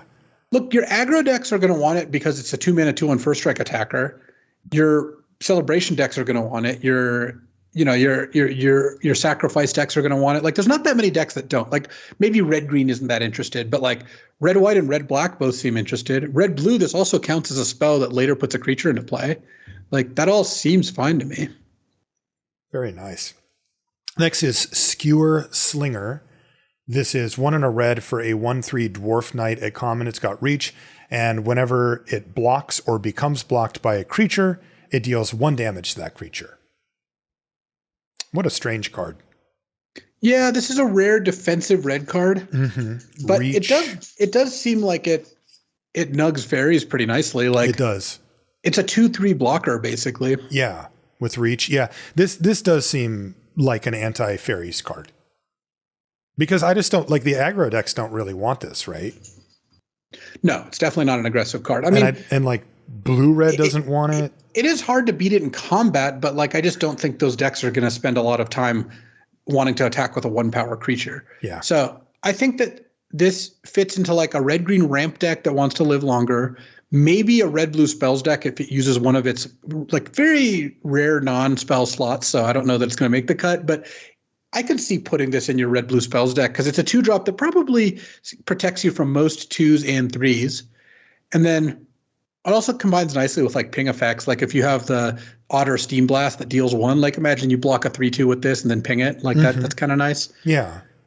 It's a D. Like, it's not a card you're going to prioritize, but it's a card that actually has a good effect on the game. And look, this is where Magic is these days. The Ds are all cards you could just put in your deck and they're not that bad. Totally. These are your backup plans, but they're fine. Tattered Ratter is next. It's 1 and a red for a 2/2 human peasant and uncommon.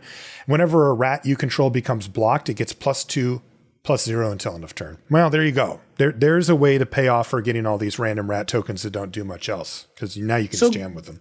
Yes, and I agree. You'll put this in your rat deck. My main complaint is it doesn't make them do more damage.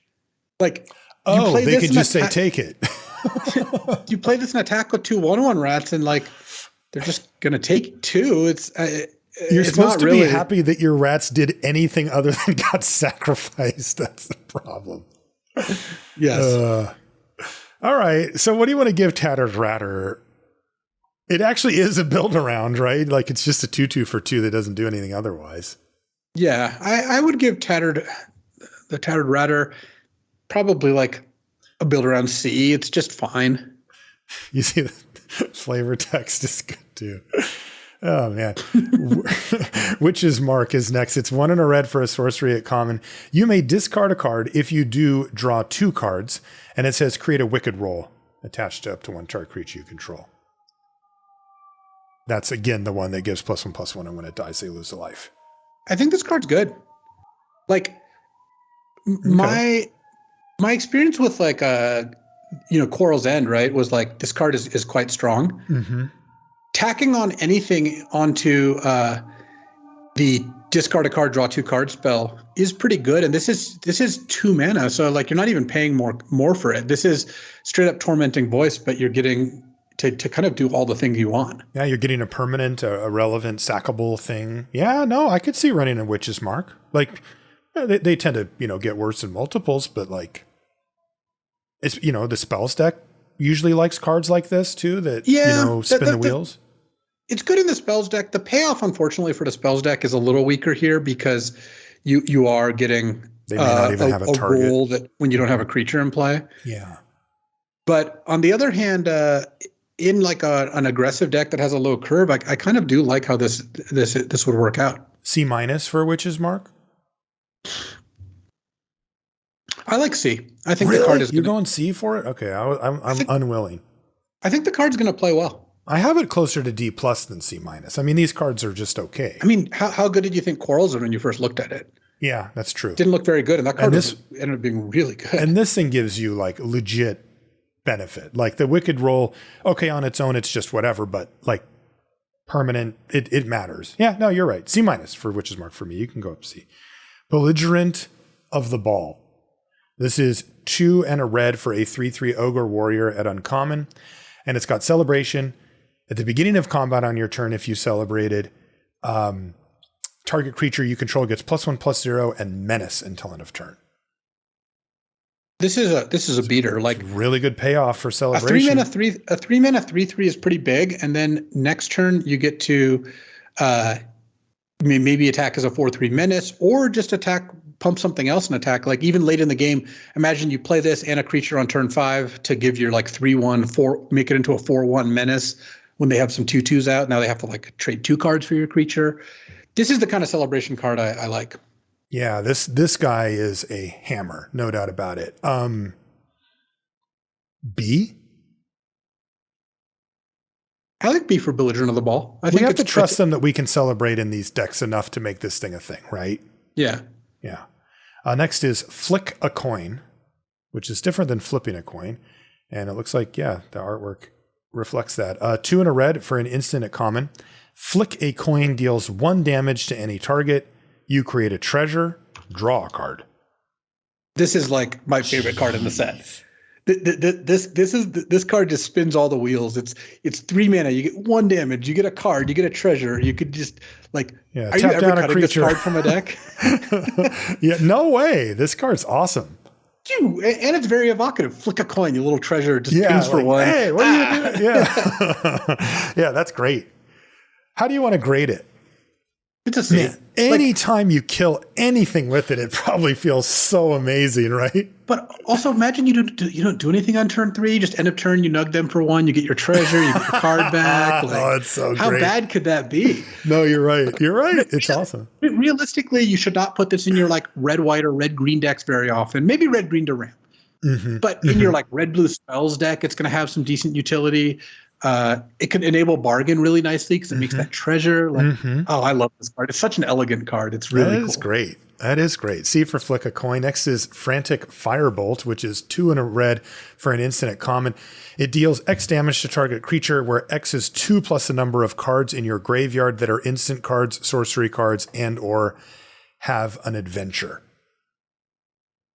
So baseline of 3 mana for 2.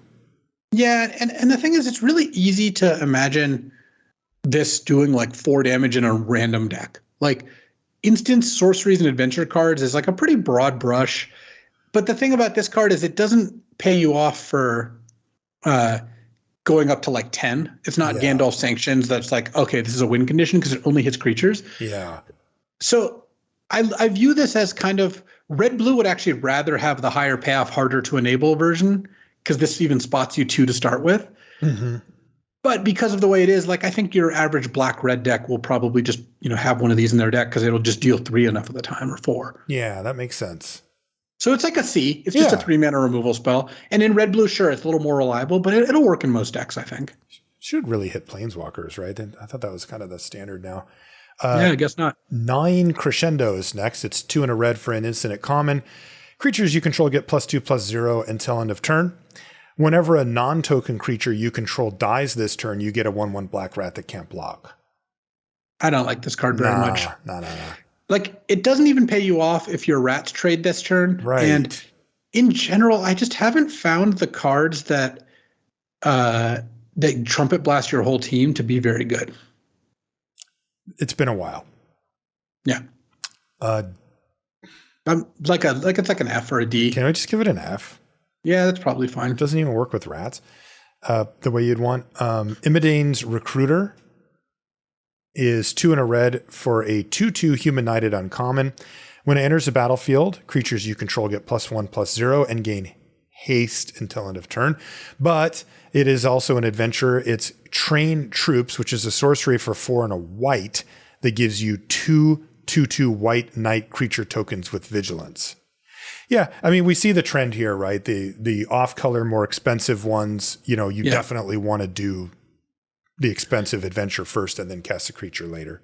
This card looks really good for red white. It really does. 5 mana for 2/2/2 knights is great. And then playing this to just, first of all, if you can get an 8 mana together, you get to attack with 3/3/2s, which is awesome. Yeah. But even without that, like, this is just how red white wants to gas up. And I could see both halves being great. In conjunction, they're great.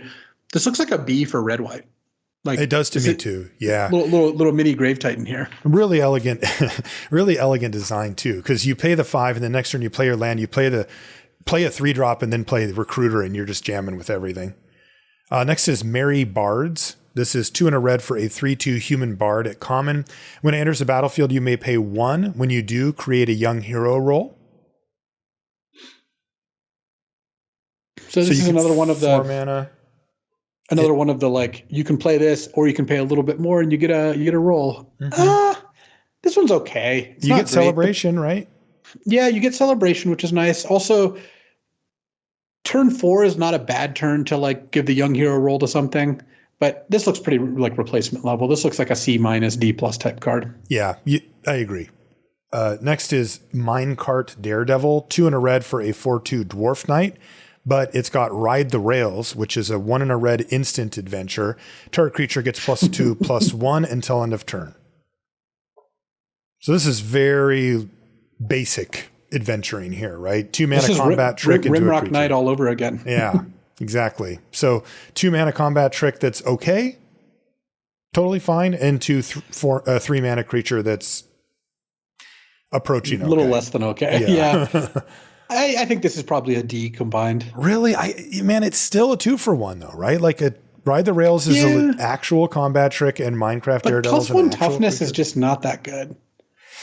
Yeah, maybe it's like a C-. I don't know. I think it's a C-, but I do think that even then it'll still get bumped out. Yeah.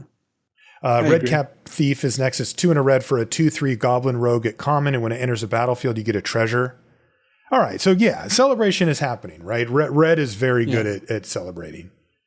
And this looks like a C- to me. Yeah, I agree. Twisted Fealty is next. It's 2 and a red for a sorcery at uncommon. It says gain control target creature until end of turn. Untap that creature. It gains haste until end of turn. Create a Wicked Roll token attached to up to 1 target creature. This is nice. It's such good flavor. Like you steal their thing and then make something wicked. Also, like, if you have good sacrifice stuff, which Bargain naturally does, this card seems like it's going to be great because it's a 3 mana, steal their thing, give something else wicked, sack their thing. And I bet this is good in this set. I think that Twisted Fealty is going to be like a B, build around B when you're in that in that kind of deck, and you're drafting like a bunch of bargain or sacrifice cards. The thing to keep in mind is you want cheap ones. You really need bargain cards that cost hopefully 2 mana, so you can assemble the combo for 5, not 7 mana. Rules question. If I steal their guy and put the Wicked Roll on it, I hit them for an extra point of damage, I send it back. If it dies, who's losing the life? Is it... They are still. What's that? The opponent is. Because we still control the aura. Okay. Yeah. So that's kind of interesting too. I don't think that'll come up. You'd probably put it on your own guy, but maybe. What do you want to give Twisted Fealty? Build around B. Okay. I wouldn't put it in your deck unless you had good ways to sacrifice things. But when you do, I think it's gonna be pretty good. Unruly Catapult is next. It's 2 and a red for a 0/4 artifact creature construct at common. It's got Defender. You can tap it to have it do 1 damage to each opponent, and whenever you cast an instant or sorcery spell, you untap it. Oh yeah. Oh yeah, these cards always play great. This is Thermo Alchemist, but more toughness for a little bit, just 1 more mana. I like this a lot. This is what red blue wants. I think this card, it's probably like a build around C+, where it's going to be really good in red blue and kind of unplayable everywhere else. Yeah, that's exactly what it feels like. But man, that card's going to be sweet in red blue. Next is Cut In. This is 3 and a red for a sorcery at common. Cut In deals 4 damage to target creature, and you create a young hero roll. Nice. 4 mana, deal 4, sorcery speed is just okay, not great. But getting young hero, kill your blocker, put young hero on my 2/2 attack as a 3/3. It's great. Totally. Putting it on 1/1 flyers seems also really good. I like cut in at sea. Just a good solid common. Looks really good. Edgewall Pack is next. It's 3 and a red for a dog. It's common. It's a 3/3, and it's got menace. And when it enters a battlefield, you get a rat that can't block. Celebrate everything. All these red cards are just like 2 permanents, 2 permanents, 2 permanents. So we're at the very tail end of the set review, but now we really get to see how many of these things are how common you can trigger it if you're in red. Yeah, I like C for Edgewall Pack. These cards tend to play nicely. Man, I will say that as much as I like a lot of the sets have come out, I get a little fatigued when I see 4 mana 3/3 make a 1/1 in every set. Yeah. Like there's just a lot of these cards. Chimney Rabble, yeah, totally. I don't know. We'll see how the rat not being able to block does make it play a little different, but it's still just like it does feel a little bit like there's a checklist, a little more than I would have liked to see. Grabby Giant is 3 and a red for a 4/3 giant at common. It has reach, and you can pay 2 and a red and sacrifice an artifact or a land to draw a card. Artifact, so food or treasures, as you will see. Yeah, and then there's That's Mine. Cute. Instant adventure. It's 1 and a red. Create a treasure. Yeah, I like this well enough. Like 4 mana 4/3 reach is just decent board presence, and then getting to kind of churn through your extra tokens or lands in the late game is all right. Plus, if you have nothing to do on turn 2, making a treasure token is okay. This is a natural turn 3 play as a result. This actually looks pretty solid overall. Probably like a C plus. Yeah, I agree. Playing this on turn 3 is kind of gross. I mean, not gross, but it's big. Corvold the Noble Thief is 3 and a red. Excuse me. Corvold and the Noble Thief is 3 and a red for a saga at uncommon. Chapters 1 and 2 are the same. They are create a treasure. And chapter 3 is exile the top 3 cards of target opponent's library. You may play those cards this turn. So to be clear, you have to pay. And you have to pay the mana that they cost. You can play a land, though. Mm-hmm. And you can play lands. So you play this, you make a treasure. Next turn, you make another treasure. Still hasn't done anything. The next turn, you basically get a draw 3 from their deck. But you have to cast them this turn. Yeah, this sucks. Also, you don't get to spend mana as if it was every color. That's what I said. You have to pay the cost. I mean, the treasures are supposed to help. But. The treasures do help, but what I mean is like most of these cards let you spend mana as if it were any color. Totally. This one does not because of the treasures. This looks like I don't think you can cast these cards anymore. I don't know. I'd give this probably like an F. Like I just don't think. Look, I would side this in if there's 2 slow matchups. Like if we're both playing slow decks, this seems fine. Yeah. Yeah. It's a 4 mana draw 3 that makes a couple treasures over the course of it. Yes. Otherwise, no, not in for that. Not even close. Witchstalker Frenzy is 3 and a red for an instant at uncommon. It costs 1 less to cast for each creature that attacked this turn, and it does 5 damage to a creature. Great card. That's really good. 4 mana of instant speed, deal 5. I'm already playing this. Then if you can make it cost 1 mana sometimes. Yeah. This looks like a B plus to me. Me too. I'm not gonna quite give it an A, but like this is Murderous Cut vibes of where when you curve out and you have this card, your opponent's gonna feel like you played an unfair game. Like you attack with 3 creatures, kill their 4-drop for 1 mana, play a 4-drop yourself or 3-drop or whatever. Gross. Yeah. Also, you can run it in the blue-red deck too, and just like they attack you with 2 things, and you're like, haha, I got 2 mana, kill your big guy. Yeah, great card. B plus. B plus for Witchstalker Frenzy. Bellowing Bruiser is next. This is 4 and a red for a 4/4 haste ogre at common, but it's also got Beat a Path, which is a sorcery adventure for 2 and a red. Up to 2 target creatures can't block this turn.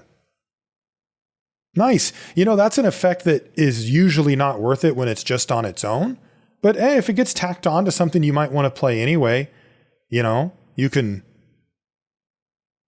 find a way to win the game by using Beat a Path, or maybe even just use it in an opportune time to get in for a little bit of extra damage and then set up the big haster a little later. This is a nice way to subsidize playing the can't block card that you normally can't put in your deck, because a 5 mana 4/4 haste is just like a reasonable thing to be doing.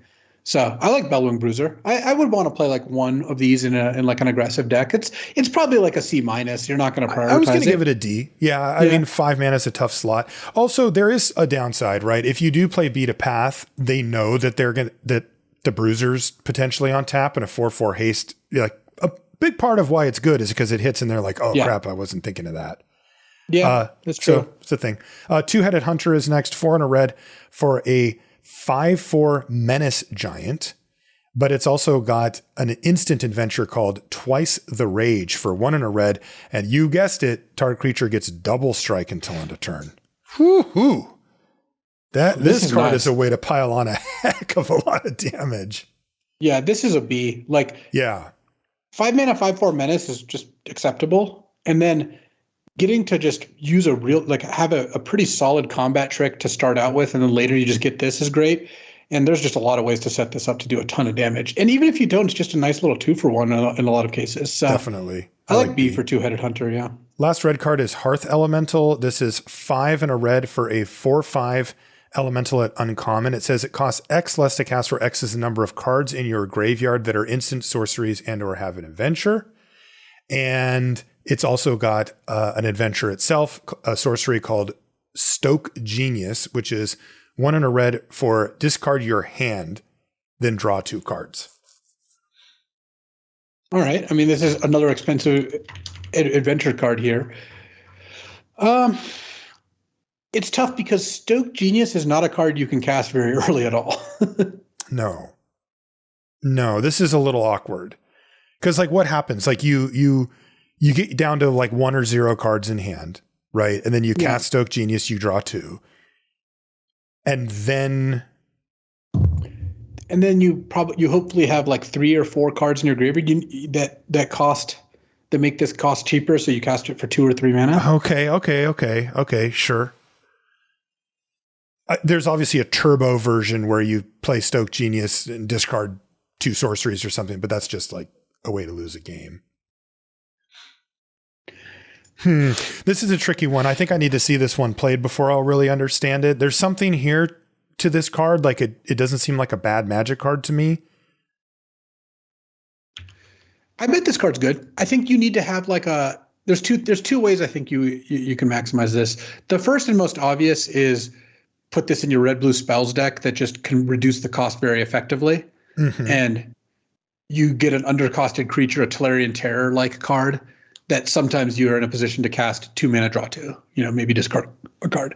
The second is to put it in just a super low curve aggressive deck where most of the time on turn 5, your hand's near enough to empty that you can just cast Stoke Genius to draw 2 and then cast this later as like a thing. Yeah. I like the first one more, but I think a spell heavy red-blue deck that's like pretty efficient, that has a lot of cheap cards, this card's probably pretty good. It probably is. Both halves are high payoff. They just both take work. So it's like a build around B where you really have to be maximizing it. But when you do, I think it's going to work out. It's going to work out nicely. Now, would you play it in red-white? It would, if I had a really low curve. Okay. Just for the Stoke Genius thing that you outlined. And also, like, it does matter how many instant sorceries or adventure cards you have in your deck. Because if you have a bunch, then this can cost 4 reliably. Then it's a fine card. I mean, you don't need much of a cost reduction here. No, but you're getting a lot of power, even if it looks like an awkward card. Like it is a fiddly card. There's a lot going on there. But man, I could see a sick ending for blue-red, right? Where you cast this to reload and just play this for 1. Yeah, it's like, oh, okay. Some of the best draws are going to be like, play a thing, turn 5, cast this, cast Hearth Elemental. And it's just like, wow, this feels like, again, this is kind of like Witch Doctor's Frenzy. I like cards that make my opponent feel like I had an unfair draw. This has the potential for that. The 4 mana 4/3 giant never makes you feel that way. There's no universe where this card feels unfair. This card, the Hearthstoker Elemental, it does feel unfair if you enable it right. That's right. All right, we got a few artifacts and a couple lands, and then we're done. The first artifact is called Candy Trail. It's 1 mana for an artifact. It's a food clue. Oh God, we couldn't get treasure in there. It's common. When Candy Trail enters the battlefield, you scry 2, and then you can tap it and sack it to gain 3 life and draw a card because it's a food clue. I'm in 1 mana scry 2, gain 3 life, draw a card. That's insane. What a good design. What a good design. Man. Just food clue combining the 2 is nice. I'm surprised they even gave you a scry 2. That card is really good. Yeah. I actually think this is great. It enables a lot of stuff. Like you can sack it to bargain if you need to. You don't get the card out of it if you do that. I was going to say it's too good to sack to bargain. It lets you celebrate easily, like it's just a cheap permanent to play. And it's just in a deck where you just play this on turn 1 and scry 2, then later crack it. Like you feel like you got a pretty decent deal. So I'm in for Candy Trail. I give it a C. C for Candy Trail. That they actually pushed that a bit. Gingerbread is back. This is 1 mana for a 1/1 haste. It's an artifact creature food golem. You can pay 1 to have Gingerbread. Can't be blocked by this turn except by creatures with haste. Get it? Because they can't catch him. And then it's a food, so you can pay 2 mana, sack it to gain 3 life. This card I don't think plays out all that well. Like it's just a little too small. If you have a lot of ways to make rolls, it's kind of nice because making it a 2/2 unblockable is pretty cool. So I would probably default to not playing this card, but if you have ways to buff it, it can get interesting. The young hero roll or whatever goes really well on it. Yeah, totally. Next is Soul Guide Lantern. This is 1 mana for an artifact at uncommon. When it ETBs, you exile a card from a graveyard. You can tap it and sacrifice it to exile an opponent's graveyard or each opponent's graveyard, and you can pay 1, tap it, and sack it to draw a card. I would be in the market for some of these that say when this goes to the graveyard from the battlefield, draw a card. Right. But that isn't this. So this is, I suppose, a sideboard card at best. It's a sideboard card. That's all I would call it. Collector's Vault is 2 mana for an artifact at uncommon, and it says 2, tap it, draw a card, then discard a card, and create a treasure token. Kind of cool. That's actually pretty cool. Huh. So it kind of effectively costs 1 mana. Yeah. But you can save them up. And you're making tokens that you can sacrifice to bargain, and you're and card filtering, Yeah. Huh. I used to love cards like this. They haven't been good in years. Is this one the one? Can it bring me back into dirtily artifacts that don't really affect the board? I'm not sure yet, but okay. I think this card this is a card I want to play with. I want to see if you can use this. My guess is it's still probably a little slow, but I could see it working out. Okay. Collector's Vault. Tentative C. How about that? Sure. Prophetic Prism. 2 mana artifact. It's common. When it ETBs, you draw a card, and you can pay 1 and tap it to add 1 mana of any color. This is a good way to enable bargain. This is what you're looking for. Gets me my card back. Yeah, I do think that you're going to want to be either playing 3 colors or have bargain stuff going on for this card to be good. Yeah. Like, it's not good by itself. Right. It just ends up being too slow. No, in a 2-color deck, that is. In a 3-color deck, it's great. But otherwise, it's just a little bit too slow. Scarecrow Guide is 2 mana for a 2/1 artifact creature Scarecrow at common. It has reach, and you can pay 1 to add 1 mana of any color once per turn. But remember, it's not actually generating mana, it's just filtering. Yeah. Yeah. Look, if you want a 2 mana 2/1 reach, I guess you could run it. I don't know. It seems kind of weird. I don't think that this does the job all that well, because if I need it for mana filtering, I don't care that I have a 2/1 because I don't really want to get it in combat. And if I don't, I guess it's just a okay game piece in the first couple turns. I don't know. I mean, you said it doesn't do the job. I can't even figure out what the job is. To trade for a random fairy or something? Filter your mana, I guess. Yeah, no way. And then trade for a fairy. Yeah, no, this looks a little frail. I just don't think the cards that actually add resources are that good. Like the 0/3 Shire Scarecrow and the last one is kind of the same thing, Mm-hmm. Pretty bad. Next is 3 Bowls of Porridge. It's 2 mana. It's an artifact food. It's uncommon.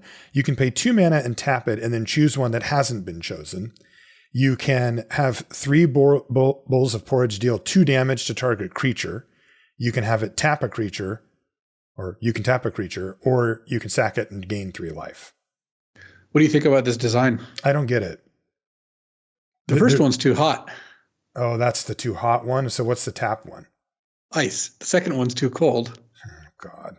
The third one's just right. And you eat it? Oh my God. Okay, I like it. I like it. That's good. That's funny. It's actually good. I didn't get it at first, but they got me. Is it a good card? Yeah.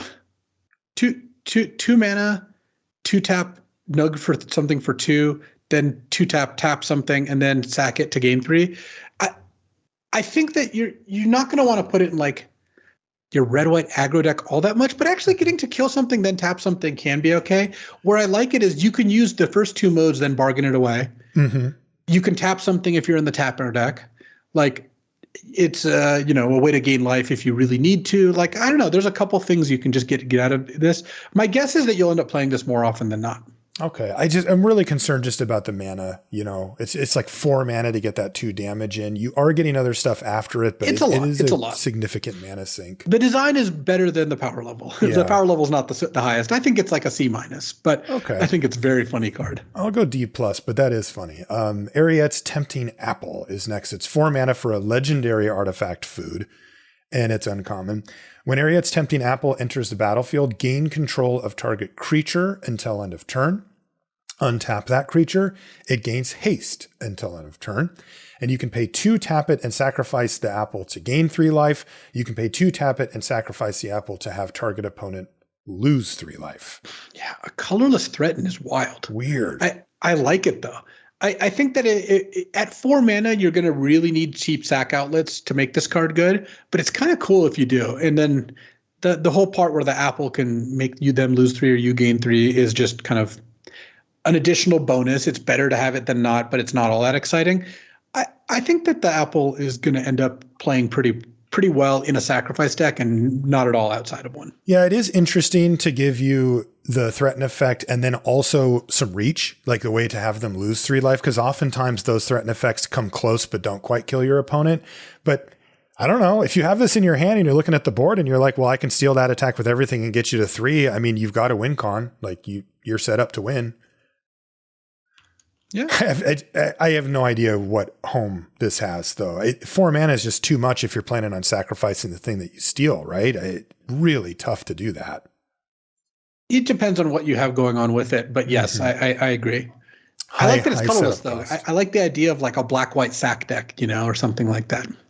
Okay, there are 3 lands to cover. The first one is Crystal Grotto, which is a land at common. When it enters the battlefield, you scry 1. It taps to add colorless, or you can pay 1, tap it, and add a mana of any color.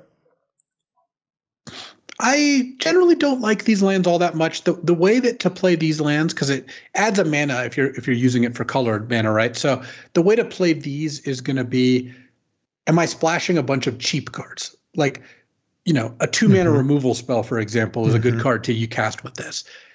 Generally, you should kind of avoid it, though. Yeah. Yeah, these cards to D level land. They don't play well. Yeah, it's a D. Edgewall Inn is next. It's an uncommon land that enters the battlefield tapped, and as it enters the battlefield, you choose a color. It taps to add 1 mana of the chosen color, and you can pay 3 mana, tap it, and sack it to return target card that has an adventure from your graveyard to your hand. Jeez. I like this a lot because I will play an ETB tapped land that taps for a mana of the color I choose just in most decks. Mm-hmm. And then adding the fact that sometimes you just cash in your land for a nice little 2-for-1 card, because any adventure card is kind of by definition a 2-for-1. Mm-hmm. Edgewall Inn looks like a B in the decks that have good adventures, especially in 3-color decks. And even just in a normal 2-color deck with 1 adventure, I think I'm really happy with the card. Yeah, this is a lot like on Evolving Wilds, but just with this like absurd upside of being able to just buy back a spell later in the game. Yeah, speaking of Evolving Wilds. Yeah, which is also, by the way, our last card. It's Evolving Wilds. It's a common land. It taps and sacks to go search up a basic land card, put it on the battlefield tapped, and then shuffle. Yeah, there it is. It's a C. You'll just put it in your deck. I was always of the opinion that you should just play this in your 2-color decks. And I know some people were arguing against it. This was a long debate we had at a Grand Prix many years ago, but I just like casting my spells. So I'm gonna just settle on the side of getting to cast my spells. Yeah, I think the only counter argument that you could that would be valid these days is that the 1-drop slot actually matters now, where before it didn't. In limited, that turn was basically wasted anyway. So if you had it in your opener, it's like I'm not giving up anything, but now you might not be casting something. But even saying that, I still agree with you. It is worth it. There's a lot of games that get lost from not being able to cast spells, and that does solve it. Okay, there it is. We're back. We're back in Candyland again with all the kind of nonsense and everything going on. Any brief thoughts on the set overall before we sign off, Luis? I think that keeping track of what's going on, especially in paper, is going to be something you got to stay on top of, because there's going to be rolls and you don't want to be caught red-handed by, oh, that dies and I lose a life, or, oh, that has ward 1, that sort of thing. The set looks like it's got cool interlocking themes. I think that the highest predictor of whether we will like a set, and I'm talking about you and I, but obviously there's people who like similar things, is are there good themes that change the values of cards during drafting? Huge part of it. Like, the card that we argued about, the 1 black mana, they discard a card and lose 2 life. Mm-hmm. The best black common, like that's a card that in some decks it's going to be great, and in some decks it's going to be awful, and that's the sign of, I think, a good draft format. If all the cards are on the same scale and the good cards are always good and the bad cards are always bad, like if it's all lightning bolts and gray ogres and lightning bolts always good and gray ogres always bad, drafting's not very interesting. Mm-hmm. What's cool is we can both be drafting black and want completely different cards. Mm-hmm. The other is, how well do the themes get supported? And as a corollary, how well do they overlap? Because the more they overlap, the better supported they are, because that means a card can support both fairies and spells, or both, bargain and auras or whatever, like, which are kind of obviously overlapping. And I think that there's a lot of that going on.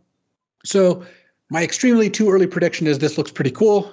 We'll see how it ends up playing out. Okay. Well, thanks so much for hanging out with us, everybody. If you would like to find us on social media, Marshall_LR and Luis's LSV. You can find everything related to the podcast at lrcast.com. I want to say thanks once again to our patrons for supporting us. We really do appreciate it. There's a link in the show notes if you're interested in becoming one of those. With that, we will see you soon for the Rare and Mythic Rare show. We'll see you then. So I've been loving these 64-player vintage draft queues. So what these are, these are scheduled tournaments. They're single elim, and 64 players enter. The 8 players who 3-0 the first draft again in one draft, and then the person who 3-0s is the winner. I know you have a trophy. You said you won one of those with some pretty sweet decks. Well, a sweet deck and, the classic black-white mid. Yeah. And then I've actually taken down 2 of them, and they've just been a blast, because they really do hit the note of, this is good, competitive, not overly time consuming. Like, look, if you win them, it's like 5 hours, right? And that's a pretty good amount of time, 5 to 6 hours. Yeah. But if you do badly, you're done really quickly. So it's not like you only sink time into it when winning, which is awesome. That's a cool setup. Yeah. And they feel like they're reasonable stakes. It's not like you're winning $1 million, but you win a couple $100 worth of stuff, and they only cost 15 tickets to enter. So I love them. I hope they kind of lead to Daybreak, who's been doing an A+ job, honestly, of running Magic online, lead to trying more stuff. And also, look at how responsive they were. They put up the queues. They all instantly filled. I myself joined everyone just that wasn't at like 2 a.m. and then I would decide later which to play in, which was most of them. But when they saw that demand, they just added a bunch more queues. Like, that's the only reason really I got to play, because I didn't keep up on it. I saw you and Kenji mention them. And I was stuck at home watching the cat who's sick, and I thought, well, I'll do some vintage cube. And then there was a thing on the front, and I thought, I wonder if I can get into one of those. And like less than an hour later, I was in. Yeah, totally great. And I think overall, like I'm expecting the success of these to lead to a couple potential things. I don't have any information other than just my speculation. One is, I think Vintage Q might get offered on a more consistent basis. People love it. Like, I got to imagine they look at the numbers and are like, why are we taking this down? Mm-hmm. I'm not saying it's going to be on, 24/365, but I bet there's discussions about exactly how often they should do it. The other is, hey, maybe we should do more of these like 64-player single limb type structures or things like that. There's room in between a 12-hour premier event and a draft league, right? And this is demonstrating people love to play in them. You don't need much to make people care a lot about certain things. Also, I wish they kept a leaderboard for trophies in those 64-player events. That would be cool too. But yeah, I've been having a blast. The first one I won was great. I opened Time Walk, which is my favorite card to open, and drafted a blue-white deck that had Mana Crypt, Time Walk, Snapcaster Mage, Jace Vryn's Prodigy, Urza Saga, and Skull Clamp. And basically, I just took game actions until my opponent conceded eventually. Like I didn't really have like a specific win condition. I just was like just doing a bunch of stuff. And that is an incredible way to describe that type of deck. Oh yeah, I mean, I draft 2 kinds of decks in Vintage Cube right now. My brain's kind of rotted. I draft game actions decks, and I draft oops all combos. So that was a game actions deck. And then my second deck that draft was also a game actions deck. It was blue-red artifacts with Urza, Tolarian Academy, Retrofitter Foundry, Time Twister, Displacer Kitten, where whenever you play a spell, you blink Urza, get a token, or whenever you play a spell, you blink the Karn Planeswalker and get a construct or +1 Karn. And I just generated a ton of mana, would eventually Mindslaver them, or it doesn't matter, make 17 constructs, Once you get that much mana, actions. Yeah. Mm-hmm. And then the second one the first one I drafted a blue-green, which was Fastbond, Zernorb, Crucible, Ramanop. And if you combine Zernorb, Fastbond, and either of the other two, it's infinite life, infinite mana, because you sack a land to gain 2, replay it from your graveyard, so on.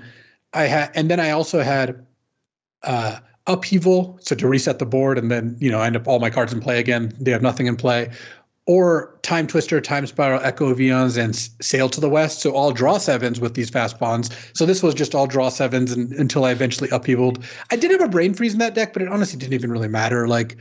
If you just cast a bunch of draw 7s, you basically upheaval, cast a draw 7, so they shuffle their hand back. At the end of the turn, they have nothing in play, a random 7 cards, and I just have 20 permanents in play. Yeah. And then the last deck I drafted in the finals of that one, on the top 8, was Oops All Combos, where I had Oath of Druids, Shallow Grave, Corpse Dance, and Exhume, plus Entomb, to get back Atraxa or Archon of Cruelty, also through the Breach to put them into play. Okay. But also that's common, right? To be able to I'm Reanimator, but I also got a sneak attack or whatever. Yeah. And an Oath of Druids. But I also had Dream Halls, so I could cast either of them. And because of the Dream Halls, I also played both Cruel Ultimatum and Inspired Ultimatum, the Jeskai one. But then I also had Mizzix Mastery. So one game I just go Frantic Search, discard Cruel Mizzix Mastery on turn 3. And that deck was also fun. So that deck was just all tons of combos and you're just drawing interlocking pieces. So that was funny, walking us down the road one step at a time.